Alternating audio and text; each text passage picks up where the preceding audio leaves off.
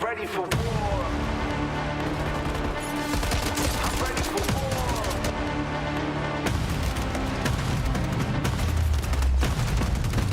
I'm lighting up that fire, yeah, I'm burning up. Look at me, feel the heat. Climbing so much higher, but it's not enough. Best believe, good to see. Stomping on the ground till the earth breaks. Knocking down walls, making earthquakes. Never looking back, this is high stakes. Look at me now. I'm ready for war. Look into my eyes, I'm ready for war. Going big, never gonna stop me. I'm ready for war. Look into my eyes, I'm ready for war. Going big, never gonna stop me.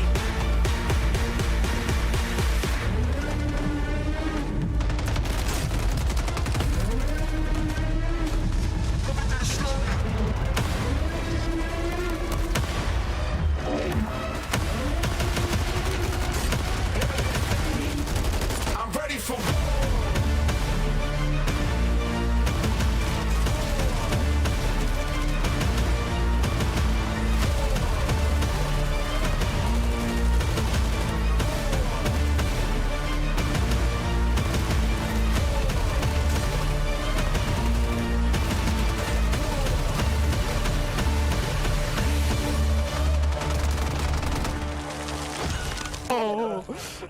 Ja, scheißegal, scheiß auf die Kills. Win back to back.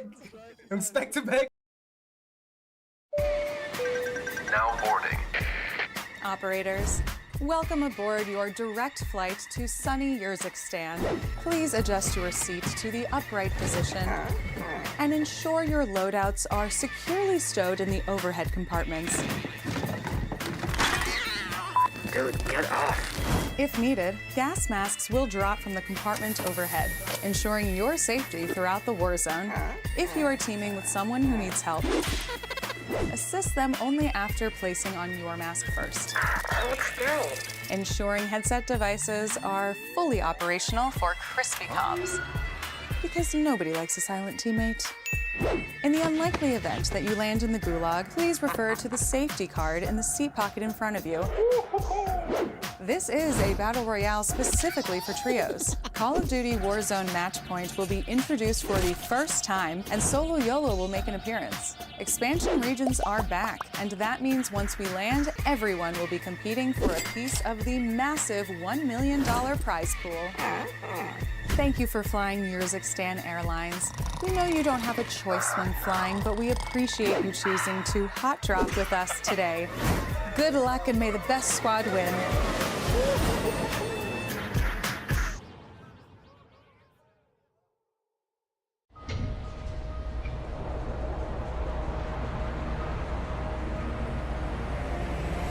The World Series of Warzone is back. Shortly pushes the fight. No! The best Warzone players from around the world dropping in for a chance to prove their region reigns supreme. And you have a front row seat to all the action, all the hype, all for the glory. Team Biffle are your champions. The biggest Warzone competition on the planet just got bigger, bolder, and badder than ever. Let's go, baby! This is the World Series of Warzone. And welcome back, everyone, to the Call of Duty World Series of Warzone. Today is the North American Finals. All 40 teams shooting for their chance to be top 12 so they can move forward to global finals and a chance at glory. I'm Taylor Reflections Noble, joined by Dream Crazy and Dandro. We brought in the A squad for only the NA Finals. Dream, how you feeling? You're looking great. Hey, listen, I can't believe we're already here, you guys, but 12 teams already making it to global finals. Like, this is nerve-wracking. All right, I am excited. I cannot wait to get into it, and I can't wait to see who makes it. I can't either. And Dandra, I know you can't yourself, right? I mean, come on. We're talking about some incredible teams looking to place top 12. Are you ready to go today? Brother, I am locked and ready to rock, okay? We have some of the best squads here today. This is the culmination for some of these teams. Over a month and a half's worth of work. It all comes down here today. We have so many squads who want to be part of that top 12, but that is the reality, Taylor. We can only take 12 of them. 2, of course, that global LAN. Who's it going to be? I'm going to be on the edge of my seat all day long. Well, at least the good news is today, nobody's being eliminated. They'll at least have a second shot, right? Especially in those LCQs. So if you've got a favorite team, don't worry about it. You might see them again if they don't make it to global finals today. But let's talk about yesterday. We had lower round 2 for EMEA. We brought together some different regions. EU joined by Middle East as well as Africa, and the competition was at a peak, incredibly strong. Dream, we saw a lot of great games, right? And I know there was a lot of discussion around this Elysium Wars drama, right? But it seems like they put that in the past, at least for yesterday, and they absolutely slayed out. Yes, and I mean, when it comes to tournaments like this, you have to be able to do that because you got to get the business done. And at the end of the day, the chemistry did not falter. So Elysium even had said that, let bygones be bygones, you know, and being able round 3 to take a 3rd place placement with Wars dropping 10 eliminations, that was huge. They look great. Look incredible. And Dandro, Marcus, Scuffology, right? They ended up making it far. They won maps 5 and 6 back to back, the first team to do so. Hey, winning a back-to-back map is not easy at all, especially in some of these incredibly tough lobbies. It was awesome to see them be able to do that. That gives you some insane wind in your sails, but they are going to need it tomorrow when they are in that regional final. So hopefully they can be able to keep that momentum going, keep that energy up when they enter that lobby. Well, a lot of reasons to keep the energy up, right? We're talking about $1 million guaranteed. First place, $300,000. Top 20 will be paid out. Dream. That's a lot of Dream money. Insane amount of money. I mean, $100,000 per participant for that first place spot. And I mean, just trickling down, it's life-changing. Absolutely life-changing indeed. You could buy a lot with $300,000. Hey, you split it either way you want to look at it, okay? $100,000 each, you take it all. I don't know. I'll let them decide that. But how did we get to this point, right? Because it's been a grueling testament to the teams who have made it this far. Well, we went to that upper bracket that went into lower round 2, and ultimately we are now into the finals. Now, the finals, we will see some teams that we witnessed in the upper bracket as well as the lower bracket, but the big news to take away is 40 squads, 12 teams advance to global finals. The 28 teams that remain will drop down to the last chance qualifier. Their job just got that much more difficult. Only 5 spots available in the LCQ, right? So you want to make sure you get one of the 12 today, despite you going against some of the most heavy hitters out there. Regardless, though, who are the teams playing? Who are the 40 squads we'll be watching today? We'll take a look at least 1 through 20 at the moment. And Dream, who's standing out to you? Oh, I mean, instantly, I wanted to give a shout out to that Colony, Watch Waldo, and Nick Cool squad because this was an interesting squad that scrambled last minute, right? Waldo and Colony being a duo, but picking up Nick Cool, the awesome IGL that had played last year with Wagnificent and Picnic, which we've always seen that trio go on for a while. But with these guys, I'm excited to see what they pull up because it seems like just with that, with Nick Cool being on the squad, they've been getting better. That's it. Me, I look at Team 8, right? Aiden, DJ Moss, C-Spit. Can't wait to see how far they go. But Dandro, I've got to hear from you. Who are you looking out for? Well, it's gotta be Team Almond. This was one of those key teams that was involved in that off-season roster mania, right? TBE, this iconic team in Warzone, splits up finally after the 2023 World Series of Warzone. This leaves Almond and Noobs trying to find a new third. Well, they pick up Soka. They find a lot of really early success, but guess what? In a roster move that shook the entire scene, Soka joins, now has SSD forming. That leaves them looking for a third again. Skullface back on the market. He is able to join up, and we know that that is a fantastic pickup, right? But here's the thing, Taylor. I'm looking at this team. On paper, this is the squad that should be giving SSD a run for their money, and so far, they've been a little lackluster. Now, I think they're still probably trying to figure out some team chem, figure out some team roles, but being 11th in that upper bracket, I know they definitely want a score better than that. They would love to place higher, because when it comes to that global final, this is a team that I'm going to have my eyes on to be a very fierce competitor. I think so. Skullface. In Skullface, I trust. All right, look, let's not kid ourselves. Skullface is one of the most dominant competitors out there, especially if he's by himself, okay? He's jacked in real life, jacked on the battlefield, but more importantly, Skullface knows what to do. Almond, I mean, Tommy, like, all these guys can do it. I mean, well, at least Almond and Skullface in this moment. But I'm excited to see how far they can go. Underperforming now, but it's a fresh day. It's a fresh start and a fresh opportunity to make your dreams come true. And speaking of dreams, Dream, let's talk about it. Who is your dream team, the top dogs we should be looking out for?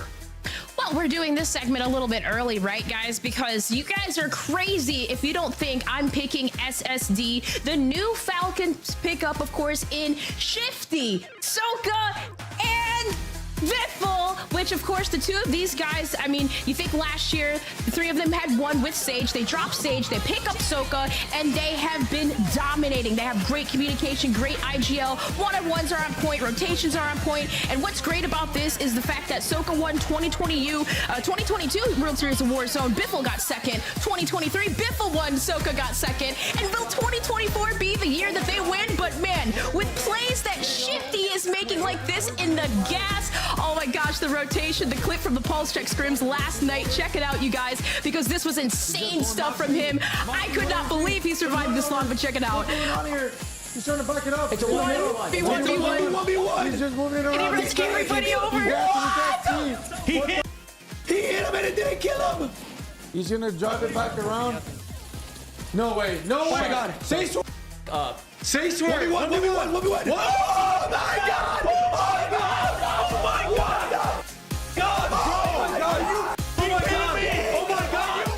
Absolutely insane stuff coming from Shifty. And I mean, when you think about what they did in that NA upper bracket, 18 eliminations alone, and the momentum from that, they almost won 3 straight games after that. I mean, first, second, and then third, but still, you guys, the amount of points in their average placements is almost a 2. I'll let Coach talk about the stats when it comes to that. You guys know I get a little dislike with the numbers. Yeah. But, like, it's just insane how, like, final boss these guys are. Like, they take it to the next degree. They're dominating everybody and everything. You know, you have some of the top earners, right? Whenever it comes to Urzik at this point on this roster, Hisoka is such is an upgrade, right? Sage is incredible in his own right. I can't wait to see how far he goes, but Hisoka is a heavy hitter. And that roster, it's no surprise that they continue to dominate. But speaking of dominating, let's bring up our next 20 that we'll be watching today. A lot of great names on this list, and for me, I would be listing all of them, but Dandra, I'm going to actually hand it over to you. Who are you looking out for?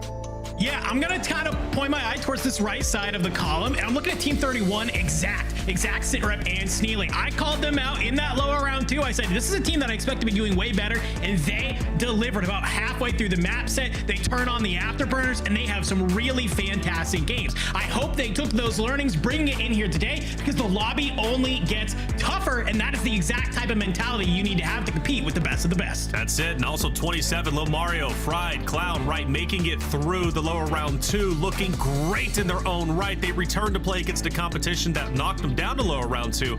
How well will they do? Now for you, Dream, who are you looking out for? Well, I don't know what it is about Vombot, but y'all put him in your responses as the easiest player to kill. But let me tell you what, Vombot, Devo, and Shero have been really doing well and progressively getting better. In uppers, they did place 27th and had an average placing at about, I think it was a 40 points. But in lower 2s, they actually surprised us all. They did take it, and starting in the 7th seed, they had about an average placing of 13. But what really was amazing was their game number 2. Vombot really light up the streets, as well as Devo dropping 6 and 7. And I mean, these guys, like I said, you can't count out Vombot because he is that player. He feeds off, I feel like, on that negativity, on all that talk smack, and just gets better. So with these guys, I'm excited to see what they can do, because the competition this time around from that last bracket, as we know, is much harder. Much harder, right? It only gets more difficult from this point forward, but I love that. I love some players who can just take that negativity and turn it into a positivity, right? It takes a special breed of person and competitor to be able to do that, but Vombot's that guy. We'll see how well they do today. Obviously, the competition's it's stacked. Top 12 is where you want to be. Dandro, for you, though, you broke it down at least on day 1 and lower round 2 about all the weapons that'll be used, and I gotta say, you're like a wizard. You weren't wrong whatsoever with your stats, but this time around, round. What are we going to be doing for Danjo's Deep Dive? Well, Taylor, the story of today is all about who's going to be the first teams to book their ticket to the World Series of Warzone Global Finals. So let's do a little bit of a dive into what they need to do today to ensure that they're part of that top 12 group. Our point structure really focuses on two things: getting eliminations and your placement. For both upper bracket and losers round 2, we had an average score on the day of 56 points overall, with an average kills per map of 6 eliminations. But that's not going to be enough here today, because when we shrink that down to our top 12 teams, the average is now skyrocket up to 88 points overall with 9 eliminations. This means that if we follow this same trend today in the regional final, a team that wants to make top 12 needs an average placement in the top 10, getting that 1.6x multiplier with at least 9 eliminations. If they can do that, they should find themselves right around the cutoff. But the teams that are at the top, they're doing a great job of both. In the upper bracket, we had 3 teams that were able to net an average placement of 10th or better, meaning they took full advantage of netting at least a 1.6 times multiplier. We had Team Biffle at ranked 1, Team Super Evan at rank 2, and Team Destroy at rank 4. Only one singular team from lower round 2 had this average placement, and that was Team Big Man, comprised of Big Man, Zephanox, and Scythe. So, what can teams do to make a small change to have some big wins? Well, let's talk a little bit about Team Unrational. They were tied for second in overall elims against Team Destroy with 60. They somehow end up in 6th with an average placement of 20.2. This team is obviously adept at finding the kills, but they're always falling a little bit short. If they can fix the placements, they become a very competitive team on the leaderboard. Now, that's one team, right, who they're able to find the kills, but maybe the placement is out of reach. Let's talk about a different team who's kind of doing the opposite. Team Tommy, they're doing a great job of finding these placements with some kills to boot. You can see here, when we even just look their map over map, they are just shy of that average of 10th by just so little, and they're getting there with almost double-digit kills every single time. So the fact that they're able to do that is really fantastic. And if you are one of these teams that is participating here today, that is what you need to look out, right? I'm looking at top 10s, at least 9 eliminations, because if those are the teams that can do that, they have a good chance that those are the teams making it to our global final. Top 10, 9 eliminations. Dream, it almost seems easy, right? When you put it that way, to make it to the global finals, but it's never that easy, is it? No. And I mean, even just looking at all those numbers and hearing what Danjo is saying, I'm like, yes, numbers. But as a competitor, you really can't overstress yourself out. Like, at least after every map, every drop, like, you just have to stay focused, play your game, and just lock it in, because sometimes that extra pressure can falter some of these players. And I mean, on days like this, you have to show up. We can't have anybody falter, because we know what team. Okay, SSD, if they didn't make it, I think we all would be devastated.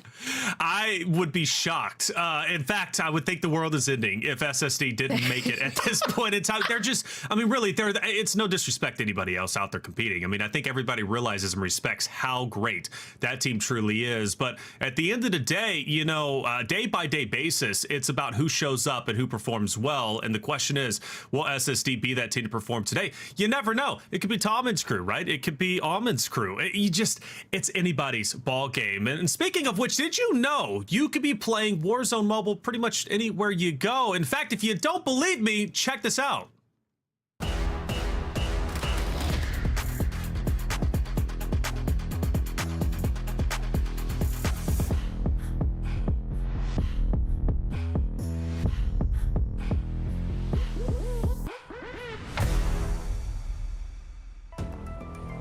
Warzone Mobile, it's back, and you can download it today. Look, they've got modes and maps built to level up, such as Shipment, Shoot House, 24/7 TDM. It's all available now, and it's free to play on Warzone Mobile.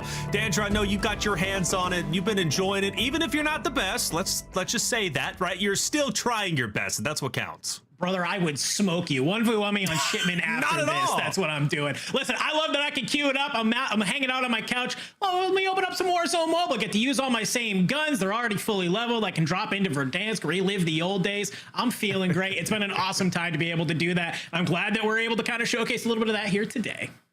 Well, hey, drop number 1 is about to get started. I'm excited for it. I'm ready to kick off the EMEA Finals. Who's going to win it? Who's going to take it? Let us know in chat. But let's also ask our casters. Bring them in. We got Spider, Tiff, and Goj. Drop number 1. I'm ready to get it started. So let's get it started.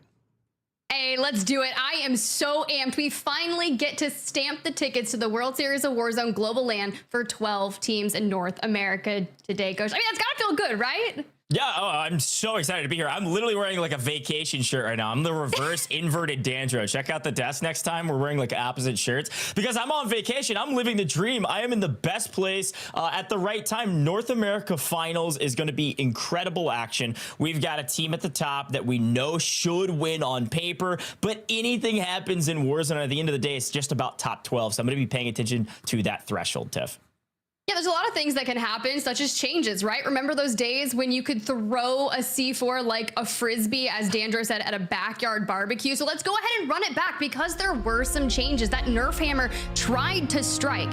However, that throw radius of the beloved C4 may have taken a hit, a whopping 15% decrease. Let's boom, let's zoom. But hey, don't worry, we're still gonna make sure you're the life of the party with just maybe a slightly smaller blast radius, because why throw a frisbee when you can throw it like, well, slightly less than a frisbee goes? Yeah, I guess. look, we need to just give a moment here to the C4s of old. I mean, this thing was so dominant in the earlier stages of this competition, and it's just not going to be the same. Sure, we'll still see them. Sure, we might see a couple more thermites, but at the very least, we give an ode to the days where you don't need to shoot your gun, you just need to throw C4s and shove them all in your backpack and just keep chucking them day after day, game after game. But hey, we'll probably still see C4s. Don't worry, they're just going to look a little bit different. What's a little bit heavier than a frisbee? Maybe a discus. That's what we're going with now. If you're a good discus thrower, you can still make good use of it.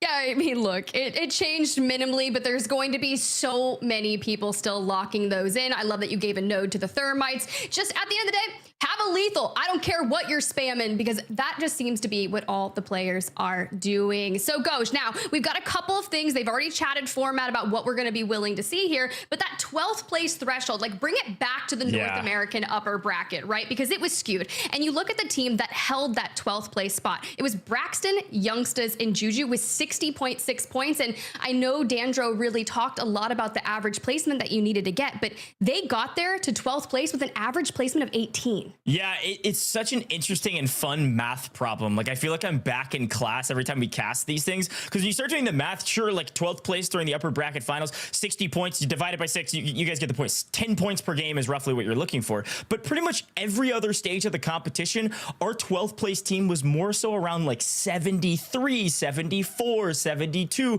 So that's more like 12 points per game. So you can cut a cookie any way you want. It's still a cookie. If you want to have a placement... You're cutting cookies? All day I'm cutting cookies. You can't eat an entire cookie in one bite. Come on now. Let's lock it in, Tiff. Look, if you get really high placements, you're averaging 5th place. You do the math on that. 1.8 times multiplier, you need less kills. You could play the unrational scumming route, just slay out the entire lobby. You don't even need to worry about placement as much. You can get 12 kills every single game and make the global finals. You can make land without placement. It's just way easier if you can do both. And we've got to bring more light to this team. I think they deserve maybe half of this show until we get into the second half, Tiff. Interesting. Let's talk more about SSD. This is the best team to ever grace Warzone, and there's no question about it. I'd love to take a quick look at some more of their clips while we talk about them, Tiff, because this is the team to beat. And at the end of the day today, this is my maybe not so hot take. If you see SSD on the map today, if you see this Team Falcons on the map, you run away. It's not worth chalking your life in the tournament. There's no prize pool today. It is just all about making land. I think most teams run away from this squad when they see them. You know, I do love a good chow, though. So if someone can decide to take down the Titans of the lobby, let it be. But Falcons, man, they're pretty scary. And we know they've been picking up teams left and right ahead of a very large tournament occurring. And this squad got scooped up immediately. And to see it alongside Soka kind of stepping into that IGL role, one thing to note about this squad is despite all the changes that we've seen throughout Warzone in competitive for the past couple of months, is their level to adapt. It doesn't matter what they have or what's in the meta. They're going to find the best way to utilize it. And I'm thinking back towards like the breacher drones in a tournament that I worked maybe 2 months ago. Soka and Shifty were just constantly sending those out just to finish up eliminations. It doesn't matter what you give them, they're gonna work with it. Yeah, and I think something worth noting too, like raw stats wise, they've averaged a 1.83 multiplier on every single map over the last 21 maps that they've played in World Series of Warzone, Tiff. That means they've averaged basically netting a top 5 every single time. They've only not gotten top 5 6 times out of the course of the last 21 games, and they won 7 of those 21 games they've played. That is a ridiculous stat. That means they're winning 1 out of every 3 games they play. That means they're winning 2 maps today on paper. They're the true S-rank hunters of our lobby. So I would be like, color me shocked if somehow they are outside the top 12, because I know you were talking about it earlier, the things that you would do. You're like, oh, I'm just going to go move to a secluded country and never open Warzone again if this occurs. And honestly, I don't think you're going to. But, and I will say, but we can't focus them all day today because it's top 12. That's what we're looking for. Yeah. And at the end of the day, every single time we do these competitions, there's always a team that just barely misses the mark, and I can only imagine we're going to see that again today. I'm talking less than a point, Tiff, is likely going to be our cutoff. Now, there was a moment last year, you and I both know it well, where Team Huskers just barely missed the mark during LCQs, and it came down to 1 singular kill. Let's run back this clip, because this was one of the most iconic moments from last year. Nate Dogg versus Huskers.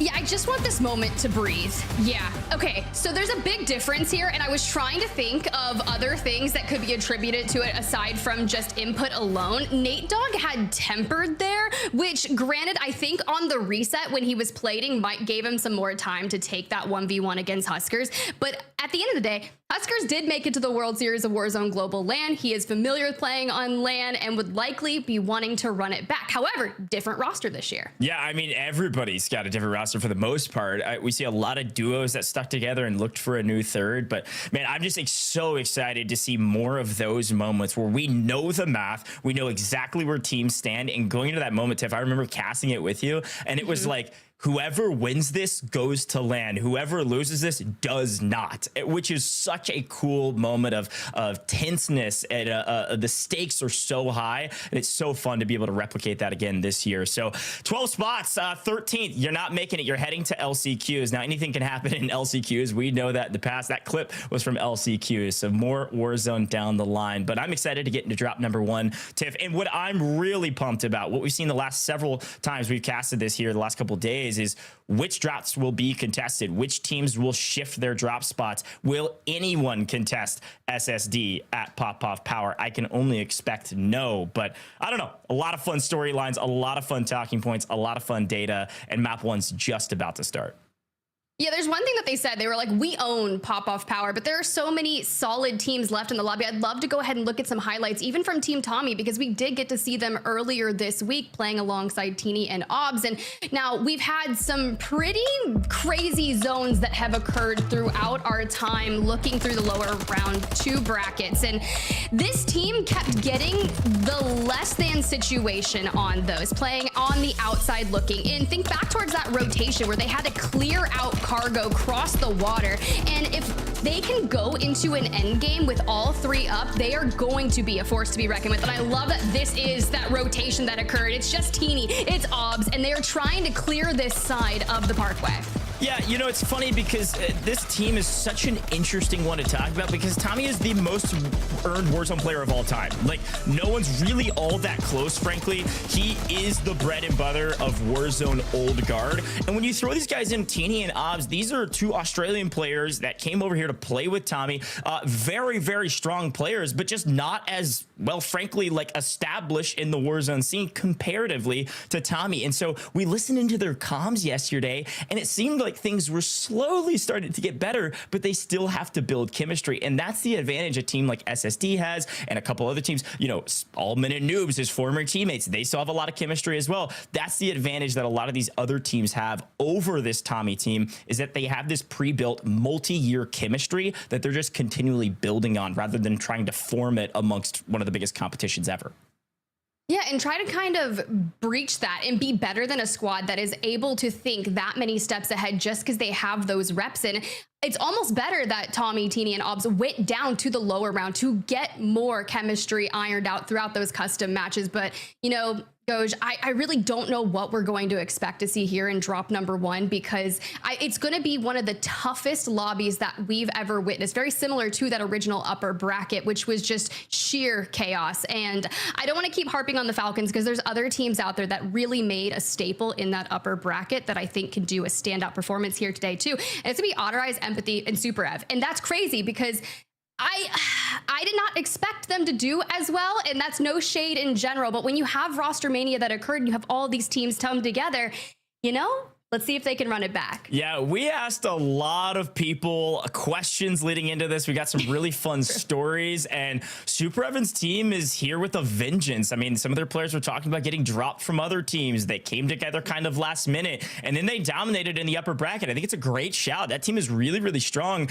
and I can only expect to see them into the global finals. I think they get top 12, really no questions asked. They're moving on all cylinders. Everything's working well right now, but at the end of the day, it's Warzone, and we are getting ready for this first map, and anything can happen. Tiff, you made a beautiful point just a moment ago. This is basically a revenge tour. This is a rematch, a grudge match of the upper bracket games, but we have 7 teams that work their way through the lower bracket round 1, then into lower bracket round 2, beating out some of the teams that were at the bottom of the upper bracket to make their way to the regional finals today. So could we see this massive underhorse story of one of these lower bracket round 1 teams making it to global finals against all adversity, or will it be our upper bracket teams solidifying that they are the best in the business?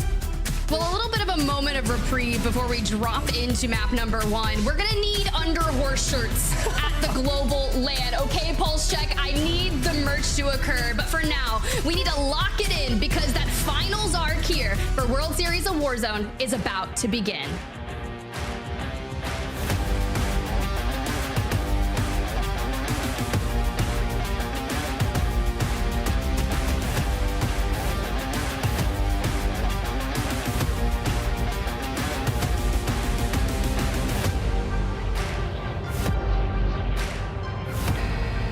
Well, good morning, good evening, good afternoon, Urzikstan. It's time to lock it in. First map of the day, and we are here. Spots to the grand finals on the line, and well, you can drop anywhere on the map you want. And the question is, will there be another team there? These teams have been VOD reviewing, they've been practicing, they've been scrimming, but the first circle could change everything. Take a quick look at our map view, and Tiff, it seems like we're headed to the east. We definitely are. We've seen these throughout our lower bracket round 2, and more often than not, we've seen them pull to military base, and we've also seen them down towards Manor, across the waterway towards Ranch. Now, a couple of squads we did see on that south side already locking it in are going to be Team Colony 2K and Team Rated running back Manor. But hot drops, you asked for them, and here they are.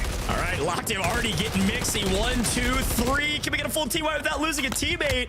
I think we can. What a team fight early for Team Locked-in. This is a team a lot of people expected to do super well in the competition back in group stages. They struggled a bit. They dropped down. They've made their way here. But again, our team numbers are essentially the seeding going into this competition here for regional finals. So if you see a team at 34th, 35th, 36th, that means they barely made it through lower bracket round 2. Could be a massive underdog story. We'll see. Watch out for that squad.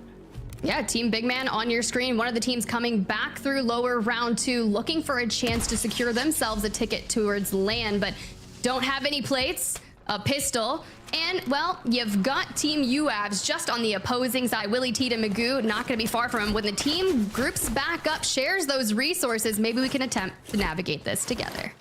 Yeah, gonna take this nice and slow if they don't have an advantage. I think the things that we've seen, we're constantly learning while we're watching the highest level of Warzone competition. You can do stuff in scrims, but at the end of the day, you've got to do it on main stage as well to prove that it works for you. And I think what we've noticed, Tiff, is that a lot of these teams, I don't think playing scared is the right way to put it, but a lot of these teams are a bit afraid of overextending. They don't want to be the first team to make a mistake in a true 3v3 fight, because when you do and you lose a player, it is so incredibly difficult to win a 2v3 gunfight in Warzone. Now, can it happen? Yes, it happens all the time. We've seen 1v3s even in customs from some of our top players. It's just so much more difficult, and the name of the game today is getting to land. So again, I'm going to reiterate it. I don't think a lot of people are going to contest SSD. It's just not worth it. You're just trying to get top 12. You really do have to. And honestly, I don't know if it's more scared per se, but conservative, right? A team that's getting into that early action, not playing conservative, would be the one on your squad. Sneely, sit rep, exact, coming in from that lower round 2 also. But when you've got this squad just able to get a loadout on the opposing side, but Sneely cannot get an angle. Rudy is doing such a good job holding. Yeah, Team 40. Ooh. Team 40 is your team that barely made it here. Quite literally, last spot to the grand finals here. Got exactly 20th in lower bracket round 2. And came from lower bracket round 1. But a decent performance, but nothing super exciting from them. They just kind of squeaked in. I would love to see a lot more from them, especially in this gunfight. Sneely does have the advantage with high ground. His teammates a little bit pinched out to the far side, though, giving likely a lot of comms, which actually helps Sneely out a lot, providing some covering fire. I am betting on Team 31 for this gunfight, and I think Team 40 doing a lot of the same. They are trying to relocate and readjust this fight from a different angle. They did not like that angle. Yeah, this is kind of a stalemate, right? They've tried to take this engagement so many times, but no one is able to open the door or turn the tide of the fight by grabbing a knock. And quite frankly, we're almost wasting too much time here in Riverside. I would really like to see this either just kind of go the separate ways or just full send it, because some other team is likely going to want to get in on this. Yeah, it's one of those fights where it's like maybe you take this fight until this next circle closes, which is the next about 15 seconds. But I think small talk wise, they've got to be discussing, is this even worth our time? And that's kind of what you were talking about, Tiff. It's like, do we just sit here in this stalemate and waste our time, waste our resources, not getting more cash, fighting a team where we really don't even get a knock? I mean, if you land a headshot, maybe. But quick look, our top slaying team, one of our top slayer teams at the very least, Unrational Scummin, Least Scummin, already into the gulag and loses it because of Molotov hits him square in the face. A brutal loss there from one of our top teams. Watch out for that squad here in map number 1. Quick look at the new circle, Tiff. Take a look at it. Oh, it's still shifting out towards the east. A lot of teams are going to be rotating from Lowtown into farms, trying to hit that rotation. But you've got Swish on the opposing side of Team Big Man. And, you know, that squad has had strokes of brilliance and shown that they are very formidable. But during some of the rounds where it mattered the most, they weren't able to lock it in. So knowing that they have to do everything that they can to get to land, would love to see them kind of lock it in here today. And you can already see them in hot pursuit, sending Team Big Man straight into Z colors. Yeah, nice potential third party. And I think Big Man Squad, I think it's a great shout. They pushed him out, and the Big Man Squad saw another team over here. We're a bit worried, and then they're like, wait, maybe we just send this fight instead. Try to get the wipe before that Swish'em squad gets to our backs. But unfortunately, don't have a great angle, and Ria's in trouble here for Team Colors. Up on top of high ground, but the other two come swarming in. This is about to be interesting to watch, because you've got a sandwich coming in. Swish'em's team's already caught back up. Now it's a true third party, and Nico Infinite's actually going to get the pick. Swish'em's going to get the pick on Riaz up top, which just opens up the entire fight for Team Big Man to try to make a play. Yeah, this is tough. They need to get to cover. You can see the Dolphin dive for the reposition just across the way. We've already made it around that Team Z colors, knowing that Swish's team is mirroring them on the opposing side. It's just like, we're going to stick to the road. We're going to keep our distance and keep trying to look for picks. But back on over to this fight that's been going on for absolutely ever. But we said it. Someone was going to move straight into it. I see Devo, Vonbot already fully eliminated into the gulag. Opera House always has several teams in it, pretty much any given time. Devo tries to make a move on 1 HP in a dream. Gonna have to outplay with smokes. Tries to bait his opposition out. I think the opposition thought it was a true bait, when frankly I think it was a bluff. Had no backup, was just trying to outplay his opponents, and now Knock goes for the res. Devo gets the cleanup. Devo is outplaying this Rudy squad by himself. It seems like Devo's got Shero potentially up above him, and one floating as well now. Now Devo has the advantage. Where is Rudy? Rudy is running on the rooftops. What an interesting swing in this fight. I truly thought we were going to see the opposite occur. Rudy had a chance to take down Devo and then go back for the res. I wonder if that res timer is running out. Yeah, honestly, you can see that he's already disengaged. The call comes out from Devo. Shero Vonba is like, hey, you guys are coming back in from the gulag. I've already taken control of the situation. Feel free to land, grab your stuff. We'll keep on moving from here. But Scummin, we last saw them in the gulag losing to Team Oreo. And, well, we got our numbers back up and we kind of have to hit this rotation out of suburbs, right? It's pulling straight towards the east of Urzikstan. Yeah, there's always flanks. And you know who that's going to be? Team Picnic Basket. Yeah, a crazy flank here. What looked like a fairly free rotation from Scummin. They luckily do spot before the shots go out. And well, we asked if you're going to still see C4s. How about 1, 2, 3, 2 knocks with C4s and a couple bullets to clean this flank up and make it look like it wasn't even close. A disgusting full team wipe on a team that we expect to do fairly well today. That's Scripta Squad, either out to the lobby or at least to the gulag, as Scummin and Dongi continue to make that southern rotation up from suburbs. They're going to hang out on that bridge to rotate in as we check out another extremity of the map. This is coming out of military. Flank told me they always land here. Now they got to battle for position with Limax, Zeppa, and Levi, a team that flew to Canada to compete in the North American region. They live in Australia, but they're competing here in North America, here in the regional finals. Yeah, this team used to play alongside eBates, who is now a self-proclaimed yapper over on the pulse check, given all the analysis over there. So in comes Zeppa, and it's been really interesting to follow their journey. But you've got Team Blast on the opposing side. More C4s going out. That one doesn't connect. Let's try again. Still a no. But even with the streaks kind of pushing back Team Blast, Levi, I love what we're trying to do here on this fence line. Look for an angle and really just try to isolate flanked. There was a moment there you saw Team 1 off into the corner. That's SSD. They thought about this fight for a second and they made the call to just go ahead and rotate the circle. Both of these teams kind of chalking their rotation. Both going to come in late. Whoever wins it, it seems like Levi's quickly going to win this. Is flanked all by himself, is now just running for his life. And who will he run into? Probably SSD if he doesn't get tracked down by Levi. Great shots to break. So close. One more bullet in a dream, and that's a full team wipe, and not quite flanked, able to just barely get out. And now Limax, Zeppa, Levi getting the redeploy drone, likely to get back into the circle. If there is one over here, they've got a long way to go. Yeah, this rotation's going to be tough, and we already saw one get finished off by an opposing squad that was not who they were working with. It was Team Jowo. So Jowo, Breadman, and Foreign Jace are going to be in a nearby vicinity. But let's check in here with Nate Dogg, Destroy, and Raul. Only 2 up. Destroy fully eliminated, but we just got to keep Mayapo at bay. Prospect in the distance. My question is, where's Rated? This is one of those teams, by the way, that is like insanely hot or cold. They're either dominating the performance and you're hearing Destroy and watching him dance on stream after he gets a kill, or they're in a total blender. So one of those teams that maybe consistency is certainly going to be key for today. And with Destroy already down, seems like they're in a bit of a blender early. Reminder, point multipliers, you're truthfully looking for at least top 20, that's 1.4x, but top 10 as Funzy gets torn apart by Raul is what you're going for. There's still 31 teams alive as we're starting to close this third circle, and I'm sure a lot of these teams has those advanced UAVs up after spending all their money at in that fire sale. Yeah, do love that you get the fire sale as the only public event here in the World Series of Warzone, occurring at the beginning of Circle 3. But let's check in with Slide, J-Tech, and Beam Arc. We haven't seen too much for them yet here in map number 1, and that's totally okay because we get a nice update on where that circle is pulling. And granted, because it is still shifting so far to the east, there's a good chance that's why we didn't see a lot of action. But there's a big knock in that kill feed. Soka knocking Tommy.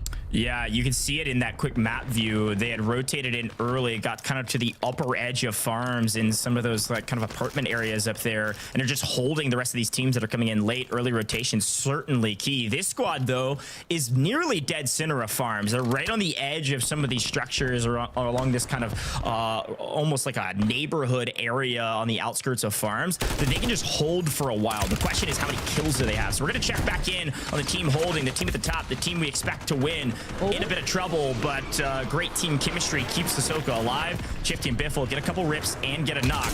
But an answer back from Obs. Bad COD timing. They get the trade. Overall, a successful win here for Masoka as they likely clean this up. No! I spoke Okay, Teeny.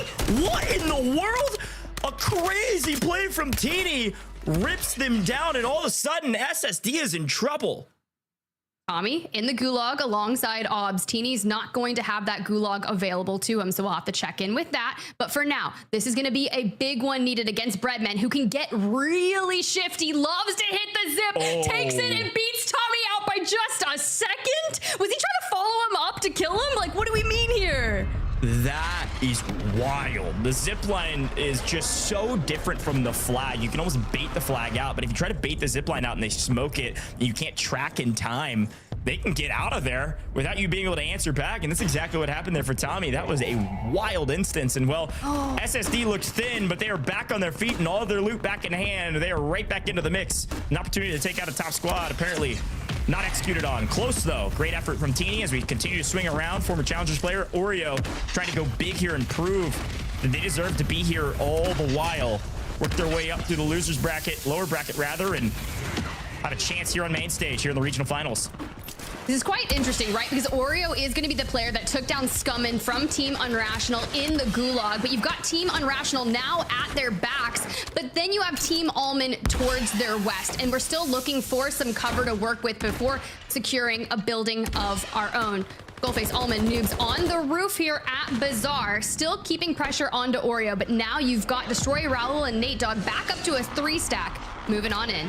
Yeah, and this is the mark of a fantastic team, is being able to restabilize when you're down in numbers, always making sure you have the right amount of cash, getting to buy stations, getting your team back on your feet, getting a breath, and then moving again. And that's exactly what's happened for Team Destroy. As you can see, watch Waldo falling in the kill feed.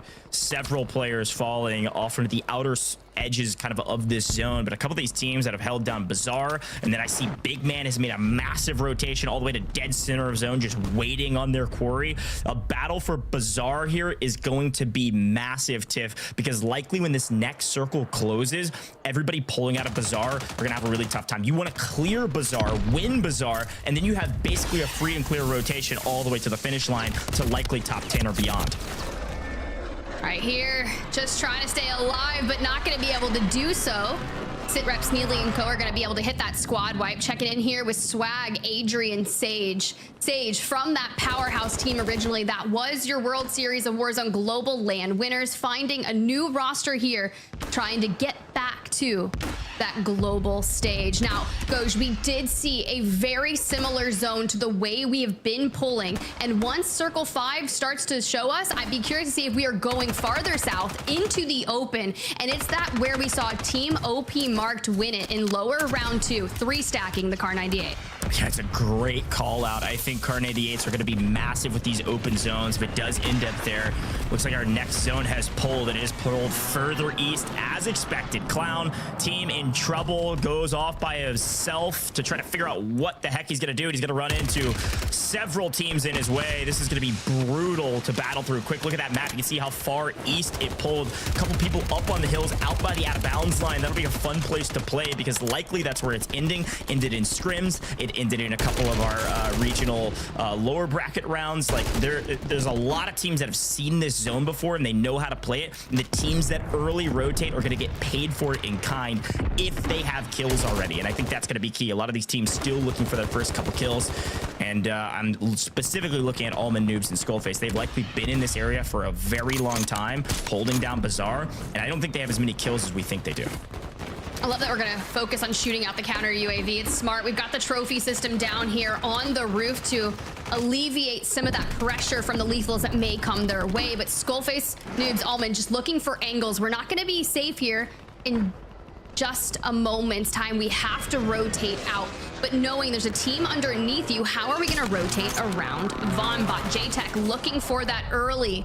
Oreo has not left their building yet either, so the chances of being gate kept here are going to be astronomical. How do we approach it? Well, you dolphin dive straight into a knock. That is brutal. Both go diving off, both get obliterated. Luckily, Skullface has a sizable amount of cash. He's able to buy back both, and Noob still has 8 grand in pocket if he can get to another portable buy. Skullface trying to clear a pathway for them, but it's going to need a bulldozer to get through 2, 3, 4 teams trying to hold this squad out. This is brutal, but Noobs is making it look easy.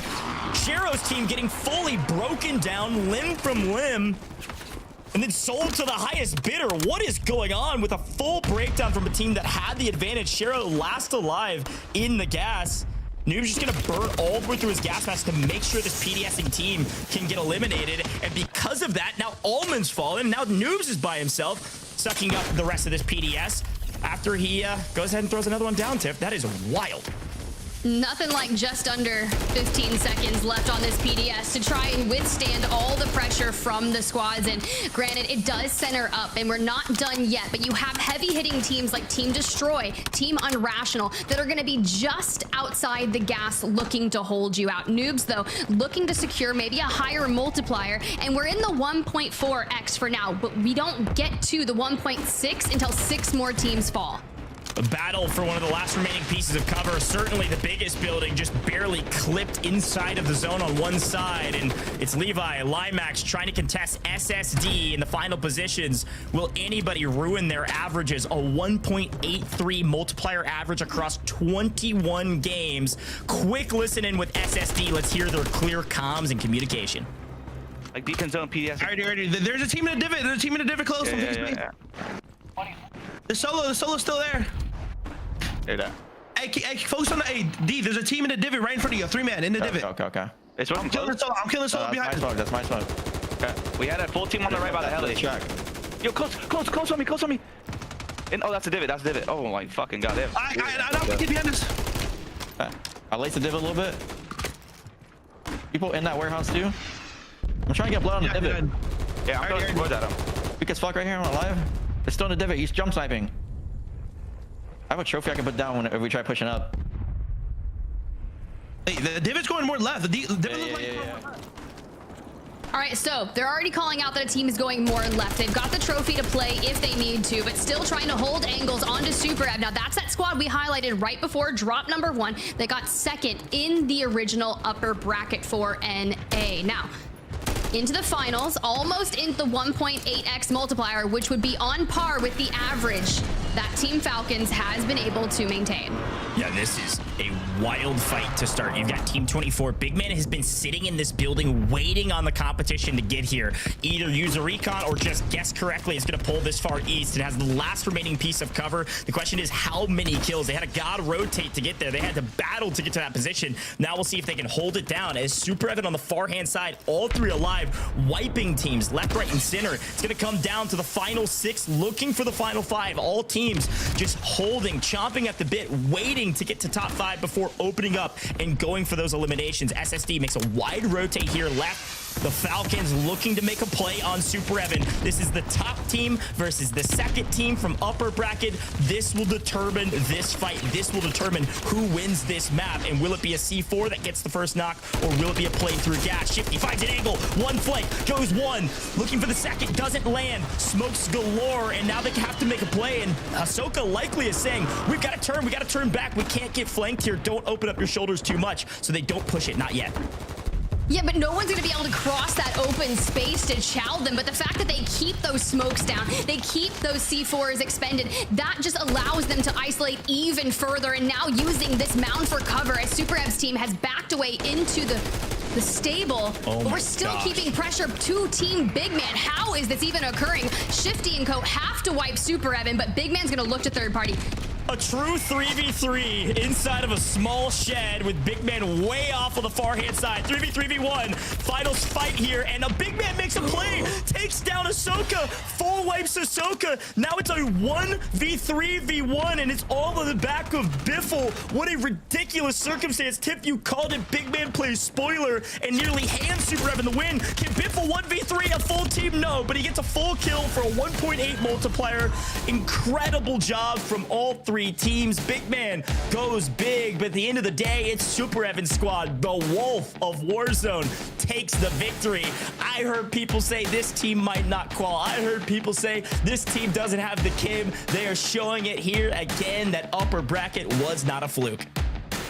How about when I talk about this roster just ahead of drop number 1 being the team that comes in second place in the upper bracket for North America? And as we look back at this last stand, I will eat my words because I basically said that I was shocked with how well they were performing. And to see them here in the end game, grabbing map number 1, withstanding not only the Falcons, which are quite possibly the best team that we've seen in competitive Warzone history at this moment.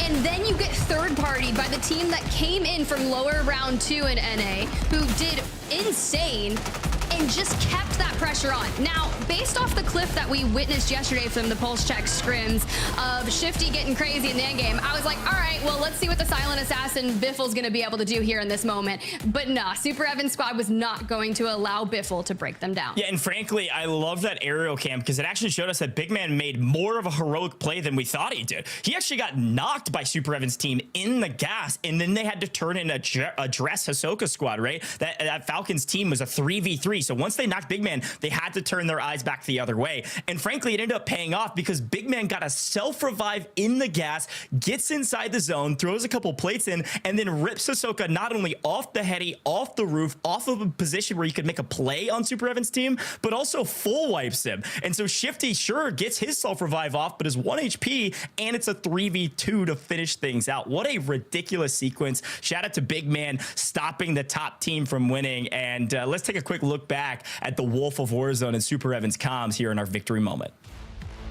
Still at roof, one still at roof. Alright, hearing you, I'm hearing you. And shit Keep on the bottom. roof. I couldn't hit him. Chalice. I skynaded. Roof in. No, down low. This is last kid. This is last kid. Dead. Baby, come on. Yo, Hector, hold my fucking nuts, boy. What, Hector? Sure. Hey, I like the celebration of 30-point victory. You are frankly close to halfway potentially to making it to the global finals. I mean, our cutoff in the upper bracket is around 60 points. It's likely going to be a bit higher than that, but Tiff, good way to start the day. It's a good way to start the day, indeed. That definitely passed the vibe check for me. You know, it's all going to be momentum based after that. But hey, you know, the Desk did such a good job breaking things down ahead of drop number 1. So let's see what they got to say after seeing that. Well, it didn't disappoint, did it? Game number 1 is over with, and an exciting drop 1, man, that gave us a little bit of everything and also some tremendous storylines bubbling up, whether it be from lower round 2 or even from the big roster changes. I'm enjoying it. I really am. And the replays will absolutely not disappoint. Dream, let's first go to you. A lower round 2 team, I should say, making it big time. We're talking about Big Man placing top 3. Yeah, and that's unfortunate playing spoiler alert for Zoka, right? Because in those intense final zone moments, I mean, you have to feel like on top of the world, right? You pick up a couple eliminations, but to be able to take down a team like that, I mean, carry the momentum. Like as Tiff said, that's going to be important. I'm saying carry that momentum home from lower round 2 to make it into top 12 would be a tremendous storyline. But let's talk about a big storyline. Sage was also top 5, and I want to point that out because obviously he's on that revenge tour, Dandro, and while top 5, meanwhile, top 2 was SSD, so that storyline's going to continue to thicken as we go along. It's brewing. I know we all would love to stir the pot, stir the drama, get it started, but I love that team is now kind of finding some success here in this game number 1, right? I think a lot of people, when they first saw this squad of Sage, Adrian, and Swag, they maybe were a little bit questioning about how this team would do, right? Swag's a content creator. This guy's doing podcasts with Anthony Davis, right? Like, he can't be a Warzone competitor. He absolutely has filled into his role, and he knows exactly what he needs to do on this team. He's vocal. He's helping keep the boys in check. And he's also just kind of doing the dirty work. He's the one who's A-OK, flying in and being bait for Adrian and Sage, 2 absolutely insane gun-skilled players. So the fact that they're making a top 5 here, I know they had to have some solid eliminations to boot. I'm excited to see what they can do in the rest of the 5 maps. And look, Adrian. Yeah. Can I just add to that? Just the fact that like Swag, like you just said that, Dandro, like he's that like bait entry player, but like you've always seen Swag, right, with a sniper in his hand, right? He was usually the one that would be like anchoring back and getting the picks. So I just love that dynamic between the two that I just had to add. Well, it makes sense being on phase, right? He's going to have a sniper in his hand. He's going to be popping some heads off. Serious competitor, and also the young gun of Adrian, too, making a big name for himself last year, joining the likes of Aiden and co. And obviously, he's on a little bit of a revenge tour himself, not as significant it as that Sage story. We get down, though, to the top 30. We start seeing SSD come to life. And this play here, by the way, I was a big fan. I was looking up, and Tommy's like, well, I guess I just have to take the L on this one. Unfortunate for sure. Gulag's always entertaining, but Dandro, I brought up SSD real quickly to go back, though, to Unrational, Doggy, Scum, and Right. First to hit double digits, but maybe a little bit of an earlier exit than they were expecting.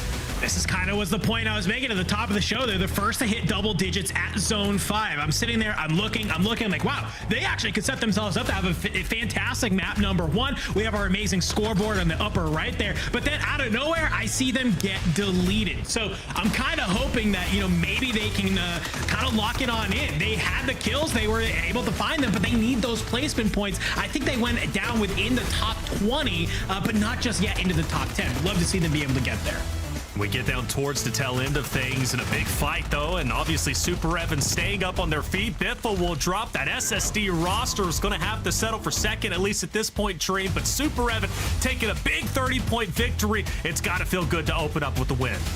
Yeah, most definitely. I mean, just placement perfect, everything perfect. I mean, the momentum from here has got to be high for these guys. As you'd mentioned, a lot of people were just like, man, maybe they'll do good, maybe they won't, but it's got to be high.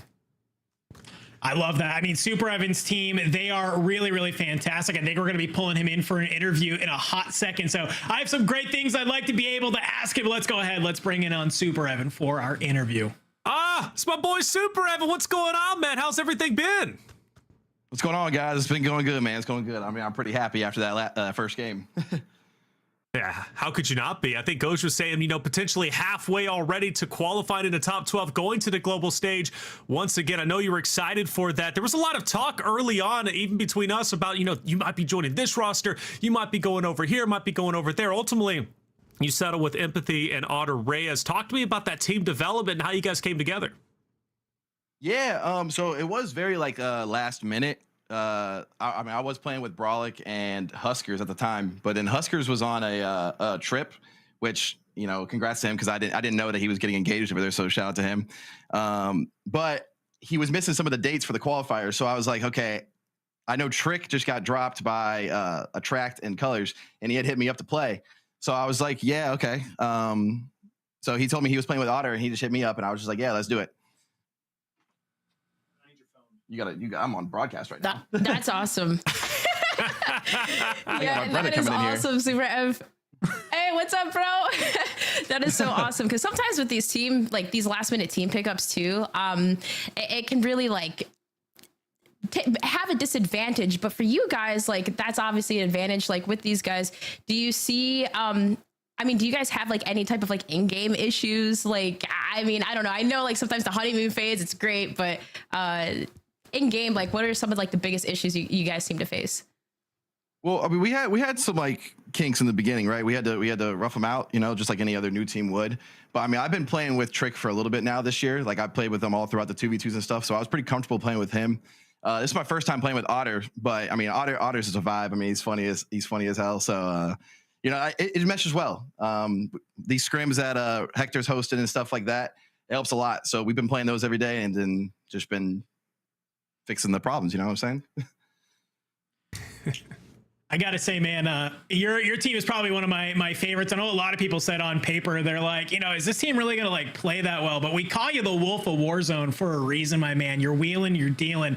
Talk to me a little bit though, because obviously, like, anybody who knows Trick and Otter, they're not the most vocal players out there, and you're pretty vocal yourself. Are you finding it that, you know, that's a great way how your team is chemming, is you have that motor mouth comms, you're giving that small talk, and they're just kind of playing off though, and you're kind of directing the battlefield? Yeah, I mean, they both bring out they're both way more vocal when it comes to like when it's actually time to play. I mean, they're definitely both a little laid back when we're like scrimming and stuff like that. But when it's time to show up, they show up. Love that. Well, all right, man. Hey, you win game number 1 like Kendrick beat Drake. Love to see that. What's your game plan going into the next 5? The exact same thing we did that game. All right, I like it. Super Evan, you know I'm a big fan. I don't want to take too much of your time. You got a lot more games to go. Hey, good luck moving forward, brother. Appreciate you guys, man. Locked in, a little bit of adrenaline. You can kind of feel that, you know. Hey, people coming in for the little bit of celebration, a little bit of additional talk. You gotta appreciate that. Yeah. Super Evan, a great guy, a wonderful competitor, and someone that is constantly trying to prove himself. And Daniel, talk about Super Evan, right, in his kind of route to get to World Series of Warzone. Even going back to last year, you know, maybe coming in as people viewing him as the underdog, maybe, you know, forced to maybe kind of prove himself. Yeah, I mean, it's really funny because I think back at like Super Evan's rosters, right? And they've always been these teams that I feel like maybe are a little underrated, but they always end up doing really well. Throw it all the way back, right? He plays alongside Repulse and Biffle, and you know, they have this insane sort of gas play at the end of a game in order to win it, and everyone's like, where did this come from? Fast forward to last year's World Series of Warzone, you have Super Evan colors and swag, and everyone's like, yeah, this squad's good, but like, are they good enough to make it to land good? And they absolutely show out. And he comes in this year with sort of two veterans of Warzone, and they are putting on the gas, taking game number 1 here in the regional finals. I think it's about time that we maybe stop underrating any squad that Super Evan puts together, because all of them are seemingly finding success no matter what the circumstances. Absolutely. I'm happy to hop on that bandwagon. We take a look at our standings. Super Evan, without a doubt, in first place, sitting at 30. And really, it goes 1, 2, 3 right from the finishing of game number 1. Dream, we look at it. Biffle, that SSD roster sitting in second. A lot of come-ups, but I'm so happy to see a lower round 2 and Big Man making an impact, a big impact in third. Yeah, and what an impact it was playing Spoil Alert. But Gia can't cut out the revenge tour from Sage, sitting in 4th right now with Adrian and Swag as well. So, I mean, trailing behind, this is game number 1, but we saw how difficult it was in terms of rotations, at least for SSD, and some of these squads are playing fairly confident every single squad here today. And also Green Dose 2 6. Shout out to that. Shout out to them for sure. I know, Dan, you were big on Colony at the beginning of the show. Colony sitting in 20th place. Who else do you notice going down the list? Well, I'm looking at 12th, EMEA, right? This is kind of where they're kind of looking at. They have 7 eliminations. That's solid, but 9.8 tells me that they did not get the placement that they really were looking for. So I talked about at the top of the day, you want those 9 eliminations, but you also need that top 10 finish. So, hey, EMEA, you're getting close on the eliminations. Tighten up those placements. You're going to be feeling a lot better on that leaderboard. Well, game number 1 was exciting. It's only going to continue to get more exciting as we go along. We're going to take a quick break, though, as we transition from drop 1 into drop number 2. But don't go anywhere. We'll be right back.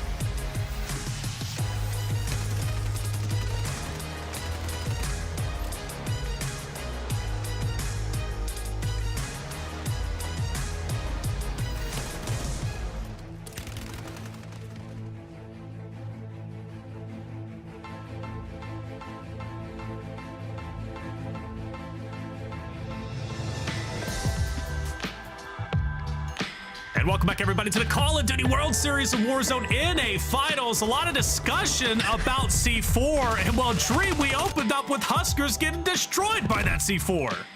Yeah, which is unfortunate here. I mean, listen, having that nerf last night, Reflections, it really doesn't seem like it did any difference. It's still going just as far. I mean, so many teams got obliterated, including Ahsoka's team, but look at that. A full wipe from Scythe. It is absolutely insane. Huskers, well, the luck, though, I mean, he still has bad luck, but there also is some good luck. I mean, at least with, that does sometimes sleep by with him, but still, that's unfortunate. It's unfortunate. It is unfortunate. Obviously the nerf not playing a big impact there. And if you missed it, we slowed it down for you in the replay, mind you, to make sure you didn't miss that elimination feed. Okay, so you knew exactly who was getting wiped out and by what. Dantro, Huskers, a team, though, that may have got wiped out by C4, but still placing top 5 and making an impact. So despite maybe, a bittersweet ending, it still is something to take away. Like, all right, they still looked all right. Yeah, I mean, obviously you hate to have your map number 1 get chalked like that. I know Huskers is probably mauling in the background somewhere, but when you got Brolic on your team, who's probably the most cool, calm, collected person I know that they're going to regain coming into map number 2. But this is a team that I really, really enjoy, right? I think Puro Jackal has a really cool story. Right before open qualifiers, get drops from their team and is left scrambling, right? Super Evan kind of mentioned it earlier. Huskers was actually on vacation when World Series gets announced, comes back earlier and says, okay, well, I need a team now. Picks up Brolic, who's a longtime competitor, very solid pickup, great, and they're still looking for a third. So they bring in Jackal, but what's been most impressive to me is Jackal, playing alongside these 2 veterans, has found his voice very, very early. You listen to their comms in any of these games, the young man is just making comms, he's getting loud, he's bringing that small talk to that team on a squad that may otherwise be missing that. So especially when you tie that in with sort of the meta that we have right now with the Kar 98 being really prevalent, Brolic and Huskers are both really, really solid with a sniper. It's no surprise to see that this team is finding themselves in these late game scenarios and also with some solid points on the board. Solid points on the board. Top 3 can't complain. They're just going to have to avoid the C4 going into drop number 2, which we're about to get loaded up into. The big talking point, though, Shifty, Biffle, Hisoka, top 2 dream, a team that was your dream team. And I think for a lot of people out there, their dream team as well. The odds are great for them to make it through this stage and maybe even win global finals, an early prediction, but not a hot take to say the least. It seems like they start off a bit slower right over in Pop-Off. Their rotation, they're not too worried about engagements, but where they're focusing on getting the bulk of the eliminations is towards the end zones. Yeah, and that's kind of like one of the worries that I was looking at. I was like, this could be maybe one of their problems, right? Is like not picking up a lot of eliminations early game and maybe getting into some trouble late game. But obviously, as you see, getting still second, they don't have it. They don't have much trouble. Only maybe a tree branch could stop Biffle, right? As we saw in scrims once when they were making a crazy car play. But nonetheless, like that is one of the things with these teams. Like you'll focus depending on the zone, decide to rotate early. But we saw Mutex's squad, I think, back down from them, as well as Youngstas and Brax's squad. So a lot of these teams are repositioning away from SSD, but putting themselves in better scenarios for late game. Got to respect the big dogs. You do not want to fight SSD early, even if you have all the confidence in the world. Drop number 2 is about to get loaded up. Let's bring in our casters, Spider, Tiff, and Goj. I'm ready to keep this ball going because game number 1 was exciting. Drop number 2 is going to be just as much. Tiff, Goj, take it away. Hey, let's do it. Look, Goj, drop number 1 was everything that we could have asked for. 2 teams that we were talking about just prior to the drop go 1-2 in drop number 1. Do we need some more predictions maybe to kick things off here? Always down for predictions, Tiff. You speak my language when you say predictions. Speaking of predictions, talk about, history repeating itself. Top 1 and top 2, those 2 teams fighting each other at the very end. And frankly, history repeating itself for Team OP Marked. Where are they? They got second. They dominated in lower bracket round 2. They won 2 out of 6 maps, and they're in 36 with 2 points after the first map. Something's gone catastrophically wrong. I want to keep watching those hot drops because I have a feeling some of these teams that walked breezy through that lower bracket round 2 are getting contested by really, really strong teams. Yeah, I love that you bring up that squad, OP Mark, especially with that zone pulling to an area of a map that they won in that lower round 2. So I was really shocked to not see them there. But it's drop number 2, guys. Get ready for it.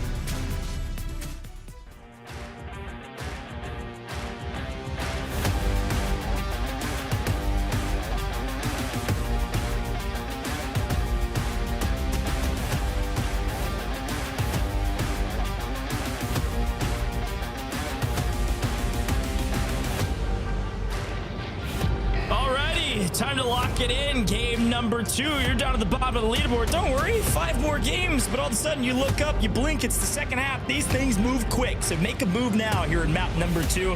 All eyes set near the bottom of the leaderboard. Team Tommy, Team Rated, Team Swish'em, all down in the lower 30s. Inside of the 30s, you're not going anywhere besides LCQs. But let's see where some of these players are going to drop. See where they're headed in map number 2. Hey, we saw that action early on here for Oakboy, Picnic, and Scripta. And Picnic and Scripta landed in the gulag. Clown, Little Mario down, and Tappa. Here, a different squad looking to take angles. It's fried from the roof, but can we connect it? Yeah, these are those early fights we're talking about. You need these in your belt to have a couple kills so that kind of relieves some of that early and mid-game pressure to try to find eliminations. All you have to worry about is setting up for success. And frankly, for Picnic Basket, not set up for success at all. Down and crawling, bleeding out, and unfortunately headed to the gulag early. I'd be curious to see who he's fighting. It might be Almond. Look at that. Almond falling in the kill feed as well. Some early fights, and we'll see. But hey, Twitty fades Tappa. Seemingly things went well to start as they won that team fight. And as we head over to Breadman Joe and Foreign Jace, another team we expect a lot from, and frankly, a fun conversation point, because I know the analysts kind of talked a little bit about them, but this Foreign Jace edition, like not working with Skullface, that was their original trio, and having to sub in Foreign Jace was such an interesting value add, because Jace didn't even make LAN last year, but seemingly it worked pretty well for him. We'll check back in with that squad here shortly. Yeah, you're definitely going to need to do everything you can to make it to that global LAN, especially with Swish'em wanting to make it for the first time here alongside Nico and Foulnets. Already seems with Nico opening the engagement. UABs to fall. Here come the C4s. We saw what they did to Huskers, and you know, they can be pretty detrimental. Smoke for the inside to cut off any lines of sight, but you're about to get sent on by a squad who wants every elimination they can get.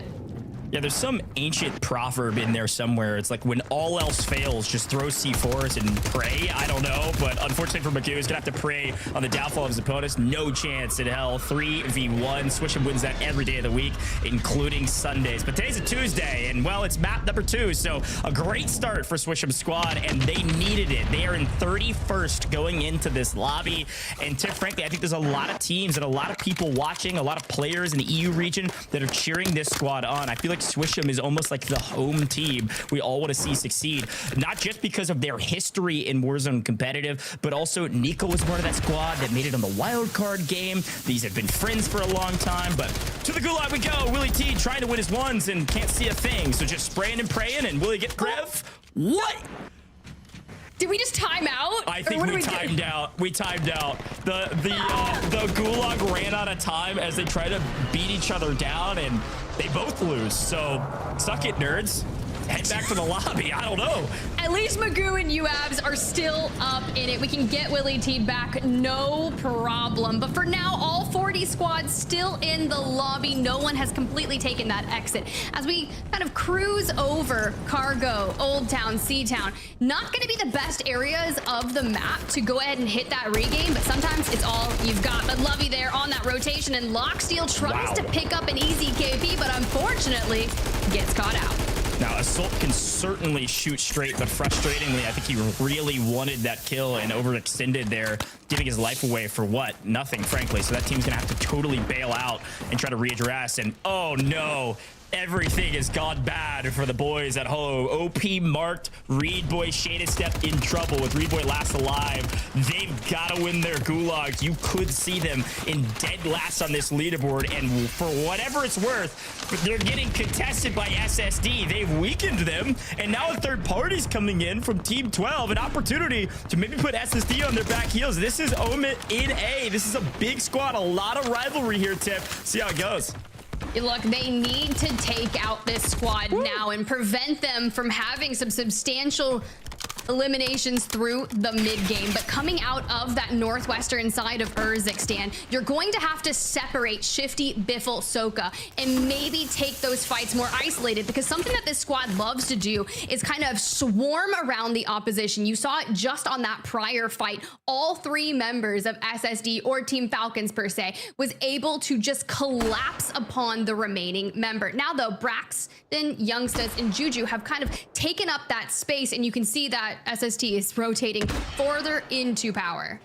Yeah, honestly, this is I guess, again, it goes back to that early combos we talked about. It's just like not worth the time, because at the end of the day, like, you don't really care if SSD gets chalked early. Like, they're gonna qualify for global finals unless an act of God happens. And so you get an early knock, you get your kill, and then you move on. It's just not worth chalking your game to try to hunt them down and then potentially lose that fight. So I think a smart call there from EMEA. You get a little bit of cheese as your little rat play third partying, and then run away with it. Don't get caught in the mousetrap that SSD likely is going to try to set. So we'll see how that EMEA squad does. A really strong team. They've been really putting things together the last couple days. But this is one of those squads too, I think, from a chemistry standpoint, Tiff, we could talk about for a very long time. Gabe Kuhn, very new to the Warzone competitive scene, being a young gun.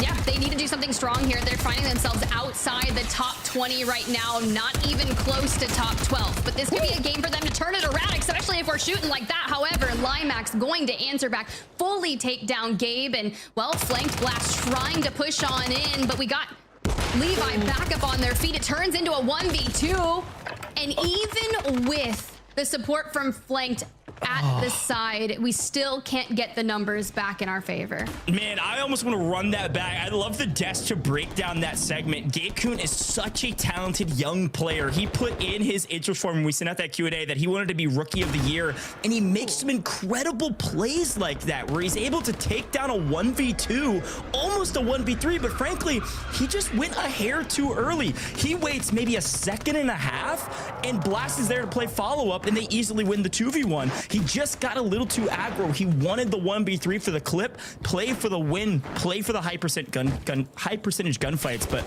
here we go, back into the mix. Scriptus team on their back heels again as Scum and Squad continuing to farm the edge of lobbies. Tiff, this Scum and Squad always goes for kills. Hey, you've got to, right? We talk about what you need to do is balance that play. Okay, look, Dongy and Unrational. If Unrational would have connected that onto Nico, I would have lost it. But for now, we're still in hot pursuit of that squad that we've really been highlighting here throughout drop number 2 and even drop number 1. But it looks like Nico is potentially the last standing member looking for a regain over here in our Opera House. And if I'm Unrational and I just want to go ahead and take it out and get one step closer to a better multiplier and bolster my points, this is the way to do it. Yeah, and frankly, like, looking at their scores too, like, they're inside the top 5. They had a ton of kills, and their multiplier was pretty low. They didn't get a super high placement, and I think that's all they care about. Is like, hey, if we get the kills, it almost doesn't matter what place we get to, and hey, if we can drop a banger map and get the placement, that could get us about halfway to qualifying just on one singular map. So I like this pace of play. Every team plays the game slightly different. Some super aggressive, super fast pace, and some, like Big Man's team, I think is a good example. They got to that in-game super early and got paid for it with that multiplier. So both ways work. Both teams inside the top 5. We'll see which one pays off the most today as Dongy tries to make an aggressive play. This is Swishham's team on the other side. Even after the C4 slight nerf, I'd like to say that it's still an MVP. Whether it's opening a fight, forcing someone out of a cover that you think would be beneficial to them, and you just waltz right in and clean up those eliminations. But now that we're at the beginning of Circle 3, a lot of teams are going to be looking for those buy stations, whether or not that's to take advantage of it, get some teammates back. You can already see them calling in a mobile buy station, right? That advanced UAV. When you string together those UAVs, I think it's like 3 together, pop the advance and go on the move. Yeah, this is tough. I think especially with advanced up, if you get a knock, you've got to hunt down these teams. You cannot let them run away. You've got to hunt them down. And now on the hunt, you can see Time in trouble as he goes down and being sent to the gulag. Ripper and Loctive, last 2 up for the team, getting hunted by this other squad. Vexo on the other side. Nice outplay here from Ripper, but he's opened his shoulder to Vexo's teammate. A great bait and switch and a great cleanup. One goes down and then the full wipe. I gotta give some credit to Vexo and Ave winning that 2v2 there. That was a great breakdown of that squad.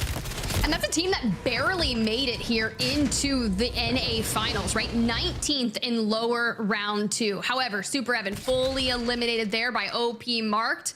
We'll have to see what that squad's up to. But for now, Limax, Zeppa, Levi moving on into that Team Joe gang, which we had just witnessed them finding some elims. Super Evan in the gulag. Otterize just coming out of the gulag. Empathy on no plates, likely coming out of the gulag as well. I think this team just got full wiped, all having been sent to the gulag. They would love to all win their ones. That's 3 kills, and frankly, that's actually a sizable amount in this game. If you all win all 3 of your gulags, that's a ton of points added to your leaderboard, especially if you can get some multipliers. But they've got a lot of time that they need to stabilize, and Super Evan not taking any chances. waiting, watching, lurking, and dominating here in the Gulag. Super Evan joining his teammates back on the map. That was super nice and clean, and honestly just use that rope coming down to their advantage. Vexo picks up a nice fight over there against Levi, grabs the full, and sends him to the Gulag. Limax, however, last one here on the big map, trying to clean up this roster. Vexo Chowls, he gets the crack, keeps going, doesn't even peel away for a second, and avenges the squad mate. Limax is one of those players that kind of you forget about for a little while until he does something like that and you're like, oh wait, this guy's like so good, and I'd really like this team to stay awake and stay woken up. Don't fall sleepily down into the bottom 20 or even into that kind of 13th to 20th. You're about halfway down the leaderboard. You're headed to LCQ as well. You got to get to top 12, and a play like that could set your team up for success. Very well done, and just wins the gunfight. That right there is the purest form of COD. Just outshoot your opponents. Yeah, true. And I mean, honestly, Limax already has LAN experience, played last year alongside Jowo and Breadman. And, well, we got to see if they're going to be able to make it back there. Jowo, Breadman in the scopes of 10X right now. C4 is going out, and that one, well, that was a misplay. We're going to go ahead and get out of that building now and maybe take our gun and see if we can connect it here on a Jace who's pushing on up, gets knocked on the stairway, and now we just have to whittle it down. One more player. Man, I don't like that play. I really don't like Jace making that such an aggressive play, just giving his life away. E700 trying to play spoiler and is able to do it. Joe, I think, didn't have a gas mask, and so that final bullet was enough to get him low enough where the gas chunked him away, and the kill was credited E700. They basically killed each other. I mean, it was almost a full team wipe both ways, as Joe's squad is totally and wholly wiped and sent somewhere. Hopefully, they've got a Gulag still to play with, but that is a brutal fight here on the edge of Cargo, and we'd love to take a quick look at the map and showcase where it's at, Tiff, because with all of these fights and all of this crazy action, our circle is headed up to the north side of both towns, as it were, Low Town and Old Town, and it's right dead center. The river is where you need to be. I'm looking at Team 5 potentially in one of the best spots. Team 23, if they can rotate off of that small little island in the middle of the river and get back over to land, that's potentially the right spot to be, and they're holding SSD, the Falcons team, rotating in from Popoff. Yeah, there's a lot of things here that you can break down, but empathy from that Super Evan roster is still alive and well, and the full regain has occurred. Still cash split between two of the members to make a buyback should they lose anyone out here around Lowtown. Now, there's a cluster in Old Town, there's a cluster in Lowtown, and minimal teams across the bridge, which is more than likely means that it is going to pull towards the towns. However, if we see zones in the past like we've seen, it pulled to the bridge last time. But SSD still trying to make it into where they believe that zone is about to pull to. Quick look overhead of Super Evan's team. Several players, Nate Dogg, Destroy, Raul flying in, trying to get a piece of the last couple pieces of cover here on the north side of Lowtown. Aiden's team a little bit further down the leaderboard than we'd like them to be. Smith, DJ Moss, a strong team, but another team that's hot and cold. They need to be hot today to make the global finals. And Sage getting team wipes off into the distance. It's pure and utter chaos as all the teams are preparing for what will definitely be a spicy but likely wet in-game as Super Evan, quick look back on that Gulag we were talking about from before, makes a great play to win it, to set his team up for success. That's the way you got to do it. Clown Little Mario Fried on the screen here, looking to hold out Intex and maybe find some eliminations. Fried gets ever so close, but Mutex is already under the bridge, and honestly, I'd love to be a little more close to Clown and Little Mario, especially when you have squads across the way that are already looking to get involved, right? Team Biffle has rotated in and is constantly putting that pressure from the cross, and, well, Fried on the ground, hitting that self-res, looking for a tap, gets it. We preserve the self-res for now, but we need to clean up Intex before it's too late.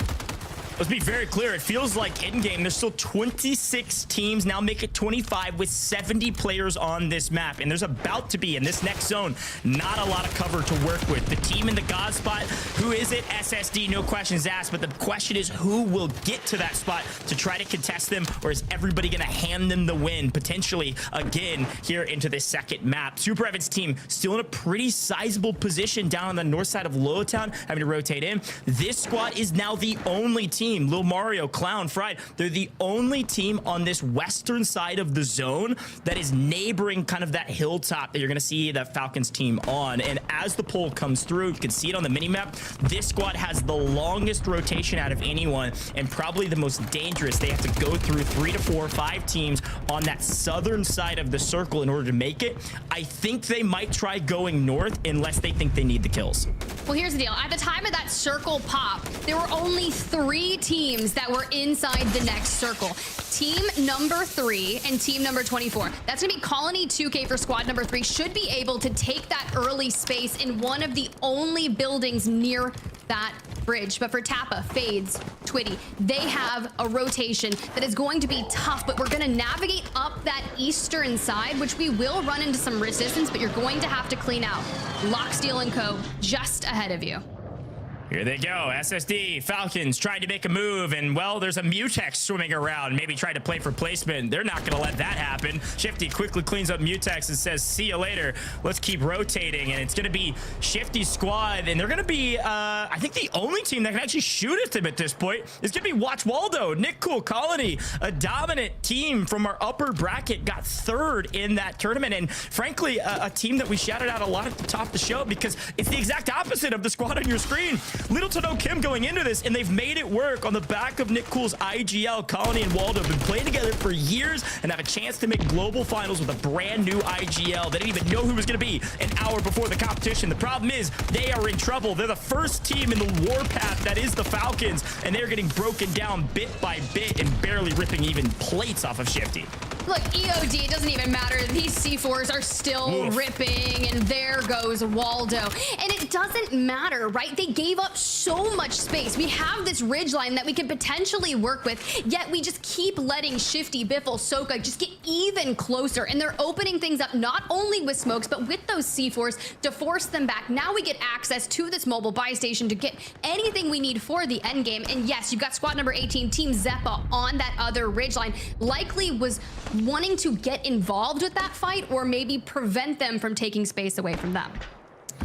Here we go. It's getting really tight, and this new zone is right on the bridge, and somebody has driven the train right into in circle. So this will be a lot of fun as we see our former map winners of map number 1 trying to go back to back. Only the second team to be able to do that if they can execute on it. Here we go. You can see the train driving through the middle of our zone. And that's, I believe, who is it? Oh, it's OP marked. They've somehow restabilized it. Unfortunately for Super Evan, they're in trouble, but no, with smokes and with the help of their teammates, somehow they've ripped Raul, even though Destroy's team knew they were coming, saw them flying in, and even got first shots. They've somehow taken out one. Still, though, Otterize in trouble on the outside of this building. We saw a rotation just like that out of a squad in the EMEA lower round 2 for the same exact zone. You know what happened? They all died. So the fact that Otterize and Super Ev are still upstanding here, dead center, just trying to work with what they've got is great because we're into that next multiplier of 1.4x and we need to get to top 10. But I still don't love where we're at. Too many angles, but you gotta work with what you got. Team Rated still alive on that western side. Team Sage, our top 3 team from map number 1, just got wiped, by the way, in I believe 15th place. Here's SSD trying to work their way into the circle, coming in a bit late, and they've got OP Marked and Reed Boy on the other side. Already wiped this team once to see if they can do it again, especially when they have player advantage. The problem is, to be able to push this, you open up your shoulders to other teams and a flank comes through. Biffle in trouble. Has to make a play. They lose Ahsoka. Only 2 left. Reed Boy still alive on the train. No one to contest them yet. And we're into the top 11 teams. You got to get top 10. Can't overextend, not yet. Rated, shoving and pushing the equation, but gets punished for it. They do get one. SSD falls, I believe, just barely in 10th place. Still a sizable multiplier, but we will not see them into this final circle. We still see 2 of the 3 of our former map winners. They could go back to back, but they have a tall task in front of them as a couple teams of 3 still alive. Yeah, you got Mayapo, Otter, Prospect over there, still alive for Team Rated. Now, Rated is their IGL. He calls and allows prospect EMEA to just focus on that fragging potential. So with Rated out of the lobby right now, it's going to give him more time to focus on giving comms to that duo. Otterize, Super Evan still on the opposing side, but for Locksteel, Sway, Hunt City, this is the time to gatekeep this squad and deny them even more access. But Strixie goes down to that mobile, grabs a gas mask, and is looking for a Hail Mary rotation around. Been waiting for this Hunticity squad to wake up. Barely missed out on an auto qual into the regional finals. 21st place and then struggled in lower bracket round 2. Have a chance to replicate their upper bracket success, but unfortunately for everyone right now, Super Evan is destroying every single player left on the map. The wolf is hunting. He is hungry and he is devouring every team around him. All of a sudden, it looks like we will see a back-to-back winner unless somebody plays spoiler, and it's a two-man show at this point as they wipe every team in their Warpath TIFF. It is a 2v1 and now no longer a third one. It's a 2v2. Super Evan, Otterize versus Zeppa on the other side. This is crazy. That rogue rotation, they didn't have any space, and now they're bringing it down to the wire. Super Evan channels Zeppa, takes him down, gets knocked, and just last standing would be Limax across the way. We're gonna have to run it back. We've got to see the last stand because there's some pieces of this puzzle that I need. Here's the thing about the Wolf. He got so hungry, overextended a bit, and got punished by Limax. I said don't sleep on him. Flying over from Australia, playing from Canada. I think they had a power surge last game and like didn't finish the map. They lost their power. They rebooted the PCs and won the map. If you've been sleeping on them, they're awake and they're winning map number 2. Let's take a look back in this last stand view to see how they did it, because Super Evan and Otterize dominated, but they stayed patient early and they let the rest of the teams around them clear out the competition so they could enact vengeance. Now, let's watch out for it, Tiff, because you can see Strixie's team rotating up low. You see Hunticity's team on the far hand side. Destroy and Nate Dogg, they got punished by this Super Evan team right before this view as OP Mark's team has to rotate into zone. Yeah, they were able to pick up one off-team destroy, so unfortunately for Raul, not going to be able to complete there. And OP Mark, Shaded Step, they're a duo now from contending alongside SSD, who were trying to rotate in late. But this is where things start to get interesting, especially on this eastern side. You have this isolated 3v3, and Hunticity has to contend with Tap and Johnny. Now, that squad did a lot of damage in terms of denying the rotation, but Strixie makes that play we were talking about, hits the mobile buy station, grabs the gas mask, swings around, hits the buyback, and that 1v1 is just really quite interesting because it gave some cover for Team Hunticity. Then you jump back to the other side, and this 2v2 was pretty much what won them the game to allow them to clear out their side of the circle. Yeah, it was a great fight, and Otterize and Super Evan had the small advantage of not only having cover, but also being inside the zone. Zeppa and Limax have the far side. They had this berm to play around with, which ended up giving them a massive advantage because nobody could really push them. They're handed free kills by players trying to drop a flank, but nobody could swing around to get a viewpoint. You see that massive ledge there on the right-hand side they were able to play around. This forces a true 2v2. Hunticity could not make a play, and in this 2v2, I want to watch this breakdown because as the smokes push through, Super Evan tries to make a play on the outside of the gas. Zeppa perfectly reads him, and even though Zeppa falls here, it opens up the shoulder for Limax to win his ones and then clean up Super Evan to grab the victory. I believe Zeppa and Super Evan even got knocked each other potentially on the far side. What a cool moment. Let's tune in to their reaction in the victory moment.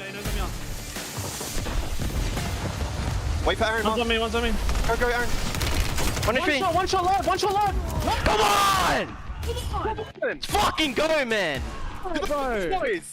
I'm fucking playing around, bro. You're the fucking best, boys. Let's go, boys. Fucking quick scoping these shit stains. No weapon, form shot.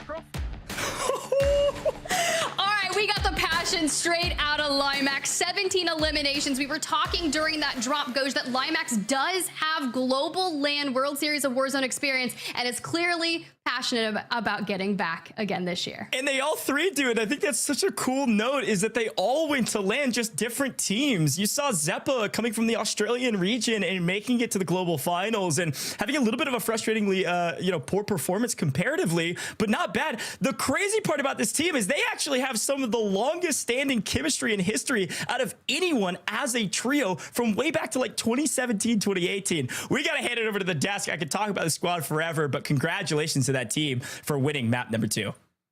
They got it done, didn't they? Limax, a big win coming out. Like Tiff said, right? Already been on the global stage and looking to make it back there once again. And although we do see some of the most, similarities from game number 1, we also saw some differences. Let's start going through a little bit of those. And Dan, at least one of those similarities as we look at the replays was Unrational. Dongi Scummin, right? Getting double digits, the first team to do so. But where did they end up finishing? I mean, I didn't even see because I was locked into so much of that map, Taylor. I'm going to be honest with you. We are cooking on some Warzone right now. But what I did notice is Zone 4. They are crossing double digits, like you mentioned, right? A whole zone ahead of where they did that in the last map. I said at the top of the show, hey, if they can fix their placement, they're going to be really, really set. I mean, so far right now, they're just doing it off of kills alone, man. They are frying in these early games. And what the point is to bring up is that you can think about this as like well, man, if they could just get better placements, they'd be great. But it's about consistency. If you are consistently hitting those double digits, at least getting some sort of multiplier, you are creating so much less pressure on yourself to have one of these huge monster games that's there. So I love that they're at least playing consistently, even if they are getting taken out earlier on in the map. But changes have to take place, Dream, and some of the changes we've been seeing from some rosters such as Otter have been taking place. What have you noticed? Well, yeah, specifically, I mean, you had mentioned, in terms of rotations, right? We're noticing that these teams are picking up early eliminations, Limax being one of them, like 4 to start even, just 5, 6, whatever. But for the positioning, right? The one thing and the biggest thing, even in that end zone that I noticed that Otter Eyes and Super Evan were doing is you had noticed that particularly in the final zone, it was Destroy and Raul that they had traded out, made it a 2v2, but the problem is rotating in. All of the teams are having to position early and set up. So they were just in that moment to where, do we engage, do we back down? But over engaging, right? People say that sometimes you have to pick and choose. You have to pick and choose your fights in this tournament because you can't afford to go down early. So just deciding to play patient, that is what I love from their squad, is those engagements, making the decision to either go in or go out. They're playing perfect. And this was a pivotal point, right? We talk about SSD making a push into Colony. What ended up taking place, Standro? COD timing. That's what happened here. Basically, Colony, Cool, and Watch Waldo just get absolutely COD timing. SSD, they have God Spot. They decide to make this super wide rotation. And, well, just like literally maybe 10 seconds earlier, if Colony them can move over and look down, you are shooting down. There's virtually no cover for SSD. But just because of that little bit of time, obviously, SSD, they're able to take that fight on even ground. They get aggressive, and they're able just to kind of take all of this space into this end game that's here. So really kind of two things that work there. Colony them maybe have a little bit more awareness of the map, but SSD to have that kind of wherewithal to understand we need to push up to them. We need to take this fight on even ground. And there, Biffa was finished off by rated prospect Mayapa, who have a massive game, Dream. Yeah, Mayapple too, who's always been just that flyer and fryer, right? You can always count on him to get eliminations. Who had previously, even 2022, right? Playing with Skullface and Hisoka. So even right here, though, Otter Eyes, Super Evan, staying alive as long as they did when they had that engagement with Destroy and Raul was absolutely insane. But Limax, Zeppa, playing it smart, frying from the beginning, and 10 eliminations to boot. What a victory that was. Yeah, it's a tremendous game. 10 eliminations coming out from himself. I'm curious how many they finished off with. I didn't hear the number, but you got to give it to this trio for making it happen. 2 games, 2 different winners. Curious if we'll have any back-to-back like we did just the other day with Marcus and crew, who ended up winning games 5 and 6. But today's been, I would say, pretty consistent with what we were expecting. Dandro, I haven't seen too many big surprises. Are there any teams that are performing well that you're like, wow, I can't believe they're doing it? Maybe Big Man? I mean, Big Man's definitely a good shout. I called them out at the top of the show that they were the only team from lower round 2 to have an average placement of 10th or better. They come in 3rd in that game number 1, living up to the hype that are there. But what's kind of more impressive to me, Taylor, is it's not necessarily one specific squad that I think is playing well. It's actually, I think it's everyone is playing unreal right now. I just made a tweet that said this might be some of the best Warzone that we've seen played in a competitive lobby in a hot minute. And it just gets me even more excited for that global land, because we're seeing every team is just trying to either play aggressive. They're taking fights. They're not afraid to start flying at some of these other squads. And we have other teams that are maybe just kind of being able to really just focus on their positioning, making sure that they're making the best play possible to ensure that they're setting themselves up for success. Everybody here is playing on 10, and I wouldn't expect anything else for the NA regional finals. Everybody wants one of those coveted top 12 spots. They don't want to have to play through the LCQ. They want to book their ticket now. Yeah, you know, because World Series of Warzone, Dream, you've been here since the beginning. You know, obviously, I've been around too, Dandro. Like, the thing is, it's been going on for many years at this point. And I believe Warzone has become this legitimate esport where people are saying, like, I want to be the best. It's no longer just that game that people just play for fun. Now, people are playing it seriously. I mean, we're talking $1 million guaranteed prize pool for the Global Finals. The Global Finals last year showed that we could put on one of the biggest stages, or we could put on one of the biggest performances in all of Call of Duty history. And naturally, I think that only makes the competitors want that even more, Dream. Yeah, for sure. And one of the biggest talking points that it seems to be like across all games is a lot of competitors moving like from the EU region over to NA. And like, I mean, we've seen that time and time again, like previous years, let's talk like 10, 15 years ago, right? People are saying, oh, EU, like they're like NA's better. Right. Okay. We know that debate, but that's been a debate for years. And it's so cool to see competitors from overseas come over to NA and dominate our regions. Like we've seen FIFA Kill do that in the past too as well. So just as the years have progressed, it seemed like we were just playing pubs back in 2020, but like right now, this is by far, as Dandro said, the most competitive Warzone we have ever seen. And just rightfully so, the hype about SSD, it just seems like that's motivating everyone else to just even get better. Get better, be on the main stage, be top 12. Dandro, a team that we haven't highlighted too much on the desk, but they have been mentioned during the cast, is Team Destroy with back-to-back 7th places, which, you know, that's actually incredible. Destroy is a guy that brings an incredible amount of energy, but more importantly, some consistency, trying to make it back to that global stage once again. You see them in 9th place down there at 27.2 points. Still a big gap, right, if they want to try and catch up to Super Evan, who's currently in first at 51.6, but nice to see Destroy having that consistency regardless. Yeah, I like that this team is finding some consistency that's there, right? We have Nate Dogg. We saw that amazing clip earlier on of Nate Dogg and the Huskers 1v1. Literally, that clip alone, I think, solidified Nate Dogg's spot in competitive Warzone, playing alongside Raul, who, you know, played alongside Destroyed and Z-Laner a little bit throughout the years. I like that this squad is coming together and that they are meshing, okay? But when we look at this leaderboard, Taylor, what I'm starting to see, Super Evan, they're kind of creating a little bit of a lead against some of the other squads. We kind of came in here and we thought that maybe this was going to be the SSD's kind of game show, that they were going to be top of the board, they were going to be there. Some of these teams came to play. They are putting the numbers up. They are making it hard for them to just be this team that's at the top.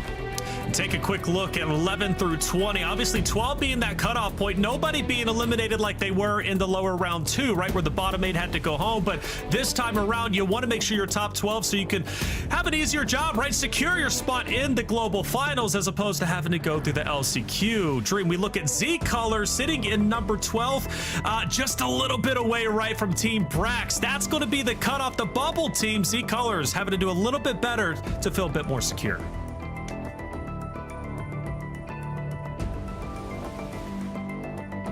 Who've had played with Spixie before, attract too. I mean, that is such a dividends. 0.3 is absolutely insane for that cutoff. But I mean, when you look at that score, even just jumping from to 51.6, like, oh my gosh, this is only after 2 drops, and 20th place too for Team Tommy again. You can just see with some of these big names how competitive and how difficult this actually is to get top 12. Well, top 12 is hard to get, but regardless, teams are going to be shooting for it if they can. I believe we have Levi ready to go for an interview, coming hot off a big drop number 2 win. Levi, the comms, first off, when we were hearing the winning moment, you guys were hyped up, man. I love that. How you feeling coming off a big win? We're feeling good. We're hyped up because our teammate Zeppa, he's power crashed map 1 and we had to play the whole map out 2v3. So we just had to legit change setups and everything. So to get the win is like bringing that momentum back, because we were scared for a sec that we were going to have to play it out 2v3. So that was good dope. That was good dope right there. That's incredible. You lose your teammate to a power outage, which we gamers, we know and we hate, but and you still manage to take that win. That's huge. Talk to me about your run, though, throughout the qualifying stages, how you got to this point, and obviously global finals well within your line of sights. Well, we came in from Australia, and when we first came here, we started off on a good note, but it was like a bit of a roller coaster of inconsistency. But I feel like when we did bad, it was like us beating ourselves. So we just had to make sure to not make mistakes and be locked in everything. We feel good now. We feel final. We feel good. When in terms of practice and and changing that consistency, as well as obviously the recovery from losing the power, that's crazy. What would you say is the biggest difference that helped you guys get there? Scrims maybe. What helped you get this extra edge just from? Yeah, scrims. Because talent's talent, but talent means nothing if you don't have preparation and practice. We need to get smacked in the face a couple times to get some practice and reps. We gotta get that in us. Yeah. Hey, I love that. Let's talk a little bit about that final zone in that game, because it was absolutely insane. Well, I'd love to kind of know what was going through your guys' head, because it seemed like a little bit that maybe Super Evan just overheated a little bit, pushing Zeppa on that outside, but Limax kind of plays his life. Yeah. What were some of the comms going through you guys?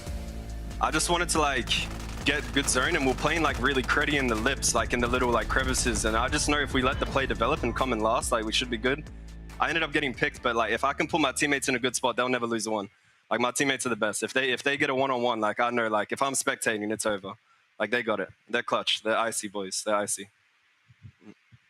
Totally. I love that, man. You picked up 5 eliminations. Limax sitting, I believe, at 10. Zeppa at 2. So that's a great game. That's a great game all around. Game plan for the next 4. What are you feeling like? What are you going to be trying to accomplish? Change nothing. Just same thing. Everything's the same. Just keep at that pace. Try and make.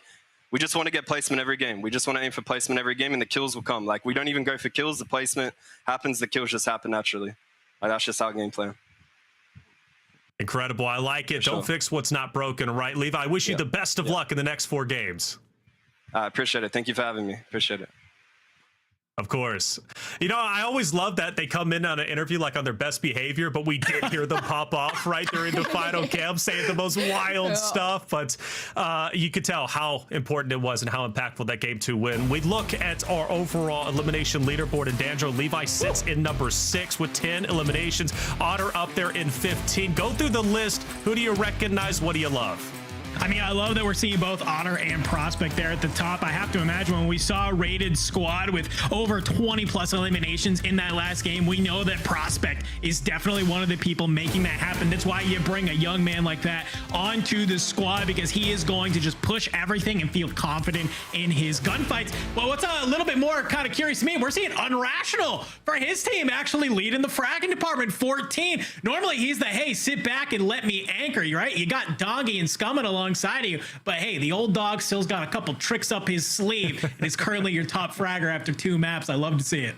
Well, it makes sense, doesn't it? Because Dream Unrational, we've been talking about them from game 1 to game 2. They usually are the first team to hit double digits, whereas opposed to, we just heard from Levi, right, about his crew, they go for placements, eliminations will come, which is very intelligent, by the way. That's the thing we always preach as, analysts, as well as, talking about the competitors in general. But Unrational, to be up there at the top, again, double digits, first team every single time. Placements doesn't necessarily matter. They want to slay out. Yeah, and I'm a lot to prove too as well. And I'm not gonna lie, you guys, I don't want to get too excited because it is only after map number 2. I have a really big feeling that a lot of this is going to change up, because these teams are similar with the strategies. Same thing, you got to fly, but you also have to play your game. But as we get further along, this is where the time of testament is going to really be there, because the pressure is only going to continue to get worse. But these moments, I mean, I just feel like it's just only going to get more intense.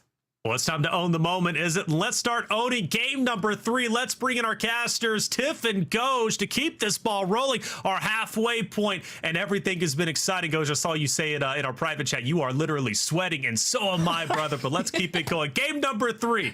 Tiff, Goj, take it away. Yeah, let's take it away. But someone get this man a fan, I guess. That's ridiculous because it has been so intense. These games have been crazy. I've been perusing the timeline, and Ebates himself over at Pulse Check was like, bro, what is even happening in these games? I don't know. A lot of people expected some different things, but honestly, I'm really glad that we're seeing the winners come up and show out as they currently are. With Super Ev's team being just over that average points per game of 25, that's crazy. But I immediately look towards the 12th place Goj, sitting at 21.4 points. That's the threshold, and Team Z Colors has got it. Yeah, and that's the thing. It's right on the money of what we expected. Somewhere between 10 to 12 points is what you need to average in order to make global finals. That's just how math works. It's going to continue to be the case somewhere in that range. And so you have to execute what Danger was saying, right? 9 kills plus the multiplier. Or if you want to play like Scummin and Unrational, I guess it is Unrational, top fragger for that team, maybe just go for kills and not worry about the multiplayer as much. So a lot of different modalities, a lot of different ways to make global finals, but at the end of the day, you just gotta get points. 1/3 of this tournament done. Here we go. Drop number 3 is here.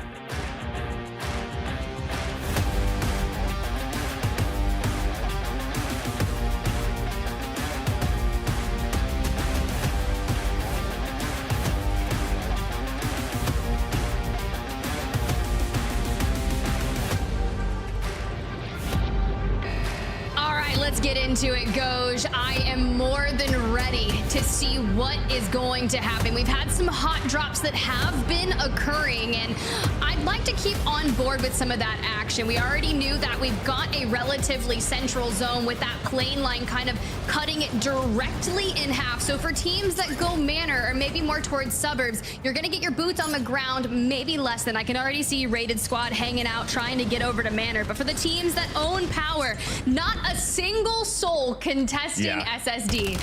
No one wants to chalk their tournament. It's just not worth it at this point. And I think when we sent out that Q&A as our teams were getting hot early, and I think this Fade's team has been contested by Picnic every single time. And I think Fade Squad has come out on top almost every single time, at the very least the last couple maps. So we'll see if history repeats itself there. Most of that Q&A, Tiff, they said SSD, Falcons, Shifty, some variation of that, the hardest team to kill in the game. But a lot of the notes inside of that were, it's because no one can test them and they have infinite money and they have advanced UAVs at all times. So something interesting to think about, something interesting to maybe try later in the game. If you keep losing to SSD in the mid game, maybe just contest them early and, I don't know, hedge your bets. We'll see. I love that questionnaire because we asked for a lot of fun facts, and I'm going to leave this to you guys in Twitch chat because this team has won a map so far. But what is this fun fact? Who does this belong to? And I quote, "I am Biffle's daddy, and he would be nothing without me." Name the player. You're welcome. I'll wait. Don't worry, chat. No, it's okay. That was Super Evan, and I was really shocked when I heard that. But regardless, on board with Picnic, Oakboy, and Scripta here in Riverside, this squad has been getting into those early tussles. So electing to throw down with that Recon drone over to Fades and Tappa to maybe provide some information and allow Picnic and Scripta to go for an angle that would be otherwise unavailable. You can already see Picnic here to the left of Oakboy waiting for the push. Yeah, that Q&A forum brought out some interesting answers, so we'll have some more notes for you at home. But yeah, Super Evan apparently proving that thus far, but Okie Boy trying to enact some revenge. Fades on the inside, can't grab an angle, and unfortunately, yet again, just not great timing. Couldn't get through the window to help out his teammate, and now Scripta, again, having to just dive out of here, get out of this fight as fast as possible, because Oakley Boy is basically dead in the water. All right, well, Picnic in the Gouge, and we'll check in back with that later. Scripta across the way, able to go immensely quick to get over there. But for this gulag right here, Oakboy, looks like we're in trouble. Potentially Scummin on the opposing side. I lied, it's Rudy. Scummin's way out in Narnia. Rudy already hits the damage onto Oakboy, brings him down to 5 HP, and immediately starts challenge. Oh, what?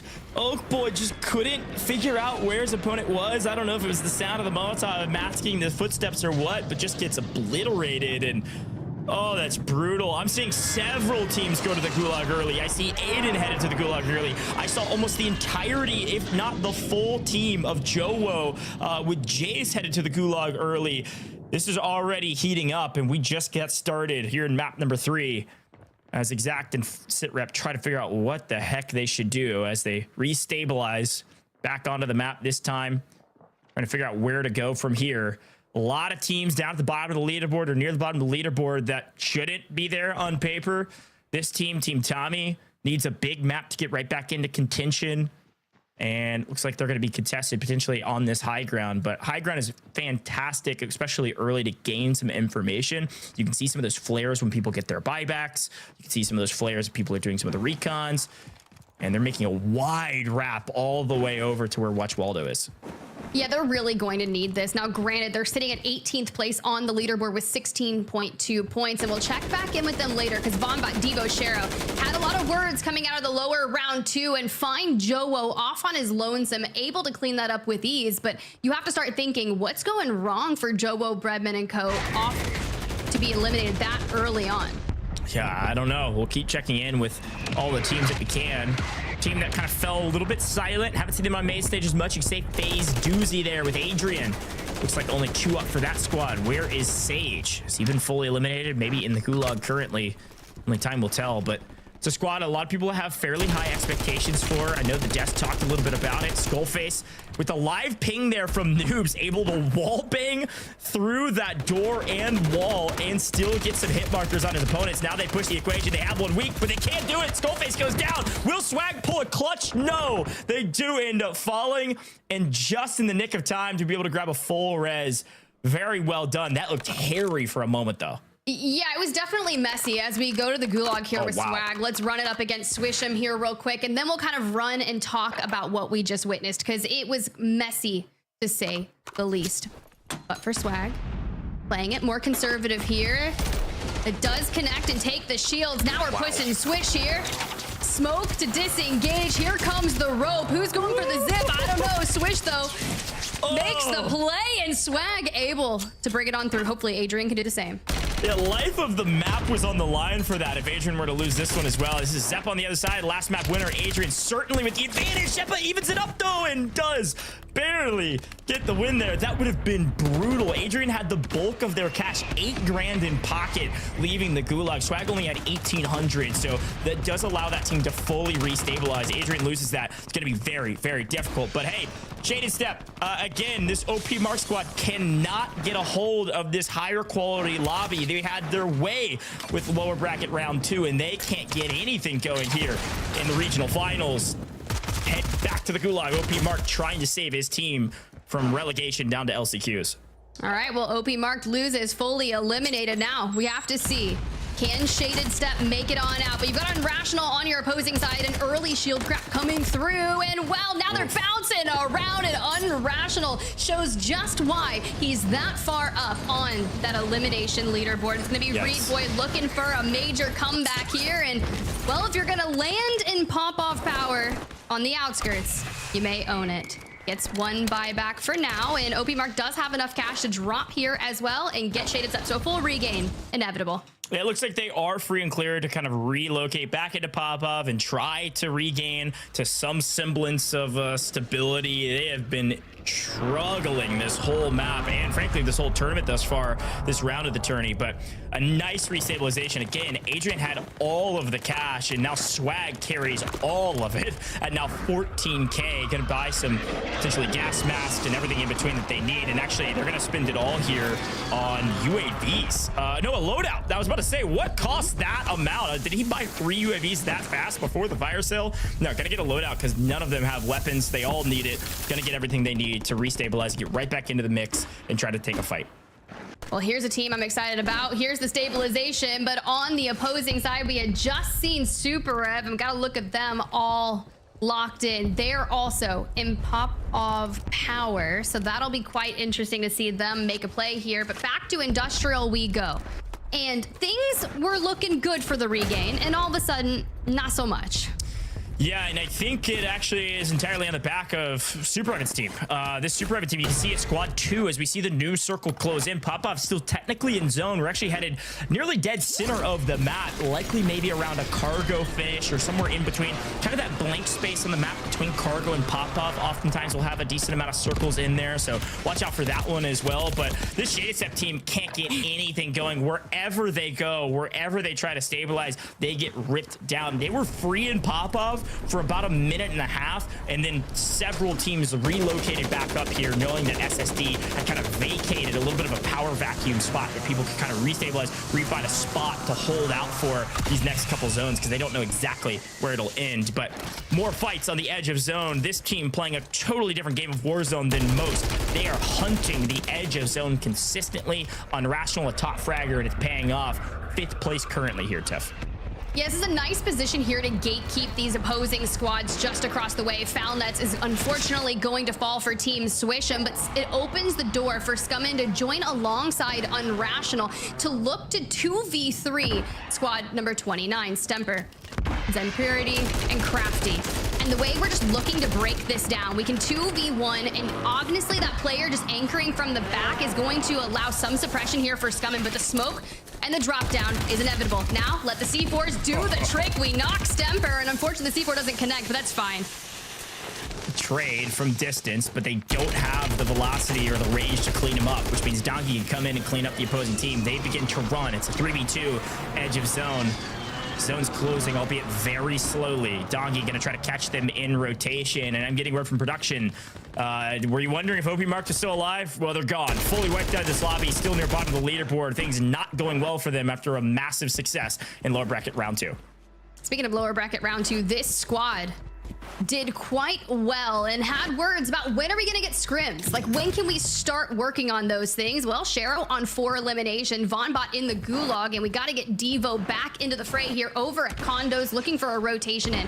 The heavy hitters of the lobby just currently sitting in, I believe, 3rd place overall, have found some eliminations to kick things off, but are now contesting here with your map 2 winners.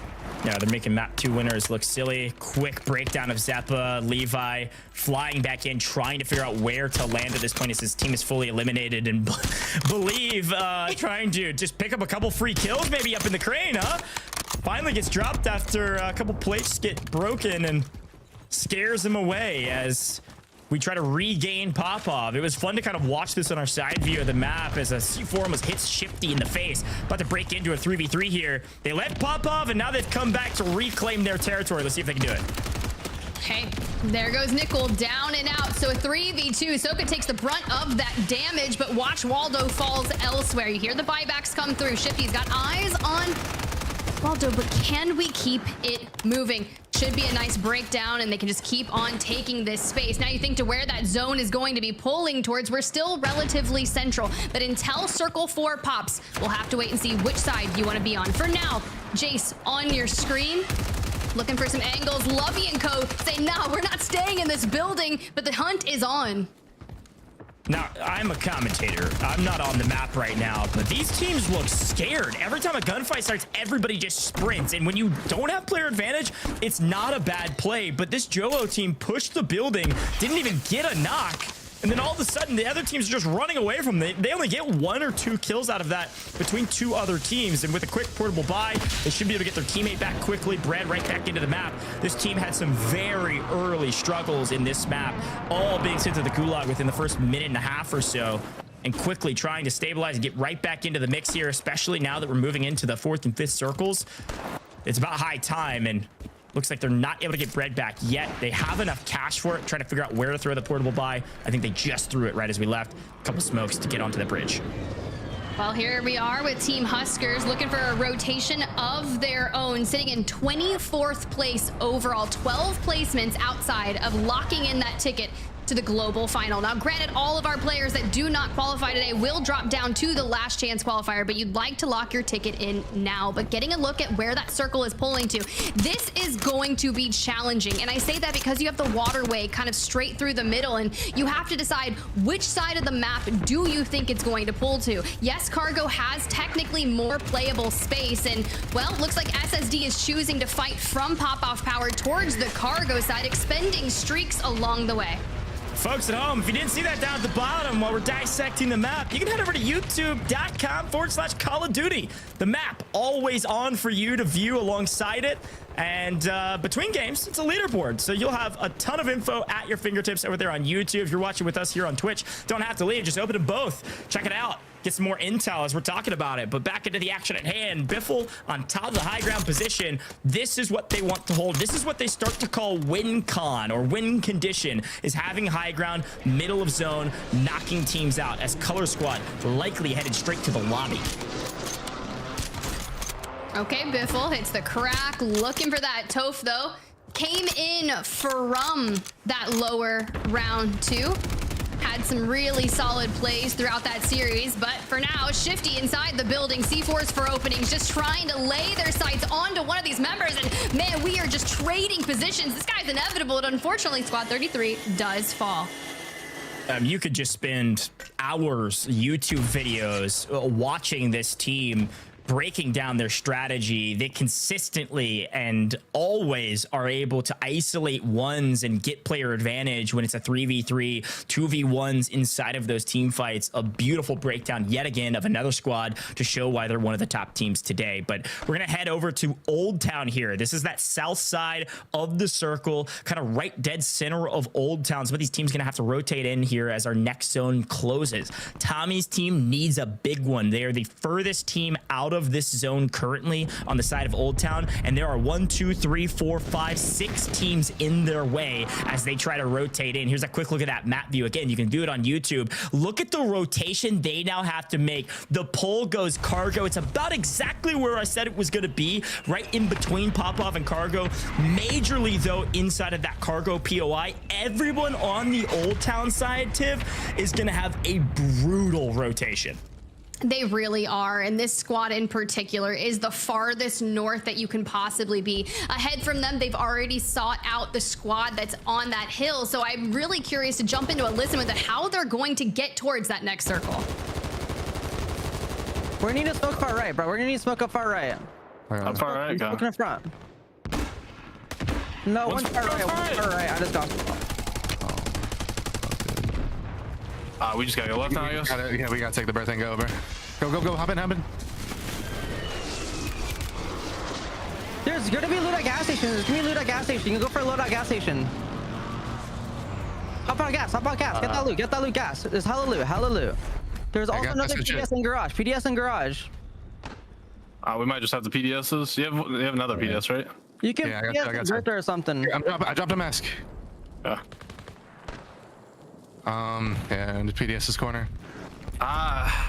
Clear comms, Tiff, and you can hear Nick Cool even in death calming out some really good strategy there, making sure to loot up, getting more PDSs, anything they need to get loadouts at. Unfortunately, a bad play.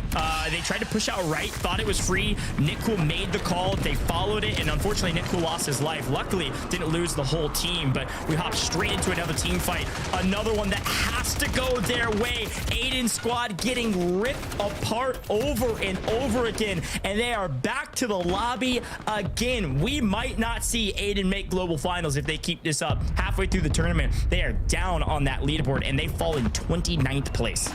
Tommy's team in 19th place, falling in the kill feed, so we'll have to check in with them and see if maybe one of them can make it on the long game. At the end of the day, we got 28 squads here in map number 3, Circle 5 closing. We are just moments away from a 1.4x multiplier, and I honestly wouldn't be surprised if we start going down to our top 15 or so teams after this. But for now, Waldo, still alive, trying to make that smoke play occur, only has a Guardian that I see, which is not going to be of use here. And as soon as we resurface from the water, we just get our head ripped off by the team that was inevitably gatekeeping them originally. Tiff, quick note, by the way, we're about to move into the 7th circle. There are 52 players alive. What are we talking about? Sure, there's some cover and cargo, but everyone holding on with razor-thin margins to try to get some semblance of a multiplier, and you can see these numbers dramatically dropping. I like this play from Team 40, a team that barely made it here. 46 players up, and they are going to PDS and let these other teams wipe each other, because just in that small sentence,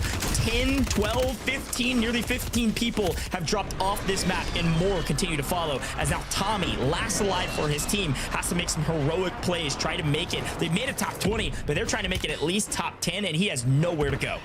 That's true. 1 HP just falls. Unfortunately, our #1 seeded team is also out of it. For Rated Squad, Mayapo, last alive, pops in the LTV, and well, we're doing a dance here with Breadman, and well, we also get rated back thanks to the mobile buy station. Do we have a full regain going on here?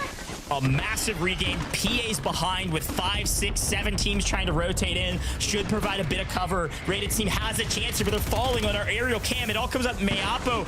It looks like Prospect just bought back, and Mayapo's just slaying out. Top fragger for a reason. Mayapo goes massive, hops back into the vehicle, and is still alive with like 4 HP and a dream. Bunker busters, mortar strikes, smokes. Everything is chaos, and Mayapo finally falls, and guess who's flying back in? It's Rated. This team will not die, and they've made it to top 10, and now 6 teams are left. We're just holding on for that 1.8x top 5 multiplier. One more team has to fall to make it go through. Mutex to the mobile buy we go. Smoke comes out too late, gets ripped by Sunny. Braxton's team still up. Unfortunately, Rated does go out to gas, but you do have that Omit NA roster still alive as a 3 team. But you check up to the hill, and it's all sniper glints. We've got to contend with this. Someone has to get Brawlic off the Car 98 because we got 2 of the best snipers in the game right here. Full team of 3 on WinCon. They have position. They've got a vehicle to play with. They see the rotation from Gabe and Flank's team. They perfectly read them. Go with the car and C4s. They gotta make a play now. Gabe Kuhn, Rookie of the Year. Will he make the play? No. Huskers follows up. 1-2. Now has a chance to win it all. Omit NA down below. The team that barely made it to the stage, except down below with them. And this squad, all 3 up on high ground, rotating down into both these teams. I can only imagine as Jackal does get eliminated, they still should win here, as Youngstas is last alive. Oh, they get the regain, bro. Are we pulling Jackal back into it? Let me just go ahead and see this, because they're looking for a breakdown on Omit NA. They finally get Omit Youngstas out of here, but now accept Sunny in this 3v2. C4s no longer, not this time, says Huskers. Huskers with a victory, a massive leap up the leaderboard. I'll be super curious to see how many kills they got, and I gotta shout out this squad for a couple reasons, Tiff.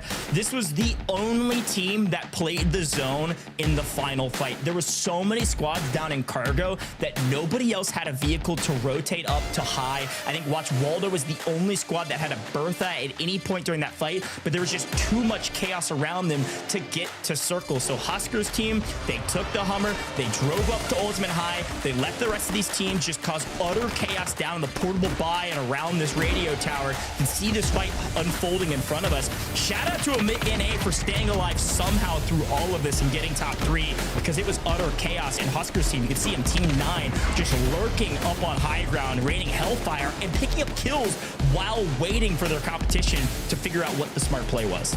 Yeah, just based off the mini-map in the upper left-hand corner, they took all the space in the north. You've got a vehicle, you've got rocks and cover, using the hill to work with, and then you just see the glints come out, and they're able to put that pressure on. Now you also have Team Blast that's looking for that wrap alongside of them, but Huskers immediately throws their vehicle and their attention over to it, leaving Jackal to try and suppress the opposing 2 squads. Then they start regaining. Maybe the call comes in and says, hey, we need some reinforcements for this fight to clean it all up, and that just gives them enough time to really reset and keep that attention forward. But at the end of the day, it's all control all day for them.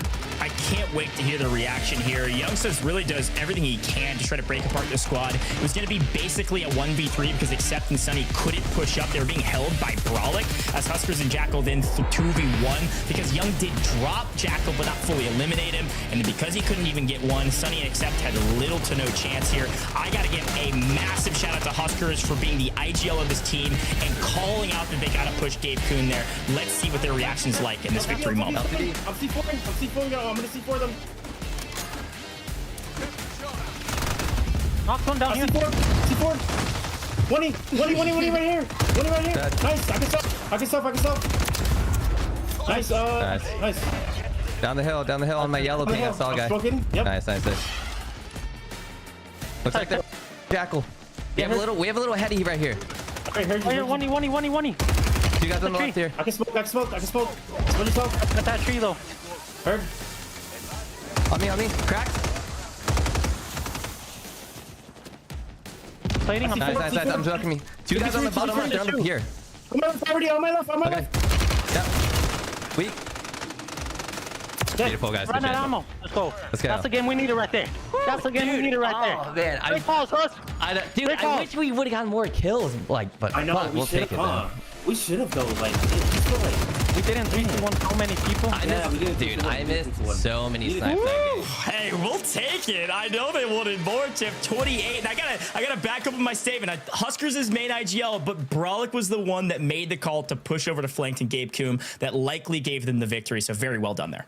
Look, they needed that victory because they were outside the top 20, which is by no means going to be able to be close to that top 12 where you need to be able to go to get your ticket towards LAN. Now, maybe it wasn't as many eliminations as they would have liked, but it has to boost them up the leaderboard, hopefully into those qualification spots. Yeah, we'll see. Desk, I want you to break it down for me. There are some crazy storylines with this team, and apparently they're making it work.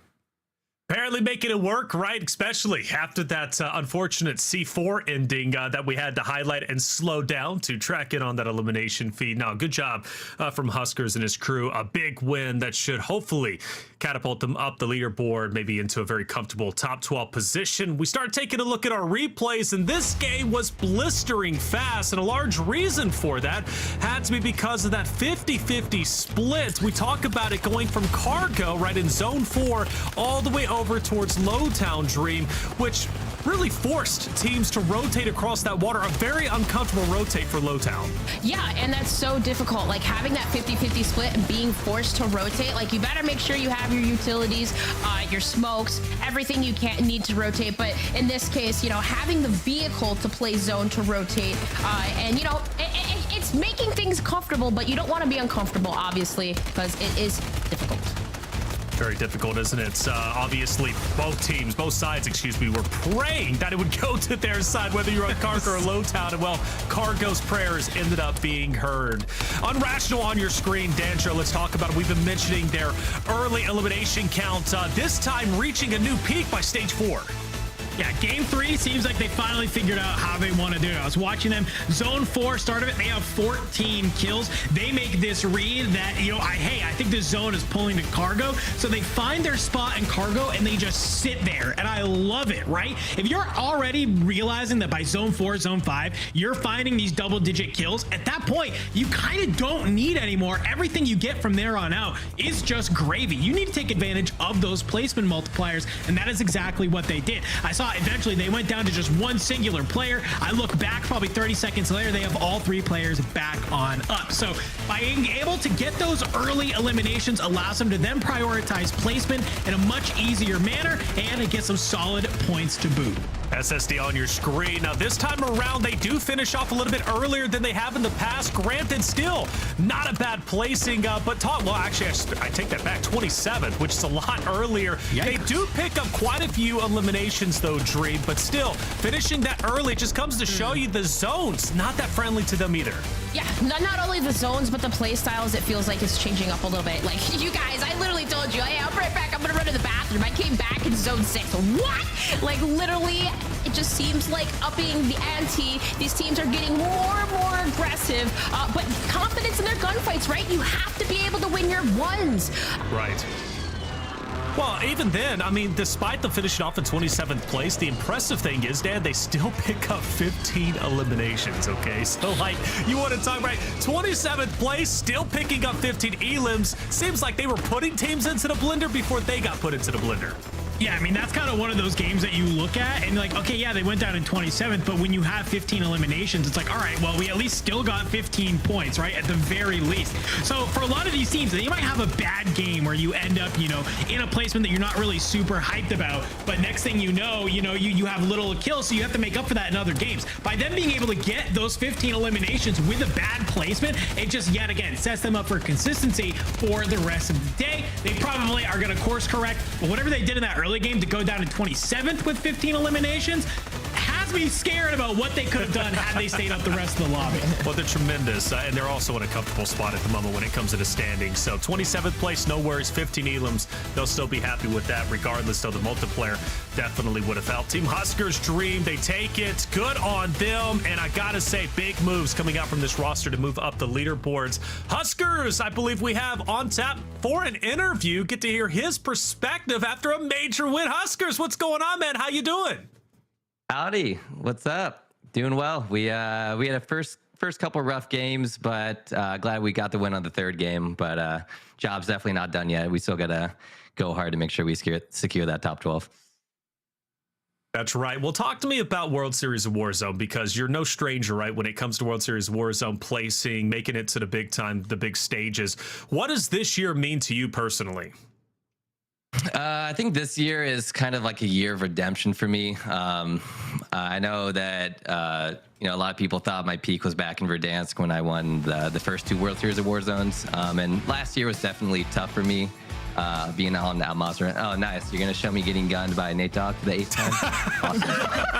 Awesome. Redemption. But, yeah, no, last year was definitely rough. I mean, you guys know that, I barely got into the global finals. We got 5th in the LCQ, which wasn't even enough, but we somehow got lucky with that last minute invite because the team dropped out. And then I think we ended up getting 18th in the global finals.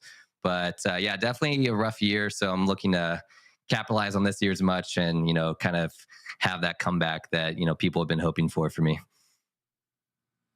I love that. Huskers. And, congratulations on the win. I heard you say at the end there, like, oh, you're hyped. Congrats, but you got to get more eliminations. What's it like been playing with Jackal, kind of like the newest younger addition to the team, moving forward? How is the plan to keep that momentum going? It's been really great ever since Jackal joined. I was definitely bummed when Evan left because of the timing issue with the open TKR being announced like 3 days before it happened. But I think things worked out. I'm happy for Evan. His team seems to be doing really well.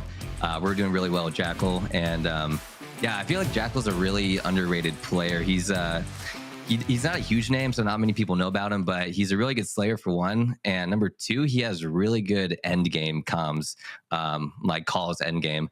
The dynamic that we kind of have right now is I'm kind of the main IGL that calls a lot of rotations, especially early game. But once it gets into like 5th, 6th, 7th circle, Jackal sometimes takes over and really makes those like split second decisions on like where to rotate or which team to push. And it's just been working really well. So we just want to keep developing our chemistry. All 3 of us have great vibes. This has probably been the team that I've had the best vibes with out of any team I've ever been on. So I'm really happy about that. And I think that's something that I especially feed off of, and also my 2 teammates is, just staying positive and, us just gassing each other up. I know that's got to be easy when you have Brolic on your team. I think I've never seen that guy get absolutely, angry at all when it comes to Warzone. Question for you, Huskers. Definitely. You're one of the, players who's been around the longest, right? By the way, you said people thought you were washed because your peak was in Verdansk, so they say. But how does this year kind of competition-wise maybe compare to years past? Because I feel like we've seen the competition rise, but I'm curious from a competitor standpoint, how does that feel for you when you're in-game? Yeah, no, that's definitely a fact that the competition has gotten tougher over the years. And I feel like that's kind of standard with every game. The longer a game is out, the tougher the competition gets, because eventually people, continue to adapt and get better at the game. So, maybe that had a factor in my huge success early on. Maybe I was just one of the first to like adapt the quickest and whatnot. But it just means that, for this year, I have to, play even harder and grind even more and, just be on top of my game to the fullest extent, because the competition is just the greatest that it's ever been in Warzone history. So. That's a fact. That's a narrative we've been spinning up, right? World Series of Warzone, especially after Global Finals last year. Everybody wants to get involved. They want to prove that they're the best and hoist that trophy up, which obviously, Huskers, that is your ultimate goal. What's your game plan going into the next 3 games? Game plan is stay composed, keep trying to get those early picks if we can, but, making smart rotations, making sure that we're in really good positions to hold teams out or, just stay alive to the end game and, not taking any chances, just playing it safe. Like one mistake that we made in one of the previous games was we had a recon drone and we could have easily called it in to, check a spot to make sure no one was there.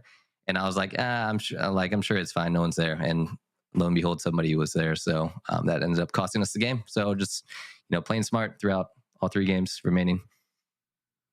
There you go. And that was your game number 2 where you got 32nd place, right? The recon drone play.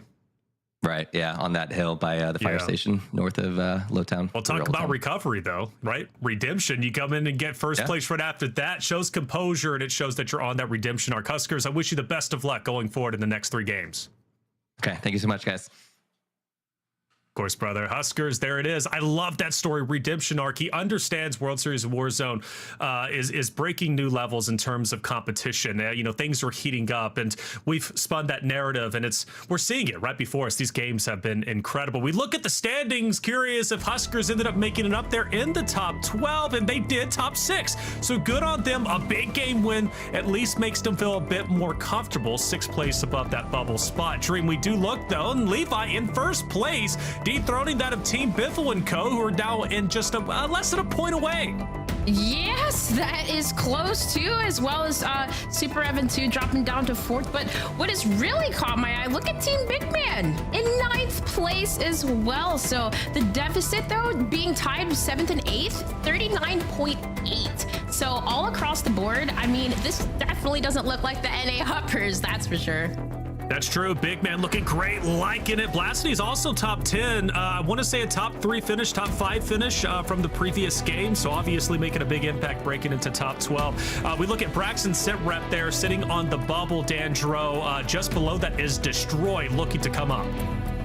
Yeah, I mean, we've kind of seen a lot of these same teams are sitting in this sort of same area, right? Z Colors looks like they've come down just a little bit. We've seen sort of marks of greatness from some of these other teams as well. I'm looking at Team Tommy in 20th, though, only 19 eliminations so far, which is very surprising to me because this is a squad that can fry out. We saw Teeny earlier just absolutely put down Hisoka in a 1v1, and I was like, wow, this team is really feeling themselves. I can't wait to see what has happened, but for these first 3 games, it's been a little bit of a dud, Taylor. But hey, lower round 2, we saw something similar. Back half of the 3 is where they really came online. I hope we see something similar here today. Hopefully so. And also shout out to number 13th, or 14th, which was Team Accept, with Sunny, Accept, and Rudy, who off of their 2nd place finish in the last game, they end up getting close to breaking into top 12. That'll be a big story for them. Warzone Mobile, though, it is back, and it's looking really good. In fact, you have a chance to upgrade your weapons at any points in time. You don't believe me? Just check this out.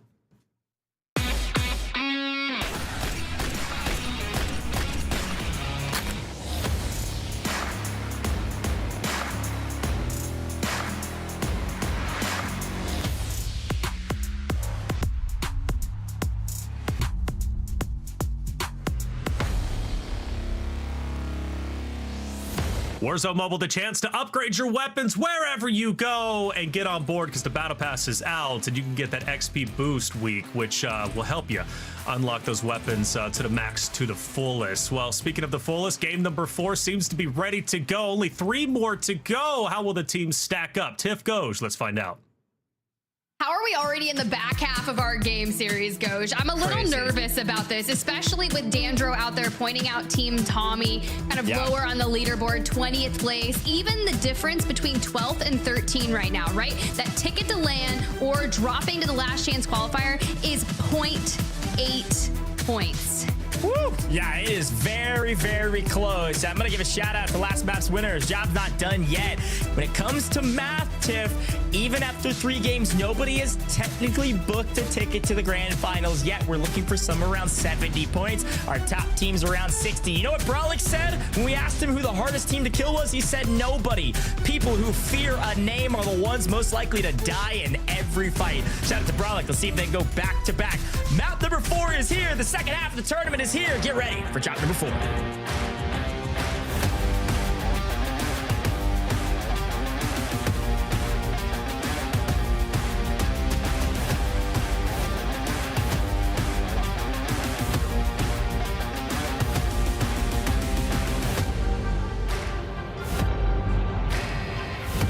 That was a banger quote there by Brolic, and I love that we're bringing it in, especially for the back half of our series. And we're looking at teams that have been able to balance not only just their placement, but their eliminations. And so far, 2 teams have eclipsed the 40 elim mark. That's going to be Team Biffle with 42 and Team Unrational with 42. And you did some math coming into this, and you said that every elimination for SSD was worth around 1.8. Right now, they're sitting at 1.68 for that average. Yeah, they've had a lot. It really was that last map that ruined that average. They had a pretty solid first 2 maps, didn't end up winning those maps, but the third map, they went out very early comparatively. Now, they're probably totally fine to make grand finals, but they're not dominating like we thought. The team on our screen, definitely one I'm worried about. Down into about 20th place right now with only 24 points. Things are not going their way. And speaking about, we talk about pressure making diamonds, the amount of pressure that is on the back of this team right now is nearly insurmountable. They are in the 33rd with like 14 points in total, and it's because of this right here. They are being contested and they are losing almost every single time at the beginning of the map. Watch out for that team. That is, by the way, number 3 and number 6 most earned Warzone players of all time. The Young Guns here to slay. And speaking of the Young Guns, on your screen right now, Squad 16 in a bit of trouble. Yeah, and just consistently running into early game issues is going to be the squad aside them, right? Swish him on the high ground, looking for angles here on Greb. Greb rechals, hits the crack onto Swish. But when you've got only 2 players left, I'd be imagined that Sin's going to look to try and get back towards the team, reunite, all 3 back on their feet. Found that Nico not able to get alongside Swish, but Swish shouts. Swish takes out Greb, and the action just keeps coming. Okay, Swish. Swish with the chow, and unfortunately the follow-up doesn't get there quite in time to save her life, but still an overall team victory. Shout out to that Kruger squad, a fun storyline for them. I hope they can make global finals. Kruger actually is born in Saudi Arabia, the only Middle Eastern team player that is actually in North America competing. So we'll see if maybe he can win this gulag. A bit of revenge. Swish versus Kruger fell into the gulag at the same time, which means they got mashed up together. Let's see if Swish gets him again. No, the ants are back. A little bit of revenge tour for Mr. Kruger. You love to see that, honestly. Just her switching the weapons and looking at the right, thinking that they were going to approach from that angle. No. Krug just had a better read. But Aiden, DJ Moss, Z-Smith on the screen. You were talking about Team Almond having issues early on, and there goes the interrogation straight onto Skullface, giving up the location of the remaining 2 members. And now we just got to cross the road and get on over to them. Almond on the roof already looking for angles, but the smoke for Aiden is already prepped to cross the open area.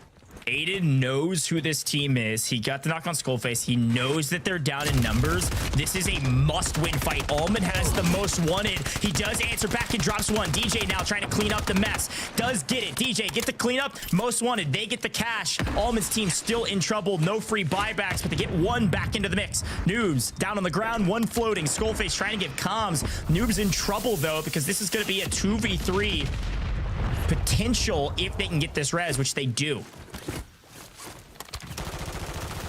Yeah, this is nice. Now they can just send every bit of resources over to Noobs, who came through. Z-Smith up the zip, and albeit we do not have one of them fooled, we preserve the life there. This is just sad. And frankly, I didn't think Aiden's team was doing all that well. We haven't seen them a ton on broadcast. And then look at the leaderboard. They're top 10. I mean, they're not doing incredible necessarily, but still definitely in contention to make global finals. This squad, this is frankly a must win. They need all of this cash to make sure they can get a loadout and restabilize with plates and everything they need, armor boxes. They need all of this money. So they need to win this gulag, get their 3 kills, and then move on their merry way. And frankly, 3 kills for them, if they all win their gulag, which I think they might have, is like a third of their total points in the last 3 maps. Well, here's one of your bubble teams running into some issues early. Brax in the gulag, Tenix on the other side. Grabbing cash, moving up. Throws the smoke and reads it with the lethal. As soon as they hit the rotate, does it connect? But this is a very aggressive gulag, resulting in some hip fire, and now prone. There goes the zip, but okay, Brax. That was clean. Sometimes Warzone's a little bit of a jump scare. I mean, he swings around, all of a sudden the guy's right next to him. He just doesn't even notice where he's at because Brax was prone down on the ground. Very, very clean. Great call. But we continue to swing around to some of these early gunfights because this is where teams need to start making their tournament life possible. Everyone heads to LCQ. Nobody is eliminated in this stage, but you don't want to have to go to LCQ. Only the top 4 make it out of LCQs, and then we have that wild card final map where the winner of that map makes it. So 5 in total out of all 40 teams that will be there. You want to make global finals right here, right now. Don't leave it up to razor thin margins. Adrian, Sage, Swag, solid tournament thus far. They really know they can do better, so they want to double down on that, but they are top 10 right now, so if they keep up this pace, they should be fine. And unfortunately, Clown comes in to try to play spoiler and takes 1 out. Oh, and the swing around grabs another knock. Adrian in the gulag here against Unrational on the other side. Not where you want to see Unrational, and knowing just how many frags he's been able to pick up throughout this tournament, this is going to be a heated 1v1. Adrian, though, takes off the armor, takes the win, and gets back to Urzikstan. These are huge moments. I mean, frankly, I love watching Gulags because of the 1v1s, and Sage just does not get the right into that timing. Nate Dogg right back into the mix. Sage waiting on a buyback. Gulags are really fun because they're 1v1s, really just use whatever's on the map utility-wise to win it. But also, it totally dictates how you regain getting back into the map, how much cash you have. So you don't want to be sent there, but when you do, winning is so crucial to your team's success and the ability to find your feet on the map. Destroy is having to run away from the squad, waiting on Nate Dogg to come back in after winning that gulag we talked about. And Exact's team just can't quite send it the way they would like to clean up this team. And now they're on the hunt. Just went a hair too late. I think they were a bit worried that Destroy was able to ISO a couple of these fights when SIPREP's so kind of isolated. And, well, there's the third party, and OP Mark's team finally getting into the mix. A couple eliminations.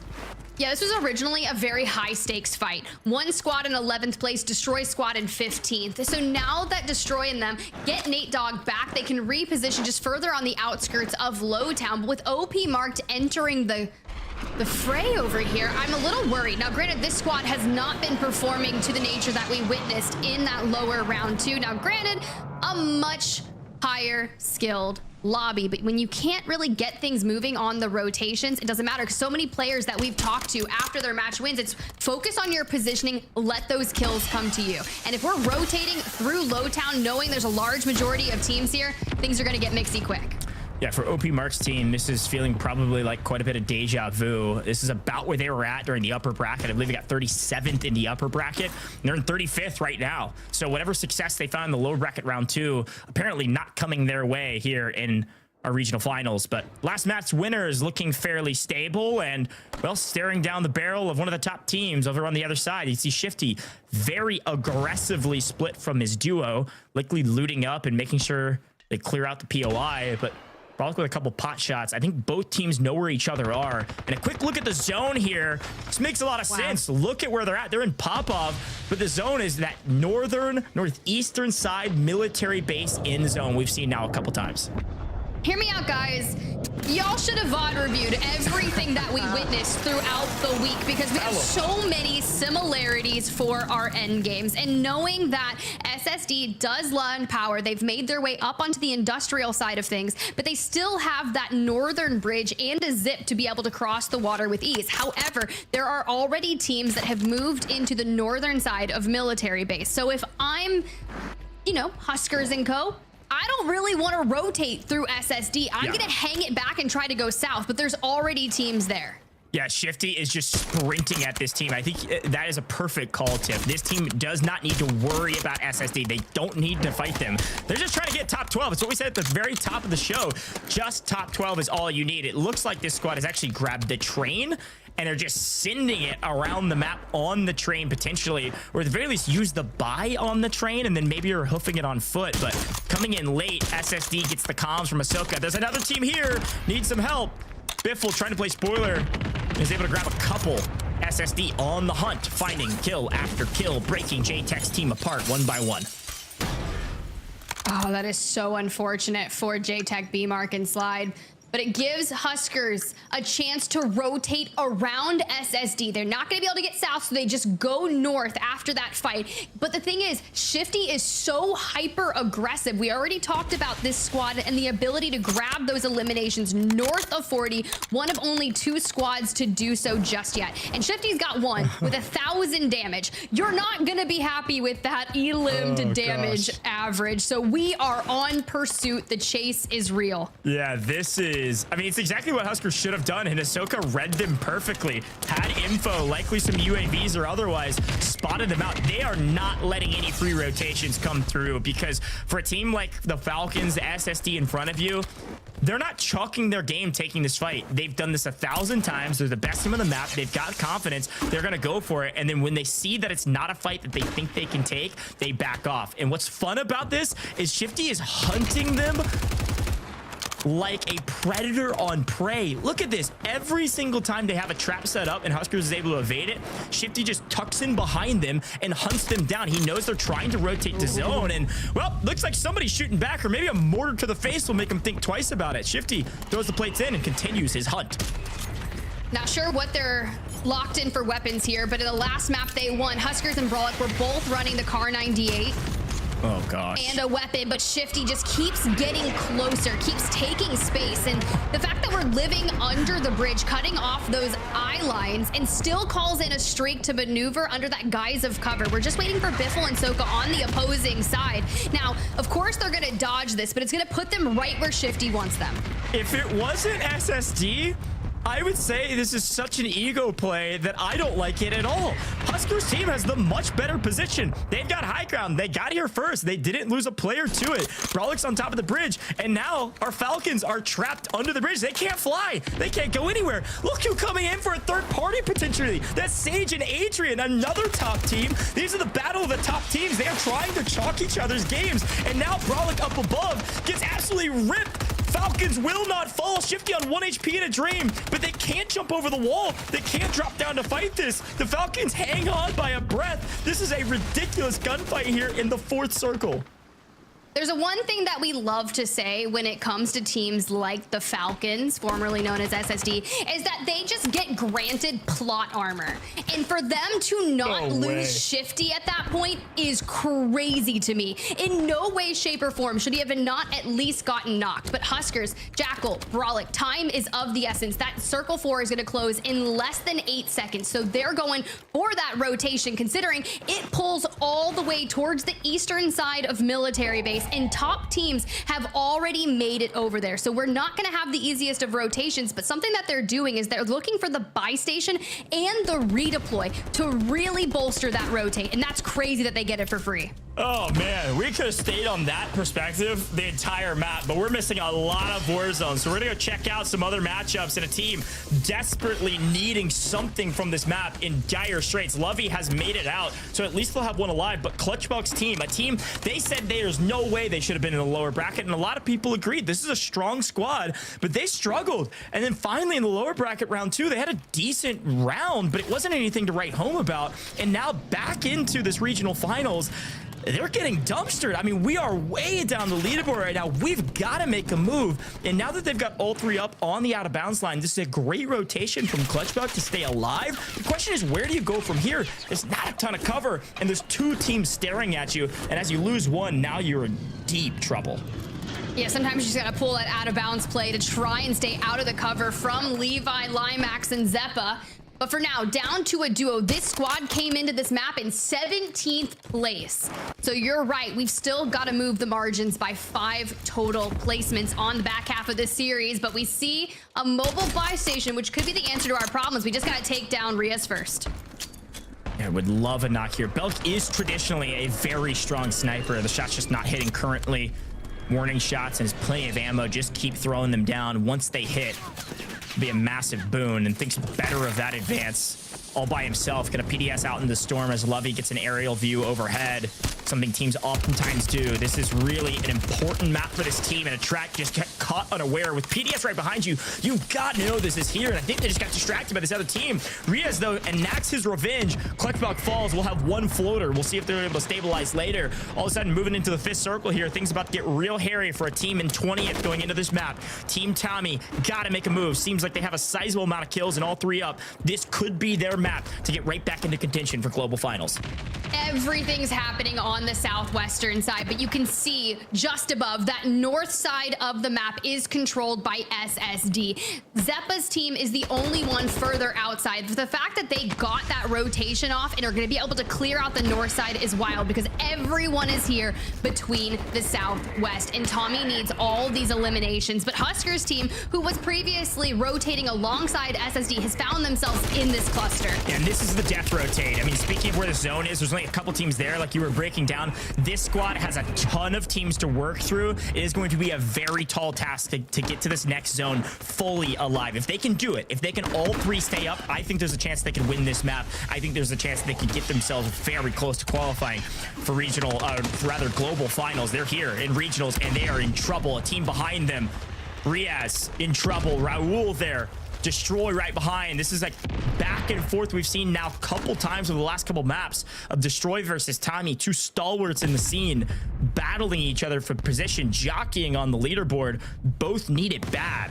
Tommy's got maybe a hair better of a position, but just a hair, because there's a couple teams lurking off in the distance. Yeah, but Destroy Squad's only in 14th place, so we're not where we want to be. So 2 teams on the outside looking in, quite literally outside of circle, outside of the top 12. And honestly, if they're all going to line up like that, maybe Obs is just going to hit a collat. That would have been wild, but not going to happen. There goes the recon, though. I like that. Oh, did he lose the it? bait gets denied. Yeah, immediately. Rudy on the opposing squad. The PDS has to come out, but we don't have much cover to work with. I was gonna say, I love the idea there. You can leave it up and check back in with it if they don't shoot it down immediately, but just obliterate it instantly as the zone comes in. Wasn't thinking straight. Maybe didn't get inside the PDS. I'm not sure, because the PDS thrown after, but recon drone gone and having to rotate. Here comes the death rotation. They have this interesting tiny little lip they're playing with. I don't know if they know Raid is up here. It doesn't look like it. Finally showing their shoulder to Mayapo and Raided. A very weird sight to see Mayapo on 0 eliminations, but Prospect now making it 2. Tommy, they needed all 3 alive to have any chance going into this final circle, and they might lose their entire team. The team Raided, who's been lurking on high ground, lurking in the shadows, eliminating teams as they rotate in. This is why we say rotate early. Team Tommy just couldn't get there in time, and now the onus of responsibility to have a lifeline in this tournament is entirely on the back of Obs. He's got to make a heroic play to get to zone and then just hold out for placement. They've got a sizable amount of kills. They've got probably close to double-digit kills. They got about that 9-10 that Dandro's been talking about, but you got to get to top 10 to make it pay. And you can see Lovey trying to do a lot of the same. That's a player on Clutchbelk's team from before. We were talking about everybody just holding on for dear life, and as a full team of 3 swings around, that is Sage making quick work of Team Tommy. They are out of here. We were talking about the hunters, but the real hunters of that lobby were going to be Sage, Adrian, Swag. The way they just ripped apart Team Raided, ripped apart the opposing squad, and now Jackal will fall. Huskers will be no more thanks to Foreign Jace, Jowo, and Breadman, who have regained that position. Shero, Devo, Vonbach making a PDS play, chaining them together, trying to not get to zone quite yet because of the utter chaos that is occurring on the outside. This is a massive game for Team Jowo. It has not gone their way in the first 3 maps. They were around 18th or so. They need a big one here, and they are here. But there's another Joe looking around the corner. It's Big Joe Gang going massive. massive wiping Von, but Shira last alive for that team. Joe Gang says, I'm not going down without a fight. I need this. I want this. And I will show Ebates that he's always been wrong about us. Dominating right now here on the outer edge of zone. If they can clean up Shero and they can clean up, it looks like Blast by himself above, they actually should have a fairly free rotate if they go to the north-hand side. They're going to have to contest SSD, though, going into this next zone. It's going to be a tall task, but we're into the final 5. They got there. They got their multiplier. Aiden, all 3 alive, looking for an opportunity to make top 5 and have done it with their multipliers. And now they're just going to lurk in the shadows and likely PDS here and wait to see if they can make a third-party play to win it all. When you think of the teams that are left in the lobby, now that we're in top 5, that can contend with SSD, this would be one of them. But Shifty has already ripped through Z-Smith. So then we look towards our left. We have Team Jowo sitting in 18th place. Needs a banger game, but for now, Aiden goes for another PDS. Looks for any kind of loot that we can find, but look who gets ripped on the rotate. Can we stick the res? 10 seconds to go. And it doesn't even matter. We've seen crazy gas plays coming out of SSD, and this would be none other. Looking for their first map win. They hailed from the north, clearing it out from Team Zeppa, and just kept on waltzing in. There goes Blast, the knock comes through, and now we can start focusing the other squads. But look at that massive rotate from squad 39, Joe Gang. Joe Gang's team wiped Jowo's squad, and they won the full team of 3 with all 3 up, but finally Hisoka finds a pick and executes on it. Aiden dies to gas. All of a sudden, it's Joe Gang versus Shifty, and when you have player advantage, you have the storm. It was inevitable. The Falcons will fly, and they finally get their map win we've been waiting for. The big question in my mind, Tiff, as per the usual, is this time, how many kills did they net along the way? What was the final score for the first 2x multiplier they were able to take home? We're just gonna have to wait to roll it out. They were already north of 40 eliminations coming into this. And starting from pop-off power, the way they were able to rotate through, chasing down Huskers, kind of bringing that dance across the river, and then grabbing a redeploy and a buy station, hitting that to challenge Team Zeppa, all leads to this last stand on your screen. You see Jowo and co down to the western side. There's that big fight between Joes, the Battle of Joes.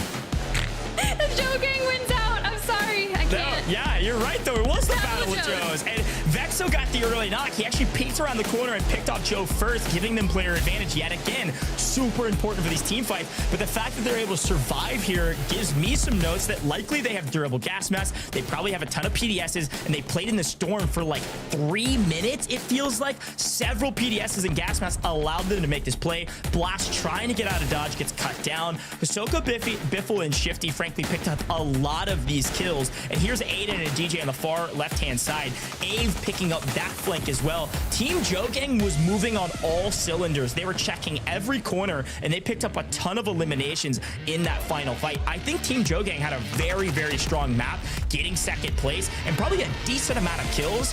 However, it just wasn't enough because SSD was standing there waiting for them, allowing them to do their dirty work for them. SSD, the Falcons, your winners. And frankly, they had that one in the bag for a long time with their rotation, Tiff. It was a great call by you. They commanded the North.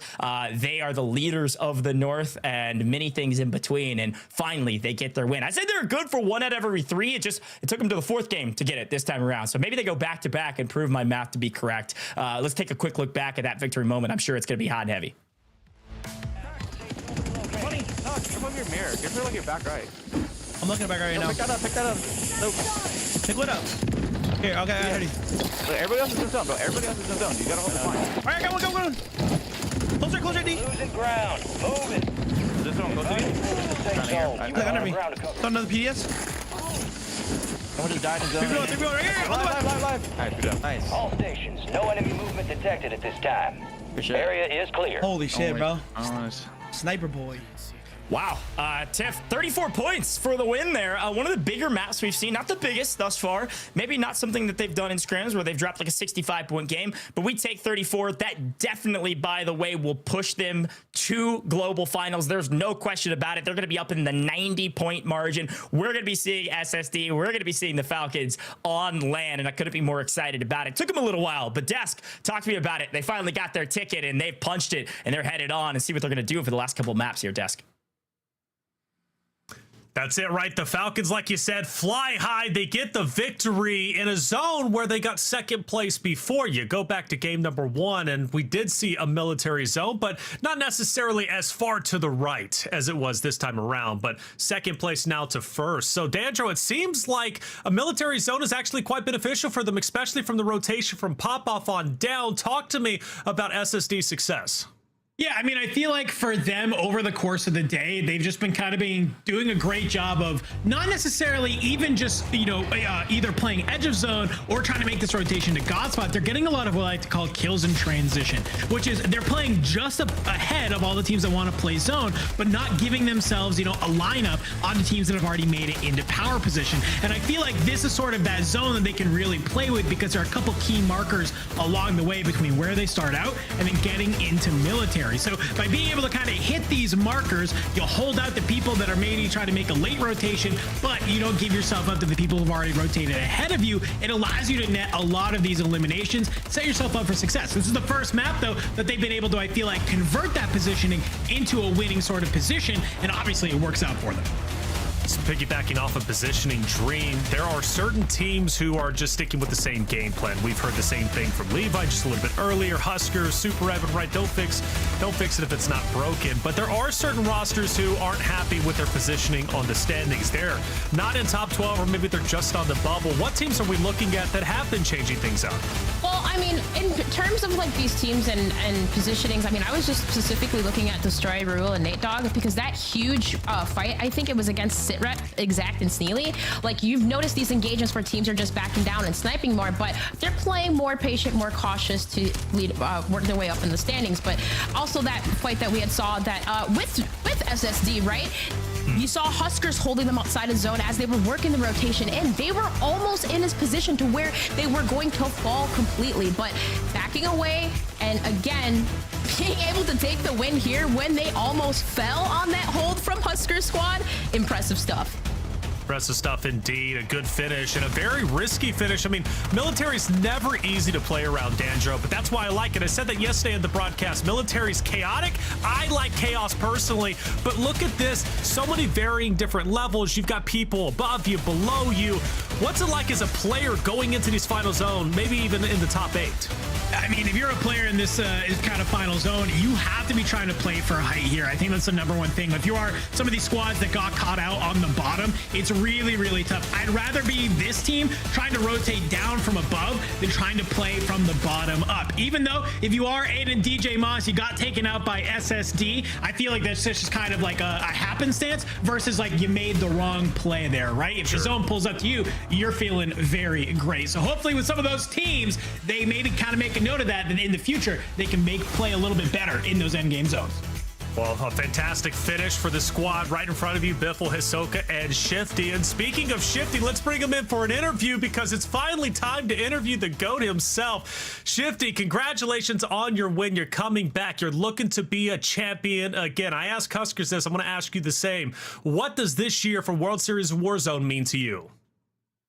This year means everything. Obviously, we won the first one last year alongside Sage. This year, we have a new trio with Soka. I would really like to go back-to-back. I just don't ever want to go on that stage and lose, to be completely honest with you. So I would say this year's probably double the, I guess, meaning for me. I love that. With that being the double meaning for you, Shifty, and I mean, just... it was such an amazing event last year, just seeing you guys win that. This is going to be a fun question. What was your motivation like this morning? Like, what was your early morning routine to get prepared for today? Honestly, I just woke up like an hour early, like around check-in, and I kind of just sat in court and waited for my teammates. That was it. And then when they got in, we talked, and I mean, we already have the game plan and stuff, so I wouldn't say like I do anything, I guess, crazy to get myself hyped up. I mean, even when we win games, we're not super hype. We're more just, we have like a game plan, and we're just trying to, just make sure we get the job done. Top 12 today. That's all that's on our mind. Locked in. I love that from you. Well, listen, it wouldn't be an interview if I don't get you to say something that's clip worthy. So obviously you've been pretty vocal that, no matter your placement here today, you don't really care if you come in 1st or 12th. Like, you're confident that you and your team are going to make it to the global final land. But today it's been a little bit shaky, my guy. So I'm curious, is this you guys not playing up to your potential? Or do you think finally maybe somebody is actually giving you some competition for once? Nah. I just think you guys are used to us dropping like 30 wins every game, like back to back to back in these like Twitter customs. With just the way that World Series like plays out, you're just not going to be able to get 30 kills a game. And like, I think that last game, I don't know if you guys were watching, you guys seen, we fought a team, I think it was Jackal and them, and they just ran. Like, we're fighting for like 5 minutes, like 2 zones. And it's just so a lot of teams, especially with the top 12 on their mind, when they come near our area, they just don't want to fight. So it's hard for us to pop like 20 plus kills if we literally, when someone sees us, they kind of just run. It's how World Series always plays out. Happens to the best of you. Yeah, well, they're running too, and for good reason, right? I wouldn't want to face off against you, honestly. Top 12 is the goal. Obviously, you're reaching that goal at this point in time. Global Finals looking like it's going to be set up for you quite well. I remember talking to you, I believe, at COD Next, and you were like, look, I at least just want one more Global Final finish, right, to finish at the top, and you're well on your way to doing that. You mentioned Hisoka just a second ago. What's been his impact on this roster? Because clearly you guys are flying and frying. I mean, yeah, Hisoka is the guy right now. He is the closer that we call him. I think that's what everyone calls him right now, the closer. Before we picked up Soka, we just kind of had issues winning games, and with match point getting announced, we knew like we got a lot of kills, and sometimes we'd have the most points in a tournament, but we would lose match point just because we couldn't finish a game. So bringing in Hisoka, someone that I've competed with since Verdansk, like literally came up together. Like, our chemistry level is insane. I mean, with D, one of the best players in the game, we've been able to quickly adapt. Now we can win games, get a lot of kills. We're in a really good spot right now with the team. Great spot indeed, and the most hyped up one, obviously representing the Falcons. Shifty, I wish you the best of luck, man. 2 more games to go. Let's see if you can get another win. Thank you. Great to hear that, and also the mindset, right? I mean, preparing for global finals, World Series of Warzone match point, the biggest talking point, right? No longer is it just a points threshold. Now you have to win that game after reaching a certain amount. So they're planning ahead, and clearly it's working, and they're closing games apparent by game number 4. Let's take a look at the elimination leaderboard, Dream, because we've got, squad standings, I apologize, jumping the gun. Biffle at the top, and they take it over once again. Now, he did say, look, their goal is just top 12, but let's not kid ourselves. Stream, they still won first. Yeah, and can we talk about how close it was last time around and the deficit that has changed immensely in that? And not to mention, both Soka and Shifty, did I hear that they are tied? They are tied in kills at 22. That's right. So you have an IGL that can slay success nonetheless. But oh gosh, these standings still are. I cannot believe how close it is, even between second and third too. It's just going down the line, you guys. Yeah, it's going down 48.8 for 10th place. We take a look at 11th through on down, Now we start really getting serious with 2 more games left, Andro. Now we've got Husker, Brack, Sitrep there. Destroy obviously moved on up with his performance. But what teams are at risk right now? And honestly, what teams are here who might not make it in the top 12 that would very much surprise you? It's actually really worrisome to me that I'm looking at Team Brax that every single time we have come to this leaderboard, OMA is sitting in 12th. That worries me. It'd be one thing if they were going up and going down. It's like, okay, but it's like they are just sitting here. They are basically, as we get ready to go into game 5, the team to beat right now, currently sitting at 46.2. Granted, they have a little bit of a buffer zone between them and some of the teams below them, but Team Sitrep, Exact Sitrep and Sneely, hey, they were my lower round 2 team that I wanted to call out. They've been inching their way up their leaderboard. So Taylor, when I look at this, when I'm seeing teams being able to kind of consistently game over game start leapfrogging some of these other squads, you do not want to have a squad like that gets hot in game 5 and game 6, because sure, you've been 12th all day, but blink of an eye, you might be sitting at 13th, and that is a team that would be devastated if they have to play through the LCQ. We take a look at those who might be going to the LCQ. Dream down the list all the way down to the bottom. Looking through, right, Almond. Team Almond, a team that we covered at the beginning in 30th at 23.2. They need to get to 46.2 points just to reach where Brax is at number 12. Yeah, and that is just like this crazy pop-off game needs to happen, because just the fact that even Skullface, Noobs, and Almond not even being there, I am mind blown. I am too. Almond, a team that I want to see go very far. Skullface, step it up, my boy. Let's see you reach that top 12. Don't make your life any more difficult by going through the LCQ. 4 games done, 2 more to go. Let's hop into drop number 5 and see where the teams at the bottom are going to stack up to the ones at the top. A lot of ground to cover. The bubble teams are starting to sweat. Tiff Goj, let's see what game number 5 brings.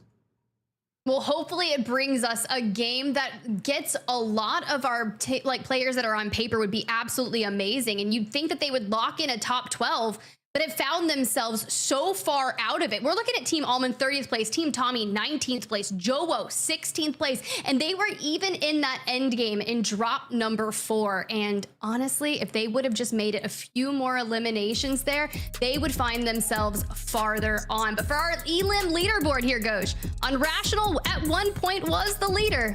A little fall from grace, I dare say. Yeah, I mean, Hisoka, Shifty, Inevitable, 22 eliminations apiece. That's 44 eliminations as a duo, not even counting Biffle's 15. You can see all 3 of them on the top 10 leaderboard. This is the Falcons I was waiting for, and sure, they're near the top of the leaderboard. Sure, other teams could maybe take the win here, but again, it's all about top 12, and it's all about who's getting those eliminations. I'm not seeing anybody near the buffer on that top 10 for good reason. They are being contested, they're losing gunfights, they can't get their feet underneath them. We've got to watch these bubble teams. Destroy 10th, Huskers 11th, 12th, Brax. We got Chobo 16th, like you said, Tommy 19th, Almond 30th. These are some of the biggest names in Warzone history, technically outside of that buffer, outside of that threshold we needed to. I am blown away by the stakes right now in the final 2 maps. Will our stalwarts pull it out, or will Joe Gang in 9th place, a brand new face, show us what he's got? Map 5 is here. Let's get into it.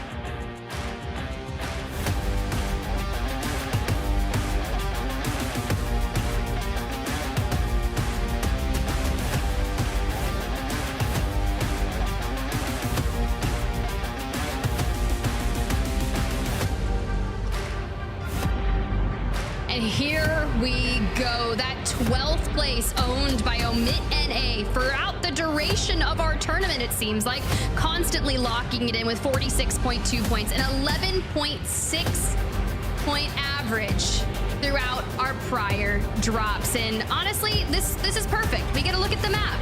I was wondering when we were going to potentially going back to city, because we have not seen that yet today. We've gotten that south of farm zone. We've seen military base. We've kind of seen even the cargo, but bring it to the southwest. It's time. Yeah, I'm really excited about this because we can only expect, or at least can presume, that it'll be city again, right, Tiff? And we've seen a lot of city zones. They are a ton of fun to watch, and they also dramatically change up who has the advantage in some of these fights. And frankly, a lot of teams like to land in city and are having to rotate to these crazy zones all the way across the entirety of the map, or all the way over to farm. And I think some of our city teams have a chance to go big here. I'm specifically looking at Clutch Belk's team, a team that loves to land city on that main construction building. If they can win some of their early gunfights, that team could go big. And they're sitting in 14th place right now. They're just outside of it as well. So watch out for some of those city-based teams to already have some of those in zones held at the very beginning. And as long as they can find some early kills, this could be huge. Now, something different we're seeing from this squad here over around Opal Palace and the neighboring areas. Team Skullface, for the first time maybe this entire tournament, completely unharried, uncontested in any shape or form. They're going to start rotating in free and clear. They have a moment to catch their breath. For now, as soon as you grab that early loadout, you get the weapons that you feel comfortable with, it's like you go straight on the hunt. And they've already moved into where Team Destroy has positioned themselves down in Lowtown. We're going to turn our attention towards that southern side of Urzikstan, bring it back to Community Center, Stemper, Crafty, Zen Purity on your screen, Funzy on the roof. And just like that, we'll have to wait and see what's going on with them, because I wanted to see what was going to happen here. Should we see this destroy first down and out, and now brings it to a 3v2? Yeah, and I think with a little bit of information, Funzy able to grab Most Wanted out of here. Mark them, grab intel, grab their cash, prevent cash. E700, this team needed it as well. Look, frankly, nobody's out of it. Anything can happen to the final 2 maps of Warzone, but this E700 team, 31st place going into this map, and loses the ones. This is what happens when you don't play as a team. Just gave your life away for nothing? Dang it. Oh, that's so brutal as this squad. Now, luckily, they still win the gunfight, but I'm frustrated for them. That team had such an incredible performance in past variations of this event, and they're so hot and cold. They've got to get a handle on how to play, and unfortunately, they're running out of time. 31st place. We'll see what they can do. 30th place on your screen, fighting against 10th place with Team Destroy. Both teams need it. One quite a bit more than the other. Not taking the fight yet, just getting their resources up, getting their loadouts, and getting ready for what's next. Yeah, they're like around 20 points outside of that 12th place threshold. And to keep that moving forward and to get there, they're going to need to beat that average per game and then the difference. So we're looking for a 30-point game out of them if they want to change the course of action here in drop number 5. That's a great way to look at it. I mean, their average now has to be so dramatically skewed to these last 2 games. They need 2 bangers, frankly. And 30-point games are not that difficult if you've watched a lot of scrims. But here in this matchup, incredibly hard. So we're going to tune into their comms and see what their vibes are like as they go into this rotation. I don't want to overextend too much. It's fucking the other team backing up. The other team still just split on the hill. I'm gonna play up close to them. They PA'd themselves. I'm good. Okay. We have nobody back up. Main. See, they're second. They're just standing on boxes. Yeah, I'm playing close to them. Yeah, I'm gonna play up with you. I got spotted by recon. That's their recon. Mortared. Yeah, they just mortared themselves. Okay, no. I don't have a smoke. Fuck. I'm backing up. I can smoke you. Here. Smoked. Nice. I threw it on I was flying in. One flew bottom left. Getting tagged. Hey, one armor up top. Yo, one kid's right here. On live. Weak. No plates knocked. Nice. Trying to get that full. I couldn't get the full. Yeah, I can't get it either. Yeah, they're gonna get him up. We can play D in them while they're doing that. Yeah, one's right here. That's the other kid. Okay, all 3 are over there now, I'm pretty sure. Yeah, hit that one armor. I opened the store on D and them. They're gonna have C4s down. I hit him. Yeah, they C4'd. I'm getting shot from above. No, he slid out on me. Hit one armor. He slid out. Got him. Fuck, I got killed. Oh my god. Dude, my C4 went fucking nowhere. I don't know how Raul just slid out on me like that. I see. Well, my C4 went nowhere. But Almond in the gulag, Obs on the other side, which means Team Tommy's having a rough go at it as well. That connects, the smoke goes out, we completely misread the situation. These are must-win gulags for Skullface and Noobs. Oh my goodness, what is happening right now? Skullface, a must-win, looking for Strixie. Slides in, barrel stuff, can't get his gun up. He goes into attack sprint, he goes down, only Noobs gets out of the gulag. An utter breakdown. Such an interesting listening to their comms. Everything was going near perfectly. And then it was like the small talk just vacated right when the fighting stopped. They couldn't get intel on it. C4s weren't hitting where they wanted them to. Oh my goodness, they're still alive. They got 2 up, but this is what I assume has been happening for the last 4 maps. They just can't win their team fights. Like, it was a 3v2, but they were just getting cross-shot by an opposing team up on the hill, and it was enough coverage and enough of a harrying point where they couldn't push in the way they wanted to. And frankly, it actually came down to that well-placed stunned from Raul that stopped Almond from being able to push in and get around the corner to stay alive. That was a ridiculous sequence of events. This team is in a blender and in 30th place with little to show for it. Not much going better in this map. Well, so one of our teams that are on the cusp of qualifying for LAN today is going to be Omit NA on the opposing side of Community Center. Here's Scroat. So eye patch. They're gonna have to contend with some heavy hitters who have just not been able to break free of the 12th place slot. I need some big damage, big elims out of them here for now. 37 teams still up, so it's very fresh. Now, granted, this will stay this way for about Circle 4 and let the C4s enter. I don't know what Skull was talking about. Those C4s do go somewhere. They still float across. Yeah, that was a great shot. Here we go. Fight ensuing. Quick early notch Juju. Last year, I asked him what his secret was to success. He said confidence is key. We push every fight with 100% confidence we can win, and it helps out a ton. And this time, playing with the Youngsters and Brax, certainly have a lot of confidence going into this stage. So far, probably not going the way they want it to. This map, though, looking like could go their way. They are right in that kind of flex position, 12th place, and like Dan said, they've been sitting there for basically this entire tournament, right on the edge of relegation to LCQs or making global finals. It's going to come down to this map, this fight, the next fight. Isolate every moment ahead of you into just what's right ahead of you. You've got to just win the next thing. Can't think about the macro too much, not in moments like this, where your backs are against the wall and Mutex's team's got height advantage. They rolled in as a third party after hearing those fights. And now Youngsta's just below them. They're all separated out, and I'm curious to see how they're going to approach that. Elsewhere, we get a good look at the map, still pulling towards the south. And to be fair, SSD has found themselves south of suburbs. Just last circle, they were north of Old Town. Yeah. I was worried when we saw Almond Squad look for that regain. They immediately flew into their old drop spot near Opal Palace, hit the reset. Now, the one thing that they're missing is time. Time that all these teams have already spent rotating towards the south. They have to get their players back up. They have to get their weapons. Now that rotation is so delayed. But however SSD chained those together, they are going to have to do the same. You're into the Gulag, swag in trouble. Cassette gets the early crack on the plates. Early shots. First blood usually gives you the win, and a nice rip off the heady Sitrep. A straight shooter looking to get back to land this time around. Taking out swag in the Gulag will help. And again, if you took a quick look at that map view, I think it was a great call out. You talked about the ridiculous rotation that's already happened from SSD. I also spotted Destroy's team. Team 4 is that blue team. They were able to make it deeper inside of City. They're inside of that next zone. Again, if you want to take a quick look at that map view, youtube.com/Call of Duty, showing you the map at all times. In between maps, it'll show you that leaderboard. Head over there to get more intel about what we're talking about here on main stage, whether you're on Twitch or otherwise. We're having a great day in the office. Some of these teams on the risk of going to LCQs, some of these teams booking their tickets to our global finals. So much at stake. Intech's gonna try to push it their way as Swisham's team fully eliminated. Hopefully they've got a couple gulags to work with. Things have not been going their way, Tef.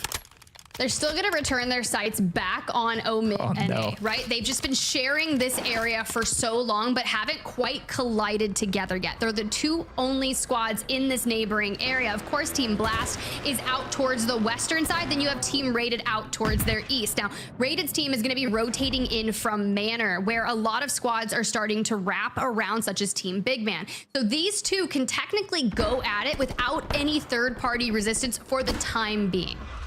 Yeah, it's a great call. It is like a true 3v3 for a while here. And Intex, I gotta give it a shout. I kind of laughed at the end of that fight because Intex just wiped his girlfriend off the map, okay? Intex and Swish are an IRL duo, and it's gotta be just a little bit of pain when that happens since they're not playing together for the World Series. But looks like somebody, it's Sage, trying to play a bit of spoiler on this true 3v3 that was gonna last a couple minutes. And in the panic, Brax opens up his shoulder through the door and gives his life away to Mutex. What just happened? Sage causing a bit of chaos on top, but Believe able to strike him down, send him out of here. I don't know if that's a full wipe on Team Sage, but it certainly puts them in a hot spot with Adrian, I believe, last alive for that team. Intex squad, all three up, and now with advantage over this Omit 8A team that is sitting in 12th.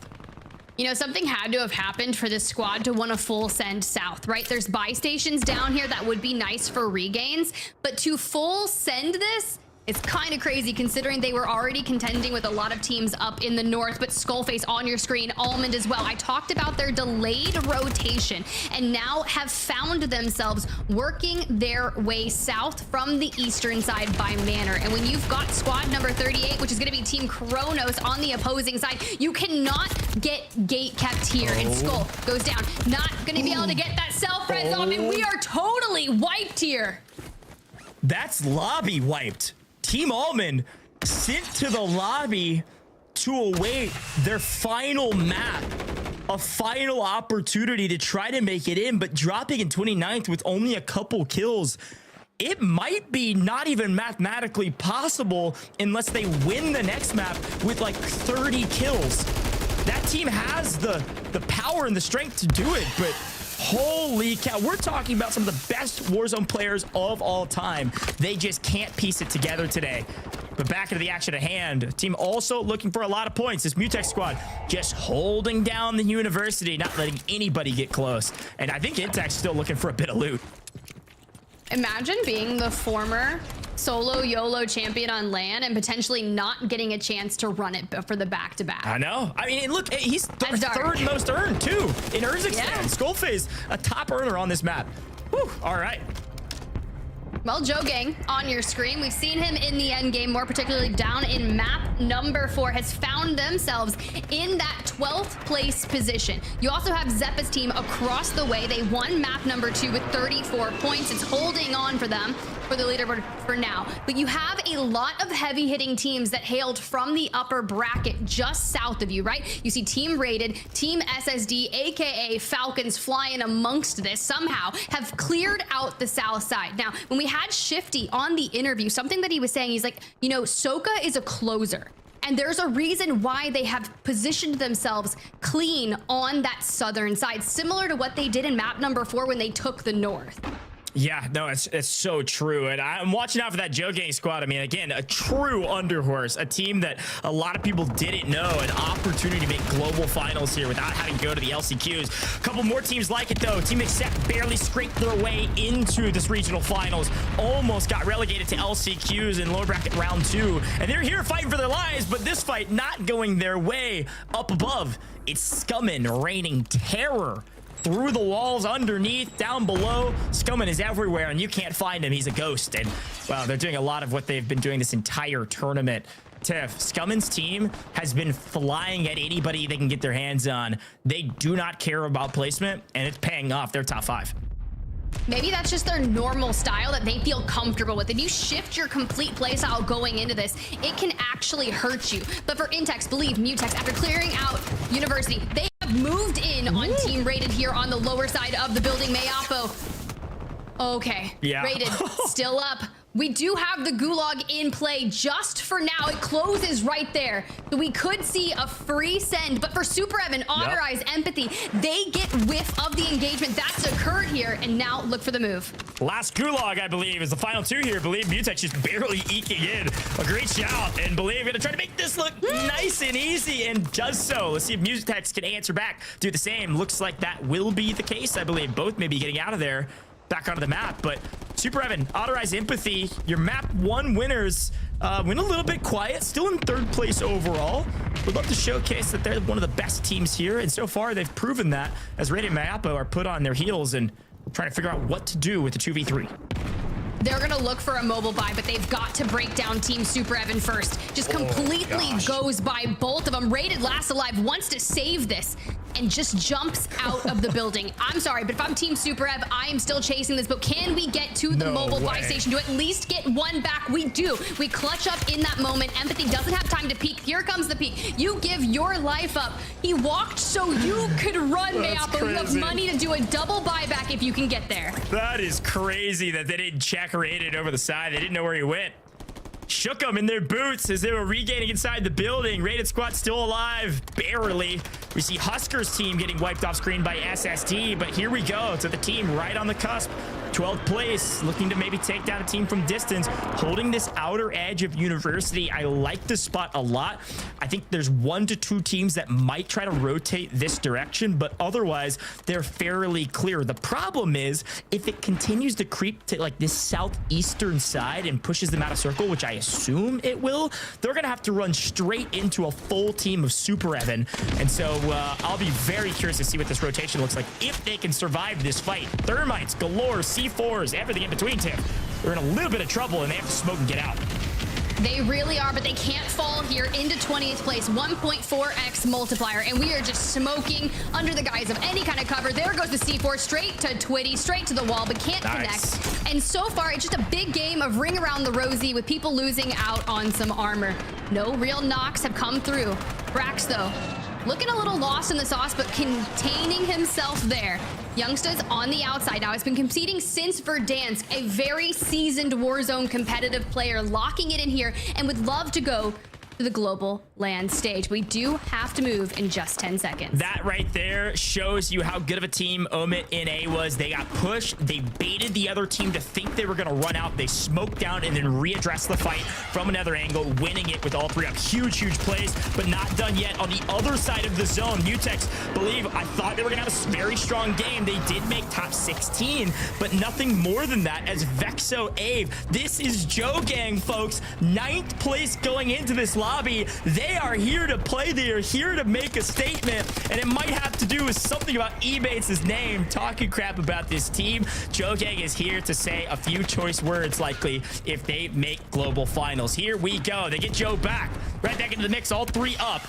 Time to make a play. The problem is SSD lurking around the corner. They want your building, and when SSD wants something, they're gonna try to take it, and it looks like maybe a 3rd and 4th party could make this a bit more difficult.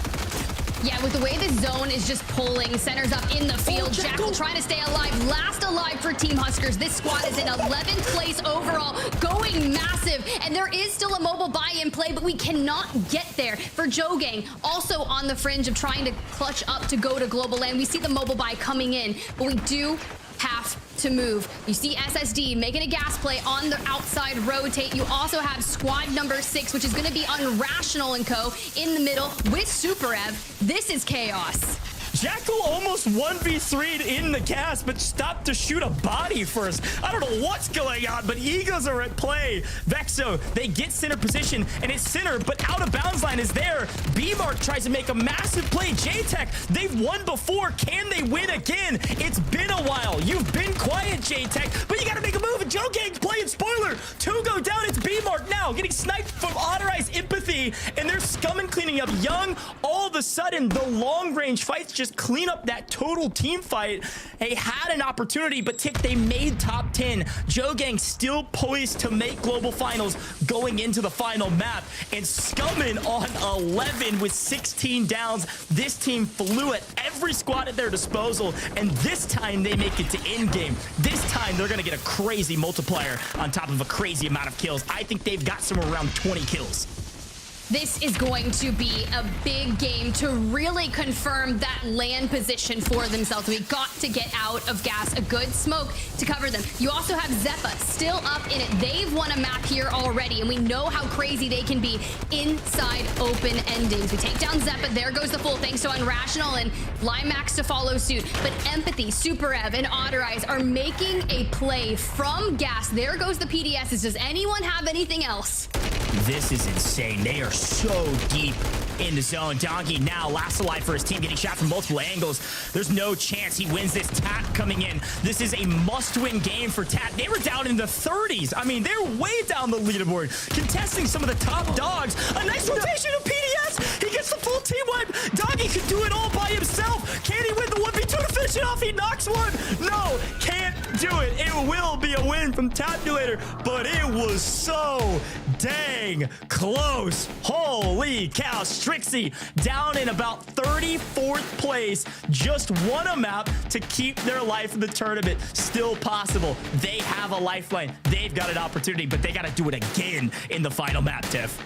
These are the things we were talking about more specifically with other teams, and that you have to do not only the average that 12th place is holding, but whatever you can to jump out of that. And outside, 30th place is not where you want to be coming into the final 2 maps. So what are you gonna do? You're gonna act on it. You're gonna change. You're gonna hit perfect macro rotations and grab eliminations across the way. So let's pull back that last stand, and you can see already on the positioning of where Johnny Bro is. They have to take down EMEA. They're over there on the north alongside Scummin, Unrational, and then even Team Super Evan.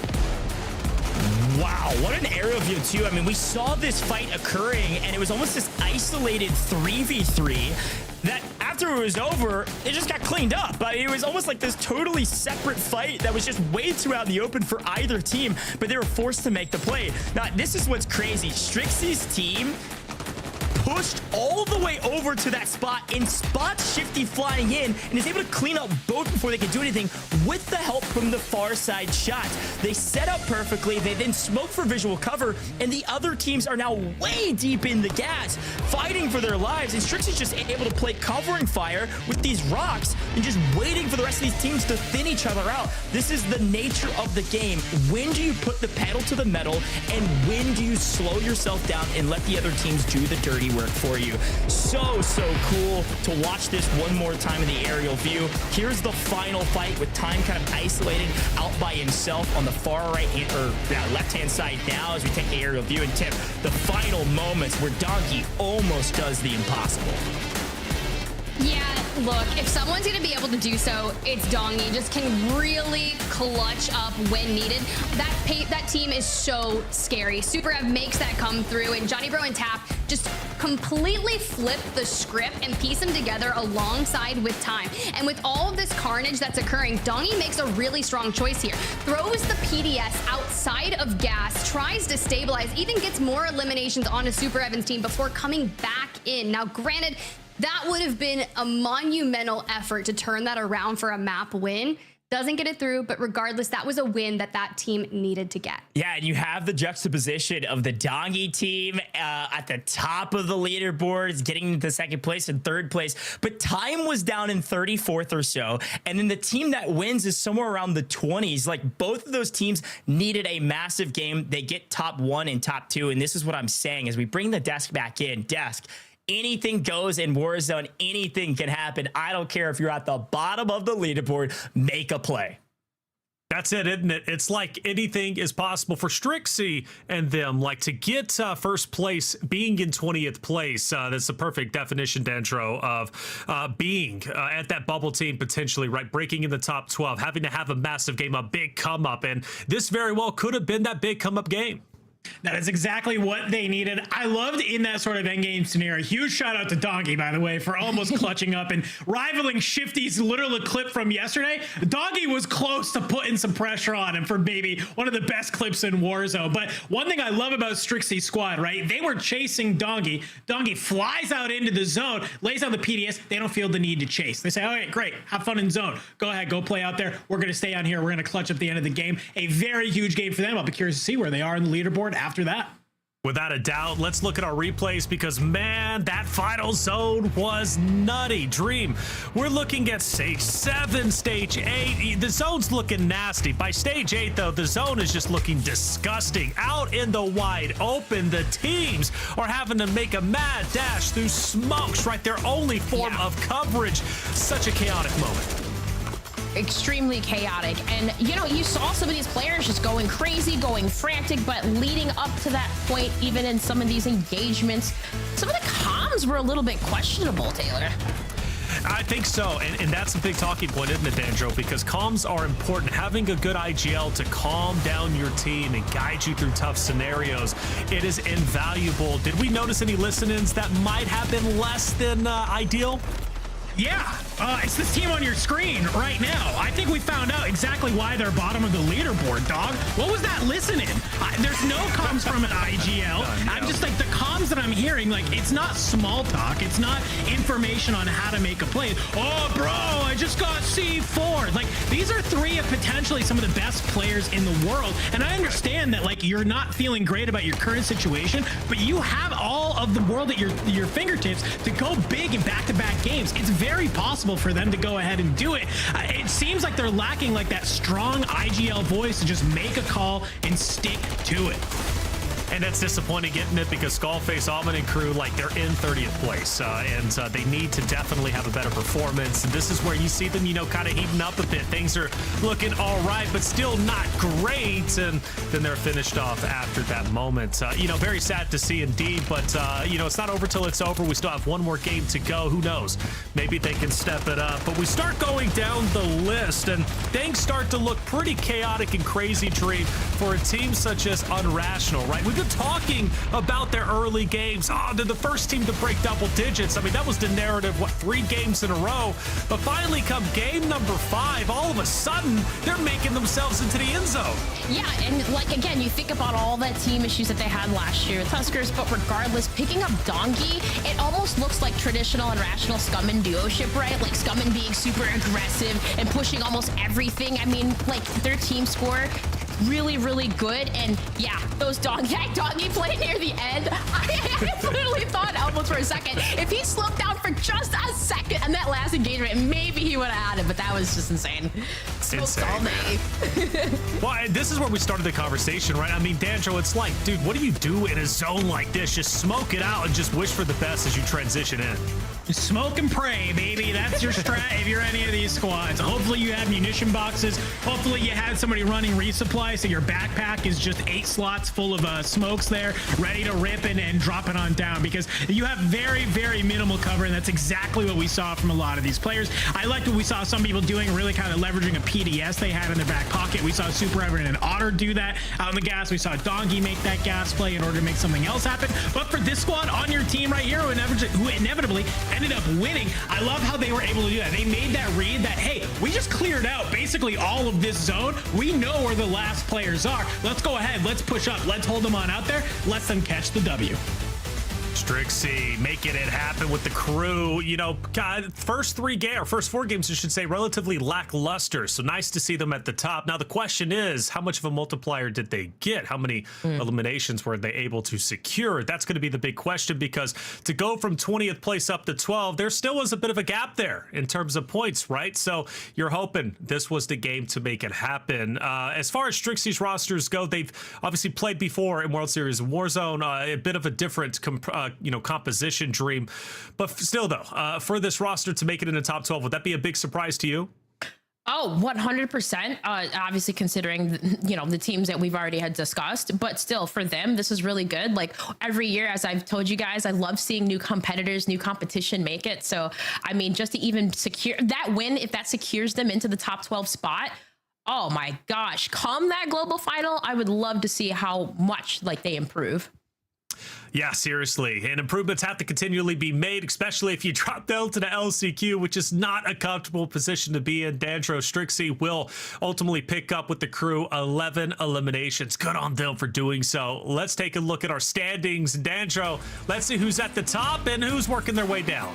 Well, obviously at the top, SSD has finally made me shut up. So they are here. They are at the top, but not too far behind.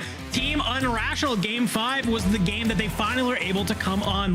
20 plus eliminations. They get into that 1.8 multiplier. I think it's probably safe to say, they booked their ticket to the global final at this point. One thing to note about this squad, you might look at it and think that, oh, Scummin's got to be #1 fragger, right? It's Unrational, baby. This guy is proving everybody wrong. He's constantly being told that he's just carried by Donkey and Scummin. Well, guess what? Not today. He's the one putting the team on the back. Veteran leadership at the front, and I know for sure he's not going to let either of them live that down. That's a fact. Also, Team Swag, shout out to them at number 7th. Relatively safe, but not the safest. Hey, 12th place is just below. We take a look at the second page, and we start to question the bubble teams, and can they make it happen? And good on Strixie with that win. 11 eliminations. Will jump from 20th up to 11th place. Dream, they're not completely safe yet, but they're that much closer to punching their ticket to global finals. Yep, that much closer indeed. And I mean, Tips called the Battle of the the Joes. I started dying off screen too. Joe Gang is right above them in 10th. So you see Joe, well, that's where I look at the other Joe in 19th spot for Breadman and Jordan 4 and Jace. So again, for these teams, even Mutex too as well, Clutch Belk as well. A lot of teams that, you think, okay, maybe should be in that top spot. And may come as a surprise, but they're still the LCQ. Yeah, big talking points in 13th. Huskers just outside, right? We saw a tremendous win just a little bit earlier. Had a chance to talk to them. Redemption year. Well, you don't get full redemption if you don't punch your ticket to the global finals. Being one spot away, you're hoping and praying Huskers can potentially make good on that. We go to our final page where things start to get extremely dicey. Dandro, what stands out to you? I mean, I'm looking at some of these teams like Team Clown. I think maybe people would have thought that this squad, would have done a little bit better here today, but they're currently sitting on 24th. I would love to shout him out at the top of the show. Team Colony 2K, Colony Watchwild, Nick Cool. They ended in 3rd in that first upper bracket, but here in the regional finals, seems like something just isn't clicking here today. 26 eliminations, 31.6 for their total score.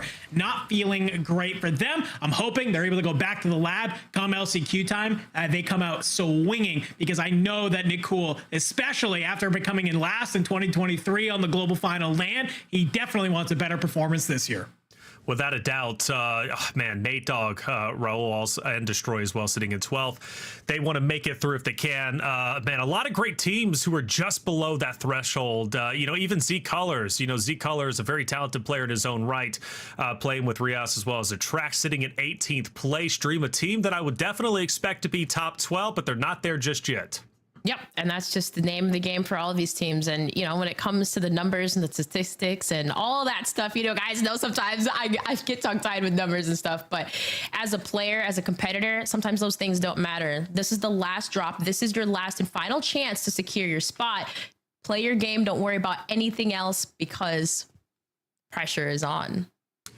Well, you know me in numbers, okay? I can't do math to save my life. Literally, if I'm given a choice to do 2 plus 2 and live your life, it's not looking too hot for me. And God bless if the world is at risk of that too. I'm just not going to be able to save any of you guys as much as I love you.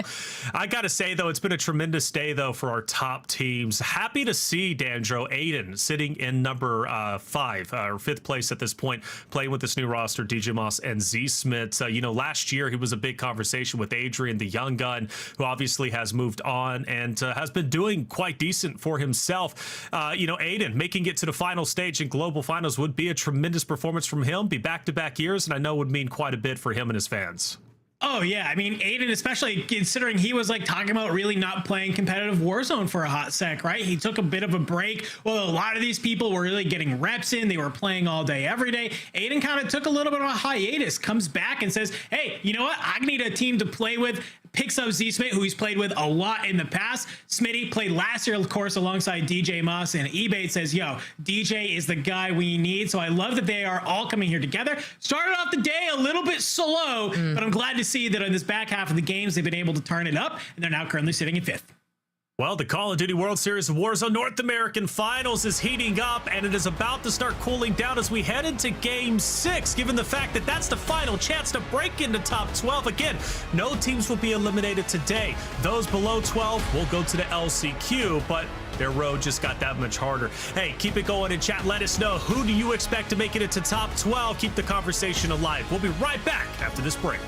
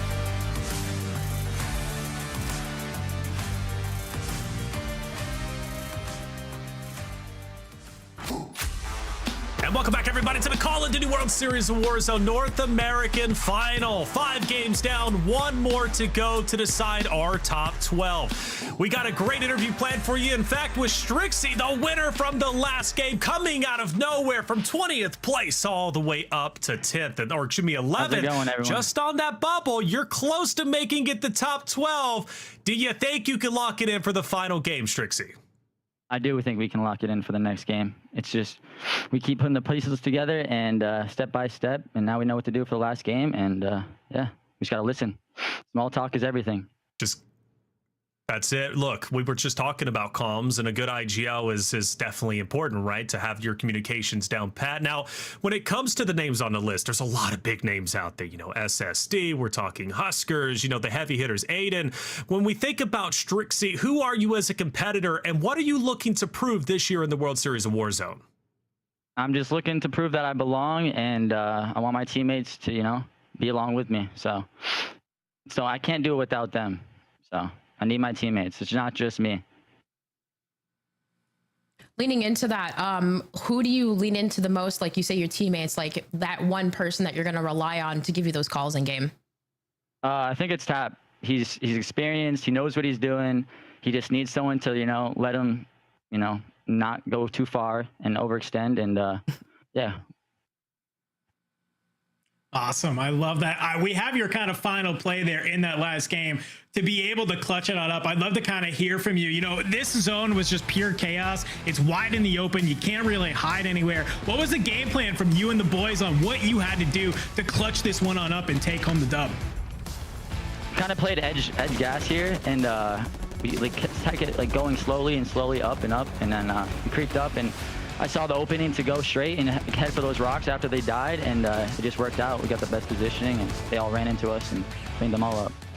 Nothing more to that. Clean. Nothing wrong with that. Cleaned them all up, baby. Well, Strix, continue to clean up the competition. You're in 11th place. You are right there, very close to making top 12, right? And obviously, you lean on your teammates. I love that from you, and I wish you the absolute best of luck going into the final game. Okay, thank you guys so much. Can't wait to see what happens. All right. Go out there and kill it, Strixie. I love them. Well, I can't wait to see what happens either. And I think game number 6 is ready to go. The final game to decide it all. Let's bring in our casters, Tiff and Goj. It comes down to this: top 12 or LCQ. Where will the competitors lie at? Tiff, Goj, let's find out.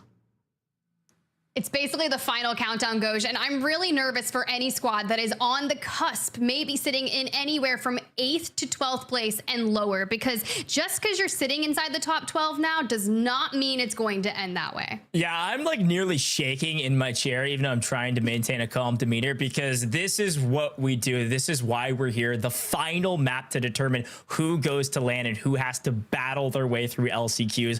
I'm so pumped about this for 1,000 reasons. We've got crazy storylines of Warzone stalwarts that are not even really in contention at all to make it. We've got some of our top teams that did prove that they're a top team, but what I'm looking out for is what you called out. It's that average point total we're looking for. Right now, it's actually a little bit lower than we thought it would be.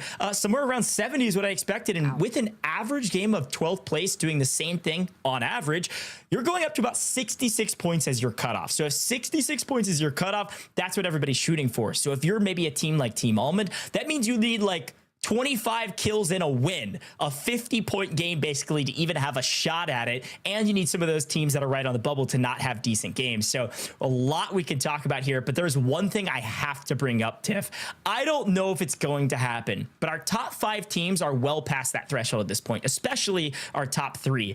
They have a chance to do something in this final map that maybe is looked down upon, but they have a chance to do, frankly, whatever they want in this map. They can play for reps, they can play for practice, they can play for a win, or they can play to ruin somebody else's tournament. You're not wrong. And that would be quite an interesting thing to witness here in the final map of the day, but also strategic for the long term, because you want to make sure that when you do lock your ticket into LAN, that you have the most control on your drop spots which we know not a lot of people over there challenging Power because no one wants to go against the Titans. And that's understandable. But when you start to think about other regions in particular, we get to see EMEA Finals tomorrow. Teams like Enkyo, that Omit EU squad, they love to land Manor. And there's a squad in NA that also loves to chow Manor.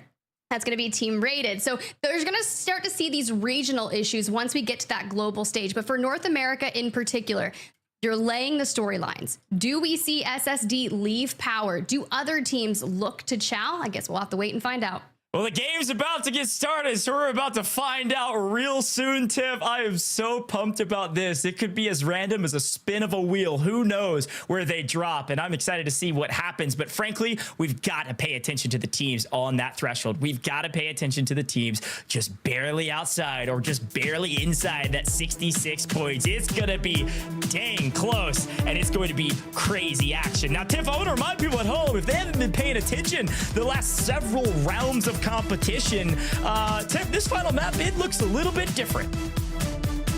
Ooh, okay. Well, yeah, everything gets amped up. Everyone just goes kill frenzy and tries to rack up the eliminations, which makes it tough if you're on the outside looking in to play a normal game, especially with when we think to what we saw in the lower round 2 yesterday for EMEA.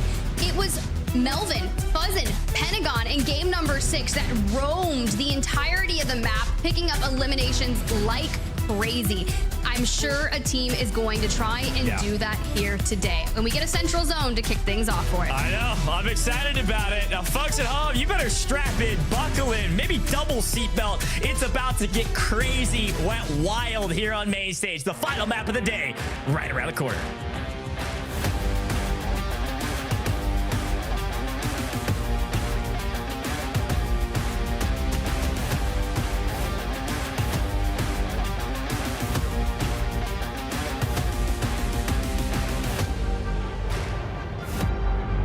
World Series of Warzone, that global LAN in London last year, was amazing and quite possibly the pinnacle. And then you come into 2024 and everyone has taken it up a notch. And these players are looking to put themselves back in their booths on that global stage and prove that they are the best. But to get there, you have to get through this final lobby. Quick circle look. Tiff was right. Dead center for the most part. Might air towards the western side. Maybe Seaport this time around. I don't know. But Sage, Adrian, FaZe, Doozy, they still need to make sure that they make it to global finals. They still need a sizable map. And I know they can do it. They've got the skill. They've got the experience. They've been scrimming a ton. And frankly, I don't think we've given enough love to this team. I know Danger shouted them out. I've got a ton of eyes here on Sage. Such a strong player and a crazy storyline after winning World Series of Warzone. Decides to, well, frankly, gets dropped. They won, and he didn't decide anything. His team said, we want to play with the best squad possible, and they believed Hisoka was better. So Sage, a bit of a revenge tour for him. We're going to head over to another team rated, looking to grab some early loot. Fairly easy start for team rated, and actually it looks like Rated's by himself right now, so maybe they split up because man are completely unoccupied. And this is not a safe position for them to be in. Locked in 8th place with 60 points, just 6 points separating them from 12th place. And we can check in here with that Omit NA squad, Braxton, Youngsters, Juju. Now, Goz, you did mention that SSD would likely leave Pop-Off Power. That means Braxton, Youngsters, and Juju aren't going to run into that squad early on and should have a relatively ease on that early game. But if that's the question, where'd they go? Yeah, that's a great question. And if you want to know where SSD dropped, head over to youtube.com/Call of Duty. You can take a look at that map as we continue to swing perspectives. We'll show it here on main stage, but it's always on over there on YouTube. You can see where all of the teams have dropped and where the hot spots are. But you're right, SSD nowhere to be found in Pop-Off Power, which means it's free for the taking. And several teams deciding to go that direction here at the very beginning of the game. And we're on board with a team right on the line to right on that threshold, trying to make a play for global finals. And Levin Resort is looking real quiet right now. It's true, and my leaderboard updates live, and they came into this map in 12th place. Now, that was by mere decimals, and Destroy is kind of flirting the line with that and has unseated them for 12th place by 0.6 points. Another team that needs to get in the top 12 is going to be on your screen. Exact, Sneely, Sitrep in the gulag. 2 left standing here for now. How are we going to answer back against Picnic, Scripta, and Oakboy? And this team has had a lot of ups and downs as well. Team Sitrep, by the way, 14th place going into this lobby. They need a big one, but not as big as a lot of these squads. Team Tommy on the other side, already some early frustrations. It looks like Tommy's teammates, though, they're in the kill feed, answering back on Sway, getting the cleanup, Teeny and Obs, but Tommy looking to win his ones. Tommy wins his ones. Still on the board, still able to play, still in the mix. For now. I see Biffle's name in the kill feed. This time the attention is turned straight on to Intex's squad. They've got Chaos in the north, a team that will need to find themselves inside the top 12. But for now, Destroy, they're on the bubble also. They had just pulled out one team, but from the south side of Estates, can we keep that going? I see OP marked hitting the redeploy in the distance, maybe likely wanting to get ahead of this and third party it. Yeah, probably. Again, Destroy's team was really, really close, going into last map, and they're still really, really close. They didn't get the game they wanted last map. They lasted fairly long, but just not a ton of points. They're around that 12th place right now, actually right on it, and looking to they've got to have a good game right now. Brax's team, Omid NA, has kind of been waffling back and forth between 6th and 12th all day today. And right now, they're on the upper end of that, on 6th. They're definitely not in the clear. They need to win this fight. They can't get wiped here. They can't risk a 0 or a 1-point game because they're not past the 66-point threshold yet.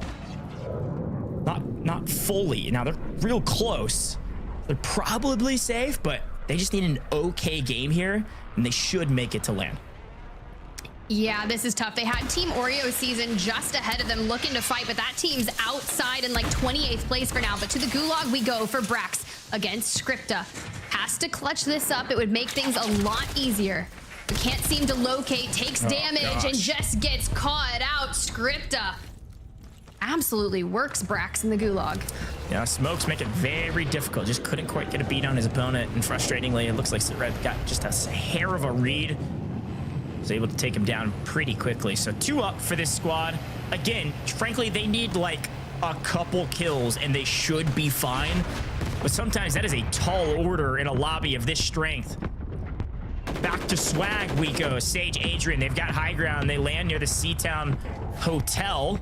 Been hanging out here for a little while, trying to fight Picnic squad down below. And as the mortars come in to try to give Picnic maybe some cover to get out, or the rest of his team to maybe rotate up, it looks like Oakboy's so far away that I don't really know what type of fight they're trying to take. This is going to be a quagmire at best, and at worst, you're just going to lose your life in the process. And Picnic, there he goes, finally gets out of the building and tries to swim around. Ooh, for Prospect in the gulag here. Shaded Step going down. That's going to feel good. Rated. Mayapo still need to see what's going on with them. But a must-win situation keeps the dream alive. Prospect does have the cash to hit a double buyback. But where are we looking for our regain? Do we return to that ever-coveted home of Manor? There's going to be buys over here, and you should know this place, obviously, like the back of your hand. So very comfortable, and most of the people have already rotated out of here. Yeah, you have info on it already, so it's a smart play to go get the buyback there. But that, frankly, was a must-win, like you said. Like, if you lose there, you're headed to the lobby. They only had about 60 points or so. Maybe just a hair under that, actually. So, again, not saying 66 is going to be the perfect threshold, but that's essentially our benchmark right now based on the average of our 12th place team. So, but a team that had a free and clear rotation coming out of 11 Resort, something went wrong, at least for Jackal, into the gulag. More 1v1s to be seen here in the Googe, and watch Waldo can't get a break as Jackal maintains pressure, cleans up the elimination, flies back to his team, Brolic and Huskers. It looks like they've made it all the way to condos, actually. So they wrapped all the way through Seaport District, now on the south side of it near that bridge. As our zone continues to close, it looks like it's going to be very central. Could even be an Old Town end. This is going to get shaky because a lot of water crossings in late game will be inevitably the cause of a lot of teams' demise here. But you've got noobs across the way looking to make a play here onto Sage, Adrian, Swag, and Almond's underneath them. Now, I'm really weary of the split that we're looking to enact. Think TBE of old. This is a play that they would usually look to make, right? An anchor with 2 making the play. But right now, it's just Almond underneath them. Yeah, it's almost reverse play. I think maybe Almond's trying to just bait them out. I don't know what's going on, but Noobs gets ripped. Almond in trouble. I didn't like the fight to begin with, but I guess they needed to be aggressive. Like, I almost, and I guess maybe in the C4 meta, you can't just all 3 push inside of a building because one C4 could frankly just take all of you out. So maybe they're just trying. Buskers. Yeah, exactly. Trying a split push there, but it just, they feel timid. This is not like them. And again, this team really not even in, nice win, but not even in a position to get to global finals unless they drop a 25 kill game and a win for a 50 point some odd game that would ensure them a spot. And if there's a team to do it, it's definitely that one, but tall order. They do have the skills here, and we get a little pip here on the lower right-hand side of some plays that Jackal from Huskers' squad made. Now, granted, that squad is flirting the line of the 12th place threshold and needs everything that they can do to take that win. Youngsters with the peek up, spots a tract on the roof, dives back down, but our resources are quite limited here. Youngsters only 3 plates, and Brax needs anything. But with the map update coming through, you can see how central we're pulling. A lot of teams are going to collapse in Lowtown for sure, as well as the north of Zarafan suburb. Yeah, quick look at a couple team names. You see team 1, that's SSD. They did rotate back to pop off, so normal rotation for them. Team Destroy is who I'm looking at. Team 4, right dead center, mostly on your map. Fighting, it looks like team 7 is where we'll probably go next. Team Destroy right around that 12th place. So everybody needs it, but that team needs it bad. Gotta make sure you make it. And they're already central zone. If they can hold down their POI, grab their wins, clear everyone around them, they should be able to hang out there for a while with a couple kills so they can secure that multiplier. But Juju, confidence key. He said it once, he'll say it again. Anytime I interview him, that's all he says. Confidence in every fight. I know I'm one of the best. And Tiff, gotta make a huge play here. It really does make a difference, but you also have Z-Color's squad here, and well, they're outside in 20th place. So to fall is going to be detrimental to their land journey. Now, granted, you're not done. You don't lose your chance if you don't lock in the top 12 here today. You just have to drop into that gauntlet of a last chance qualifier where you have to find yourself in the top 4. And then we also have that wild card map, which we've seen crazy things. I'm talking GUI with the precision airstrike that just takes out the majority of the lobby. Don't find yourself there. Yeah, no, that is so true. A wild final map of LCQs. I will give a quick update from our amazing production team. Team Rated, fully eliminated, sent back to the lobby with not another chance. Now they are going to be basically right on the line. Remember, they're at about 60 points going into this. If our threshold is 66, if they maybe had a couple kills, we're not even into a real multiplier yet. We have a 1.2. They're right on the line. There's a chance we won't see Rated immediately, at the very least, in the grand finals on LAN. He's gonna have to make it through the LCQs, but you never know, Tiff. I mean, there's a lot of math that needs to be mathed, a lot of addition, a lot of multiplication, and there's a chance that threshold could be a bit lower, could be more similar to maybe what we saw in the upper bracket, which was a massive drop-off from 12th to 11th, and it was really 60. Okay, Freddy, good dubs there. Let's see if Joe Gang can sit here and win this. You're gonna need to against Juju, but that's gonna be a tough one. You've already put enough damage down. You take down Juju. Now that squad does need a regain in terms of staying alive, but it was 5.2 points, Goj. That is how far Team Rated is, sitting above 12th place. Yeah, it is so close. And at some level, the admins just had this monumental effort of triple checking every number, every multiplication down to the finite 0.01 to make sure we know who takes it, because it will be that close. We said at the top of the show, Tiff, we set it up. We said there's going to be maybe some stretch at the top of this leaderboard, but the margins between 12th and 13th, 11th and 12th are going to be less than a point. And so far, those things that we're talking about, it sounds like, are going to be the case. But back to some of our fringe teams, back to our bubble squads. Jackal on 4, so this bodes well for this trio to have this amount of kills already. I think somewhere around 5 to 6 in total as a trio. Still here going into the 4th circle. They're on edge of zone, not in a horrible position. The problem is they got to go through the Wolf of Warzone to even make it into zone. Yeah, it's not where you want to be. Now, mind you, think back to 2023, trying to qualify for World Series of Warzone. We had Huskers on the mic. We played the clip. You know the 1v1 clip we're talking Sure. about. We're not going to show it again, but that clip determined whether or not he made it to the LAN finals or not. And this squad is currently sitting in 10th place overall, just a few points ahead of that 12th place threshold. Now, granted, that could be because of the eliminations Jackal has found so far. Now, we said it was going to be a tall task for the teams near the bottom of the leaderboard. You saw OBS on 5 as they get Tommy back. Sure, edge of zone, sure, in a bad position, but they're on 10 eliminations, Tiff. And with the multiplier, they still have an opportunity. And I think there's a motto we've been saying now for years, but it has become even more apparent as Tommy has left his main team, the old TBE. They got 3rd at World Series of Warzone. The motto was, you can never count out Tommy. Watch out for that team. We'll try to keep an eye on them because anything could happen. When Tommy is in the game, things can be turned on their head. Could go from in the 20s up into the top 10 potentially. We will see. But back to Huskers we go. Back to about 7 eliminations for this team, and almost dead center of Urzikstan for the final map is awfully poetic. All right, well, hear me out, though. Team Braxton, 6th place, fully eliminated. That is scary to be. I know that we're on the upper half of that top 12, but you do not want to be sitting here waiting to see how the remaining 22 teams play this out, specifically the ones that are on the bubble and still alive. This squad, though, looking to solidify their ticket to LAN, do not want to go to the last chance qualifier. And when you just move up in multipliers, we're looking for that 1.4 in 2 more teams. A team that came in seated 39th. Joe Gang inside the top 10 and still alive, which not a lot of teams inside the top 15 can still say. We've already named a couple that have dropped out.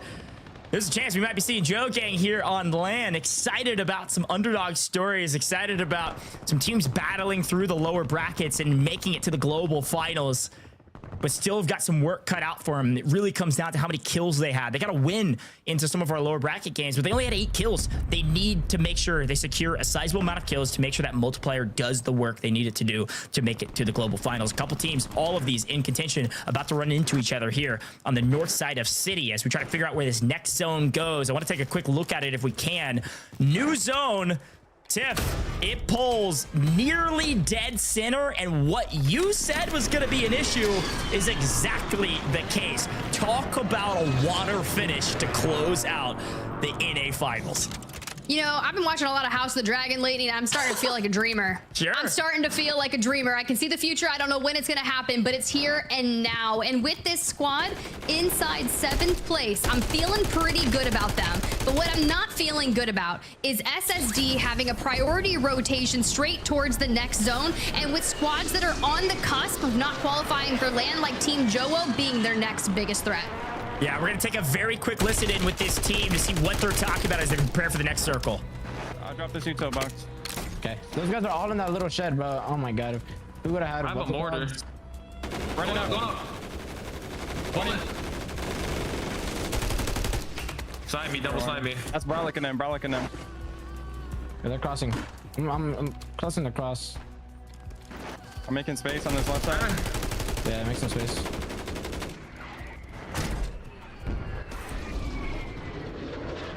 And the open on you guys should pick this up. When you guys pick this up. Yeah, that's combat scout. Like, you're gonna use that for endgame now. You want me to use it? You want to use it? No. I already have combat scout. Like, you have it. Oh, yeah, pick it up though, right? You said? Yeah, no, like, just use it. Actually, use it. Right. We're on 3. Right. Under our bridge, under our bridge. Yeah, you want to focus everybody right side. Hold on, I'm good. Left side, let them do their thing. They can't cross to us in the open. Look at this. Green ping. 3. They're beefing right there, green. Yeah, I see that. One shot on one on the stairs.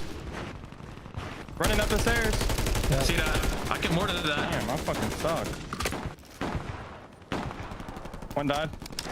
I want Momo. Right here. Right. One shot live. We should get into the building, boys. I'm hearing you. I'm coming. All right, this team is firing on all cylinders, and I'm loving the comms I'm hearing out of Adrian, a very cerebral player, paired up alongside that former LAN champion Sage and Swag. It's made for a dynamic trio, and now they've got their work cut out for them. We did see Jowo's team fighting on edge against SSD, but they've already rotated just towards the edge of island to get ahead of the water. This squad has to rotate straight towards them. Yeah, great comms from this team. They are firing on all cylinders is a perfect way to put it. Everything working well for them. They might fall here, but they've probably done enough. And this is where it gets down to the nitty gritty, folks. Team 14, that's Jowo squad. They are outside of the money, if you can call it that threshold to make global finals. They are right there, right on the edge, just outside of it. And they got to make a play for top 10, and really they need top 5. And this Ave play with the portable buy could save the tournament for Jowo, or sorry, Joe Gang and Vexo. It might be a battle of the Joes here shortly. Watch out for that fight from the water, getting up to WinCon where Jowo's at. The battle of the Joes might be back, Tiff. This is the battle of the fringe too, because all of these teams are on the wire. Joe Gang's team in 12th, Destroy 13th, Sitrep 14th, but then Jowo is in 14th. They need 8 points plus to make this dream that much closer. I got a chance to talk with them when I was in London when they were playing alongside Limax, and they are so fun, and it's just a cool vibe to be able to prove yourself on the global stage. You got to get there first. And about to be in that top 10 towards the open. Can we get towards the next zone? Here's the other side of the equation. You might be in circle fighting. What about the outside of the circle? Sage doing classic Sage things, trying to clear a lane for his team. Unfortunately, Huskers is firing with that sniper. Car 98 headshot. See you later, FaZe doozy. Swag is out of here, and now Adrian and Sage are in trouble. Holding that right side angle, we can only assume Huskers team has now made it to the global finals. They have like 14 eliminations. They're about to get top 10. Sage in trouble, but he secures top 10, gets the 1.6 multiplier. We're likely seeing Sage at the global finals, but folks, it's all gonna come down to this rotation. Sage could play spoiler. He gets Swag back into the air, at least to show some comms. Huskers team finally falls. They get, oh no, Jacko's still alive. He was able to get the self-res off. Scared me there for a second. We are top 10 though, so they did get the 1.6 multiplier, likely enough to make it, but Destroy's right here as well. We have so many teams on the fringe that any of these could be knocked out if they don't have a decent game. Jacko with 7 kills finally falls in 10th place. Will it be enough? Probably, but I don't know, because there are so many squads still alive. 9 teams left, 21 players alive going into the 8th circle. Sage doing everything he can to stay alive with Swag, as somehow they have somewhat restabilized and are making a play. Swag going big against Exact. There are so many teams outside the top 12 still alive that if you fell early and you were already in the top 12, you are hoping that the teams that have secured it, I'm talking about SSD, are procuring all of the eliminations, but Destroy making a hellish play against Devo, takes him down, but loses the life in the process. Almond squad has Skullface and Noobs still in the water on 4 eliminations, but they are so far out of the mix. Wow. They need so many more eliminations and to hit that 2x multiplier, but here comes the rotation into the final 5. Breadman still up, takes down Vaughn, Biffle, Hisoka. What is going on? Finally gets cut down. Did Jobo's team do enough as Aiden plays spoiler and makes this a 3v2? This is frankly a must-win for Skullface's team. They need all 3 kills. They have to get the win, and I don't know if it's enough. It probably isn't, but it'll at least get them respectable. The question in my mind is, what happened to Jobo's team? Did they do enough? They got 3rd, as here come the swimmers, and Noobs is gonna try to play cleanup. Shooting fish in a barrel. How about shooting DJ Moss in a barrel? Up on land with a little bit of an angle. Should grab the victory here. Finally, Noobs, Skullfaced, Almond, they win it all in the final moments. The question is it too little, too late for some of the top dogs of Warzone? That is a question that I am so scared of the answer to. Congratulations, Skullface, Noobs, Almond. Looking for a chance to reclaim glory on land would be Skullface, that former solo YOLO winner on land, paired up with 2 of the best competitors historically in Warzone, making that regain. I don't know if it was enough eliminations there, Go, so let's run back towards the last stand. I'm looking at Huskers. You said it. They were sitting around that 7th place mark, right? But we have to keep our eyes on that squad number 14, Jowo. That team rotated earlier after a big contest with SSD on rotation, and they're just under the water here of this building. But I don't know if they were able to take it all the way. This Jowo position is so perfect because not only do they get eliminations here, but they're inside of the zone waiting for other teams to rotate in. And as they throw the smoke to continue to float under, they lose 4 and Jace. But look at Brett and Joe go. They swim all the way around Hisoka and Biffle. And you'll see a play here from Brett shortly to take this team out. SSD falls at the hands of Sage and Breadman, pinching this team here shortly. Skullface actually is alive with noobs on the left-hand side, and you see Almond get cut down off onto the other side. So it's just the battle of the swimmers on the down low, and then up top you see Willie Teed, Magoo, DJ Moss, Aiden, Vonbot all fighting for high ground position that ends up proving to be the worst spot to be in. But everybody's playing for position because Tiff, top 5 get the 1.8 multiplier, and almost every single one of these teams, besides Aiden and Biffle, needed the 1.8 times multiplier to even have a shot at making global finals. So you see Destroy's team come in late. They did get 6th or 7th, which means they don't get that multiplier. I don't know if it'll be enough. It's going to be so close, but there's that final fight. Look at Breadman go rogue in the water, gets 1, cleans up Biffle, gets the kill for it, and then Hisoka gets torn down by DJ Moss. Wow.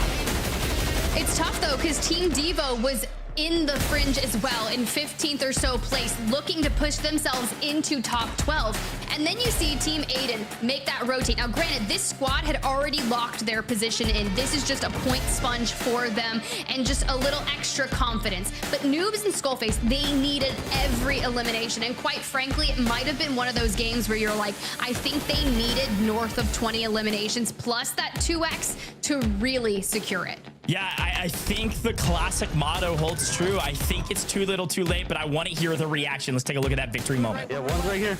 Hey, one more right side. Okay. I'm looking at this kid. You got to kill. It's still says a 2v2. One's dead. Yeah, one's right. It's one left, one right. Still in the water. Try and play back to me. Did you guys fucking focus one together? He got knocked to gas. Other kid's going to die to gas, I think. Oh, he's going to die to gas. Where is he? Got gas inbound. Hey, he's going to die to gas. All got targets 20. eliminated. I just can get kills. Dude. Woo! Tiff, wasn't enough. It wasn't enough. It was 10. A total of 10, and I don't think that last kill, even if it would have worked out, would have given them enough. That would have been 22 rather than 20. It was a lot of points. They needed it way sooner. A frustrating way to go out, and you could hear it in their voice. They were excited, and then they looked at the leaderboard and said, just wasn't enough. So we'll be seeing Team Almond in LCQs, but Desk, you have a tall task in front of you, folks, because who knows who else made it to global finals? There's like 8 teams right on the fringe, right on that threshold. We had a lot of fun casting it though. Yeah, a lot of fun listening, obviously. I mean, come on, 6 incredible drops. This was the NA Finals after all, and it absolutely did not disappoint. Such an incredible finish. Some teams, for sure, though, as we know, locking in their position when it comes to the top 12. But the big question that still remains, right, is the bubble teams. As we calculate the final scores, where did they land? And maybe not enough for the Game 6 winners, Almonds, Noobs, Skullface, who battled hard, but were just a little bit too far down, too sluggish of a start. There were many highlights throughout game number 6, and the first ones that I want to bring up is, well, straight to you, Dream. Let's talk about the Battle of the Joes. Well, I mean, I was gonna say we could talk about the Battle of the Joes, but how we got there, of course, right? I mean, the zone, the way that the zone pulls, which Daniel will explain, but the Battle of the Joes, as I was talking about, is Joe Gang versus Juju, right? Being inside, or excuse me, Juju, not Joe, Joe, but being inside the gulag, right, and rotating, finding these situations where teams were getting caught, right? Because teams were already set up inside the zone, and Juju, it's sad that they went down early, but that is going to severely change the standings reflections, because they were one of the teams that were close on that bubble. Close on the bubble indeed, and the bubble teams had to work extra hard. In fact, the zones were a little bit different this time around for drop 6, Dandro. What did we notice from the competitor standpoint?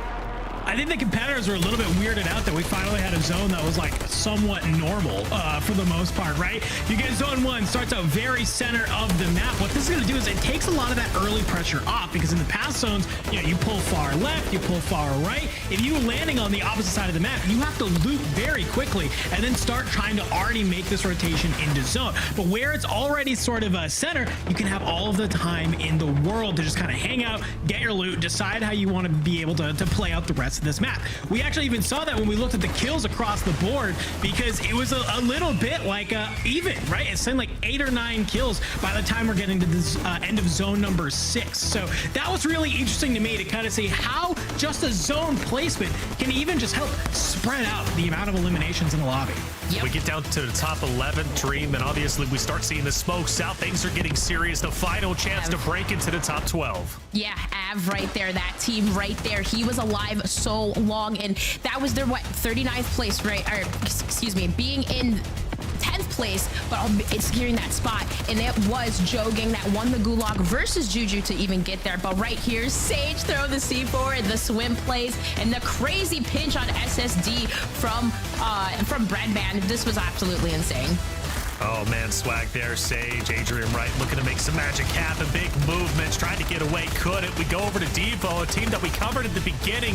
Bonbot and Co. looking to make it towards the very end. Obviously, it's chaos at this point. They're just trying to get up, or trying to get any cleanups that they possibly can. But we get down to the last 5, and this is where we start to see Almonds, Noobs, and Skullface start to wake up a bit, Dandro. Why map 6? Why was map 6 when you decided to wake? This is like literally what we just saw this entire game is what I wanted from this team all day long, right? They played it perfectly. They understand positioning. They're winning their ones, and it just comes down to the end of the day. It's just not enough. Had they ended this game with maybe 25, it could actually be a really strong conversation, but to only have 20, unfortunately, is just not enough at the last sort of second of the day. I really hope they kind of analyze what they did in that game 6 and see how can they apply some of those learnings to the rest of their games that maybe they didn't perform as well, because that is a team that when it comes to the LCQ reflections that I think that everybody has to be on the lookout for. Has to be right, but the LCQ is a bit dicey. There's only 5 spots available, 4 regular spots, 1 wild card. So it's up for grabs. Everybody's going to be fighting for that position, but at least Game 6 does show us that there's a huge potential for Team Almonds and the LCQ to maybe still make it to the global stage. I hope they do. Again, big fan when it comes to Skullface. I want to see him back on the main stage once again to prove that he's one of the best. But regardless, 6 drops are done. Let's go through game number 1 through 6 and talk about how it all ended up unfolding. Dream, we started the day with drop 1, Unrational being the first team to hit double digits. That would be a common narrative throughout the remainder of our games. Big Man also getting 3rd place from that lower round 2. That was a big storyline. SSD with number 2, but then ultimately we saw a big win come out from Super Evan.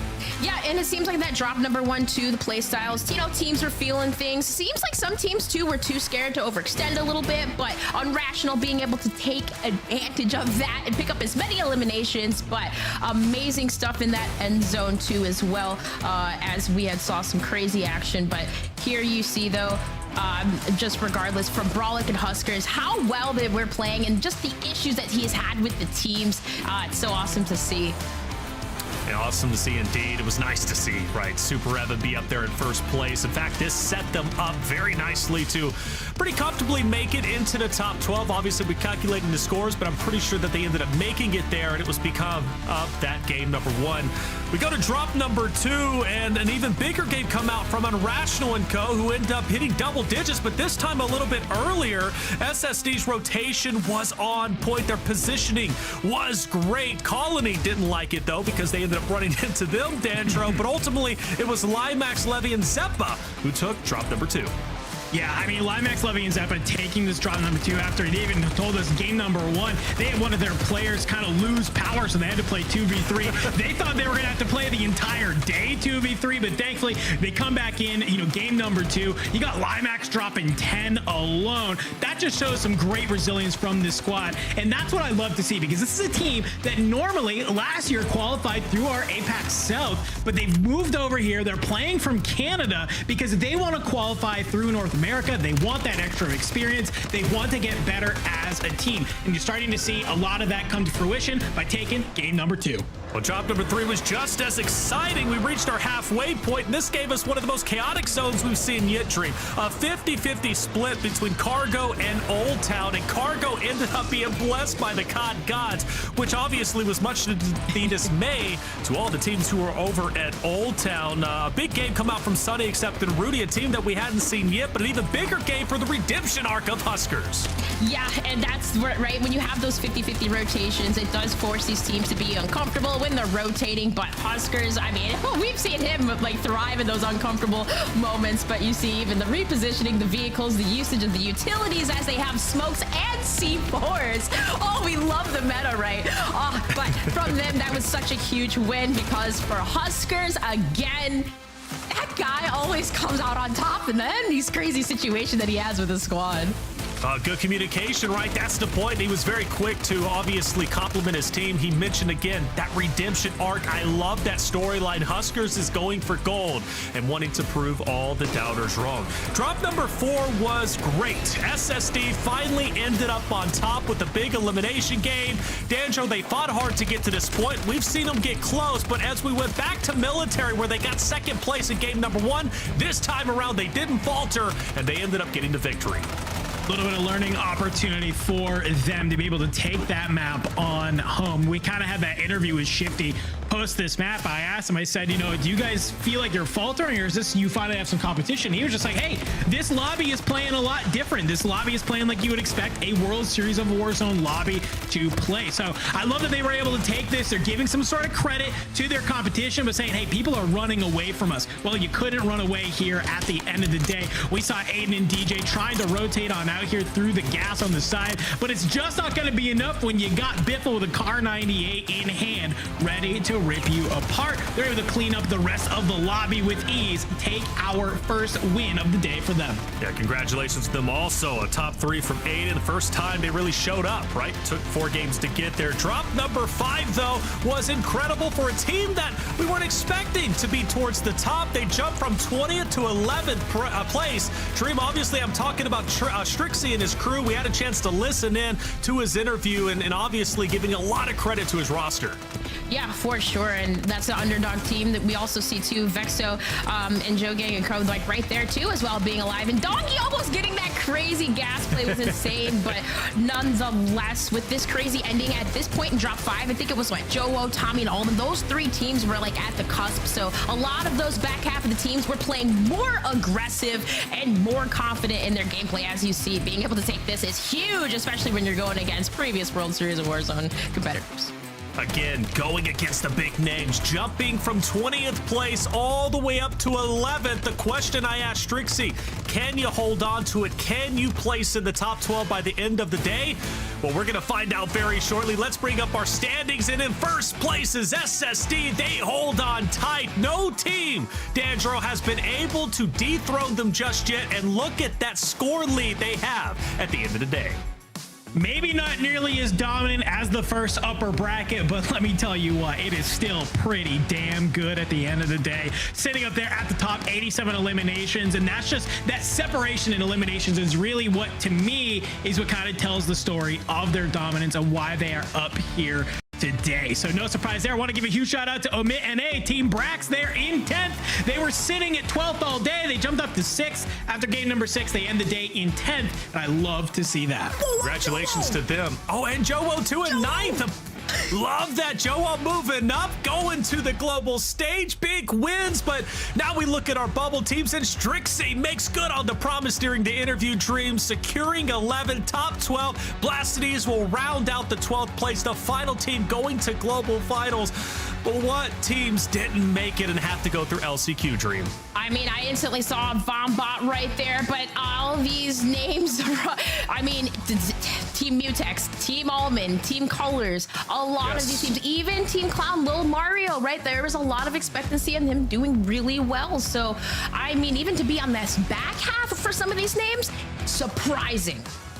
Very surprising indeed. Big names across the board. We look at our final teams towards the bottom, and Picnic down there in 31st. You know, can't wait to see them play in the LCQ. I know they have it within them to do well. Colony as well, Dandro, finishing in 34th. They were a big narrative during the pre-show. We've seen them, you know, kind of tussle with the muscle. We're talking about that, you know, little bit of a fight they had against SSD. 34th. They're looking to do better next time.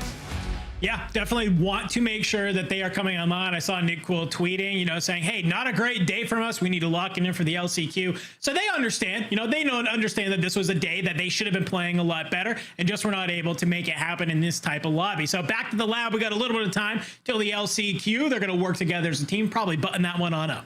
Button it up. Well, talking about buttoning up the competition, SSD did exactly that. Let's bring in Hisoka for an interview. The champion of the day, going back to global finals. Hisoka, what's up, my boy? How you feeling? What's going on, big dog? You know, I'm feeling juiced, feeling energized for LAN. You know, all these custom quals we placed first, and you know, last time I did that, it was Caldera, and I came up with world champ. Man, came out the world champ, dude, and you're looking to do it again on the biggest stage World Series of Warzone can bring. Hisoka, you're brought onto this roster. You're joining the champions from the previous LAN. Your placing wasn't too bad either at the global finals. Now you're going for gold. What does it mean to join a roster like this, and what have you guys been going through to develop yourselves as the top level team out there? Just a lot of hard work, you know, behind the scenes with these boys. You know, before I joined the team, I was playing with Almond and Noobs, and we went on a 2P, and I know I got a lot of backlash for leaving them after winning back-to-back big tourneys. So when I joined this team, it already, like, the slay power was there. You know, these guys are the GOATs from last year, so all I needed to do was just iron out some fundamentals, and we're thriving. I love that, because you say iron out fundamentals, and Hisoka, like, you were the IGL that you said you could just sit back and let them slay, but how do you do it? Because you're getting 103 kills as the IGL that's supposed to be sitting back and slaying. I mean, it's just they just like they're in front of me. I know what they're doing. You know, just triangle formation. I have their overs, but I need to get mixy, man. I'm still young. You know, I'm 22, so I still got that gunny. I think, you know, once I hit 25, I'll be kind of washed. So I just got to enjoy it while it lasts. No. It'll still be there. It's all the mindset. So 2022 champion, right? 2023 second. What's 2024? Another first. You can bet the house on that. All right. Don't mind me, everybody. I got to call my bank right after this, so that way I can go ahead and bet that house. Nice haircut, my man. Here's a quick question for you. First three maps, you guys are bouncing up and down the leaderboard kind of between first, second, third, but kind of by game 4, you win game 4, and it seems to be when you engage the Rockets. What happened between game 3 and game 4 that really let you guys kind of get back into that dominant form that you've been for the last, you know, sort of month and a half? We were getting there. We were getting to end games. We were getting to like win con positions to win the game. We just kind of trolled team fights, but we kind of just told ourselves, you know, as a group, that we got to close better. And, you know, my job come on this team, they call me the closer. So I ironed it out and figured a way to win. Love that. Closer closing out, man. You know, Hisoka, one thing that I love about you is you always bring the energy. It's incredible to see you pop off, especially after some big wins. And it's also great to see your family join in on that action. Your family has to be ecstatic that you've just been winning nonstop. I mean, I know they're your rock. Oh yes, sir. You know, it takes a family, it takes a village to raise, you know, to raise me. But they're very supportive. It helps me off stream. You know, it helps me regain. You know, they keep a good they keep me in good arms. So I love that, man. 22. By the way, I'm 32. Don't say you're washed by 25. Okay? Damn, highly offensive. You look 25. I see, and I love that, but that means I would already be washed at 25 by your own words. It's okay. I love you to death. I really do. Hey, what are your final words before you get out of here? What do you want to tell your fans? And all my fans, make sure you guys get your tickets. I don't know where World Series is going to be. I have no leaks, but make sure you have your passport. And it's going to be a show. I promise. All right, it's okay. Hey, congratulations once again, brother. I can't wait to see you on the biggest stage out there. Much love, guys. Peace. Telling you, that's my guy. He always brings the energy. He's incredible. And I tell you what, dominating. And we heard it from Shifty earlier too, Dream, right? They are preparing for match point. That was a large reason as to why they wanted to go with Hisoka. They call him the closer. They're wanting to close out those games, Dream, and they are closing out indeed. Yeah, and like cool, calm, collected. They have a leader that obviously has been leading them to victory, but just having teammates that you can just trust and it just feels like family and have that chemistry. I mean, I've never heard anybody say in such a multi-$1,000 tournament that they were trolling gunfights. Right, but and still making it work, which is incredible. Right. Hisoka is the closer, but how did he do when it comes to eliminations? The IGL going big and picking up the most from today, Dandro. 35, top of the leaderboard, but it feels pretty good when your fragger is right there alongside you at 33. So the fact that 2/3 of this team is here at the top should tell you everything you need to know. But I want to give a huge shout out to some of these other squads. Obviously, Unrational and Limax kind of tying there with the 26, Autorize and Z-Smith with the 25. Just goes to show me that we have multiple people in these lobbies that can fry out almost as hard as this SSD team, but they just got to turn it up a little bit. I'd love to see some of these other teams have multiple people on that elimination leaderboard, because I saw a lot of one player from a team, but I think to really be competitive, you got to have multiple people on that leaderboard. Got to have multiple people, and hey, we got multiple teams making it to the global finals, but also multiple teams dropping down to the LCQ. They're going to have their chance coming up next month. We'll see if they can make it happen, or unfortunately, will they be eliminated? That's the big question. An incredible day when it comes to the World Series of Warzone, and I got to give you time for your final words. D'Angelo, let's start with you. What are your final words before we get out of here? Man, I tweeted it earlier today, and I'm going to stick by the exact same sentiment. This was probably some of the best Warzone that we have seen all year long. We had some intense competition. We had great moments. We had teams that maybe we didn't expect rise to the challenge, show they have what it takes to compete against the best of the best. We saw some of our mainstay Warzone teams kind of falter a little bit, and I love these storylines that we're starting to craft. It has me even more excited to be sitting back watching EMEA tomorrow, because if today was any indication of how these sort of regional finals are going to go, I think tomorrow is about to be just as electric. Going to be incredible, isn't it? FIFA, man, I'm ready to see them play with Jukies. We're going to see how far they can go. Dream, always great to work with you. What are your final words before we get out of here? Like D'Angelo said, this has been the most competitive, well, I shouldn't say the most, but the most competitive Warzone Call of Duty that I personally have seen. But just making a statement here today, some of these new squads, I really love, again, seeing new talent just thrive. But I just cannot wait for tomorrow to see, like you said, Jukies. Oh my gosh, that's one of my favorite flavors too over at EMEA. So guys, it's been fun. You guys been great. Spider Tiff and Goj killed it, and I just can't wait for more, you guys. It's just always a great time. Well, speaking of more, we're going to be back coming tomorrow for EMEA Finals. Same place, 12:45 Eastern time for pre-show. We would love to have you here. Make sure you hit that follow button if you haven't already. But that's all we have for the NA Finals. For myself, Taylor, Reflection, Snowball, Dream Crazy, Dandro, Spider, Tiff, and Goj, our production crew, and you in chat, thank you for being here. Be back tomorrow for EMEA Finals, 12:45 Eastern time, same spot. We would love to have you. I'm ready for war. I'm ready for war.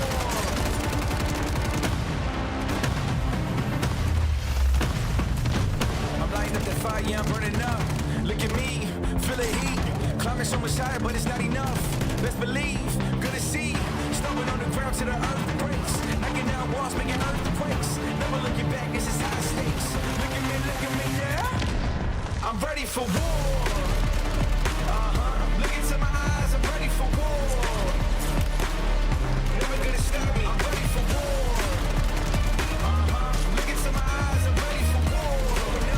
Gonna be, never gonna stop me. Push it past the limit. I'm never gonna break. I know I'm gonna win it. Light it up, light it up. Going up, going big, no retreat. Gonna win, going up. Come on! I'm ready for war. Look into my eyes, I'm ready for war. Going big, never gonna stop me. I'm ready for war.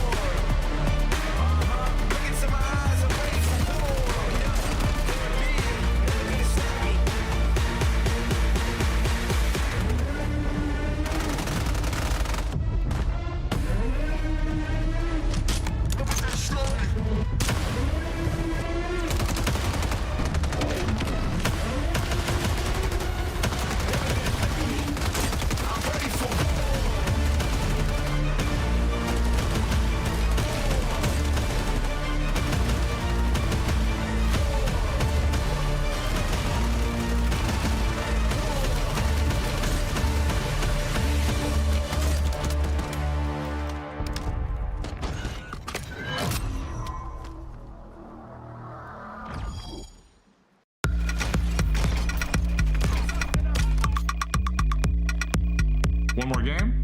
I'm in.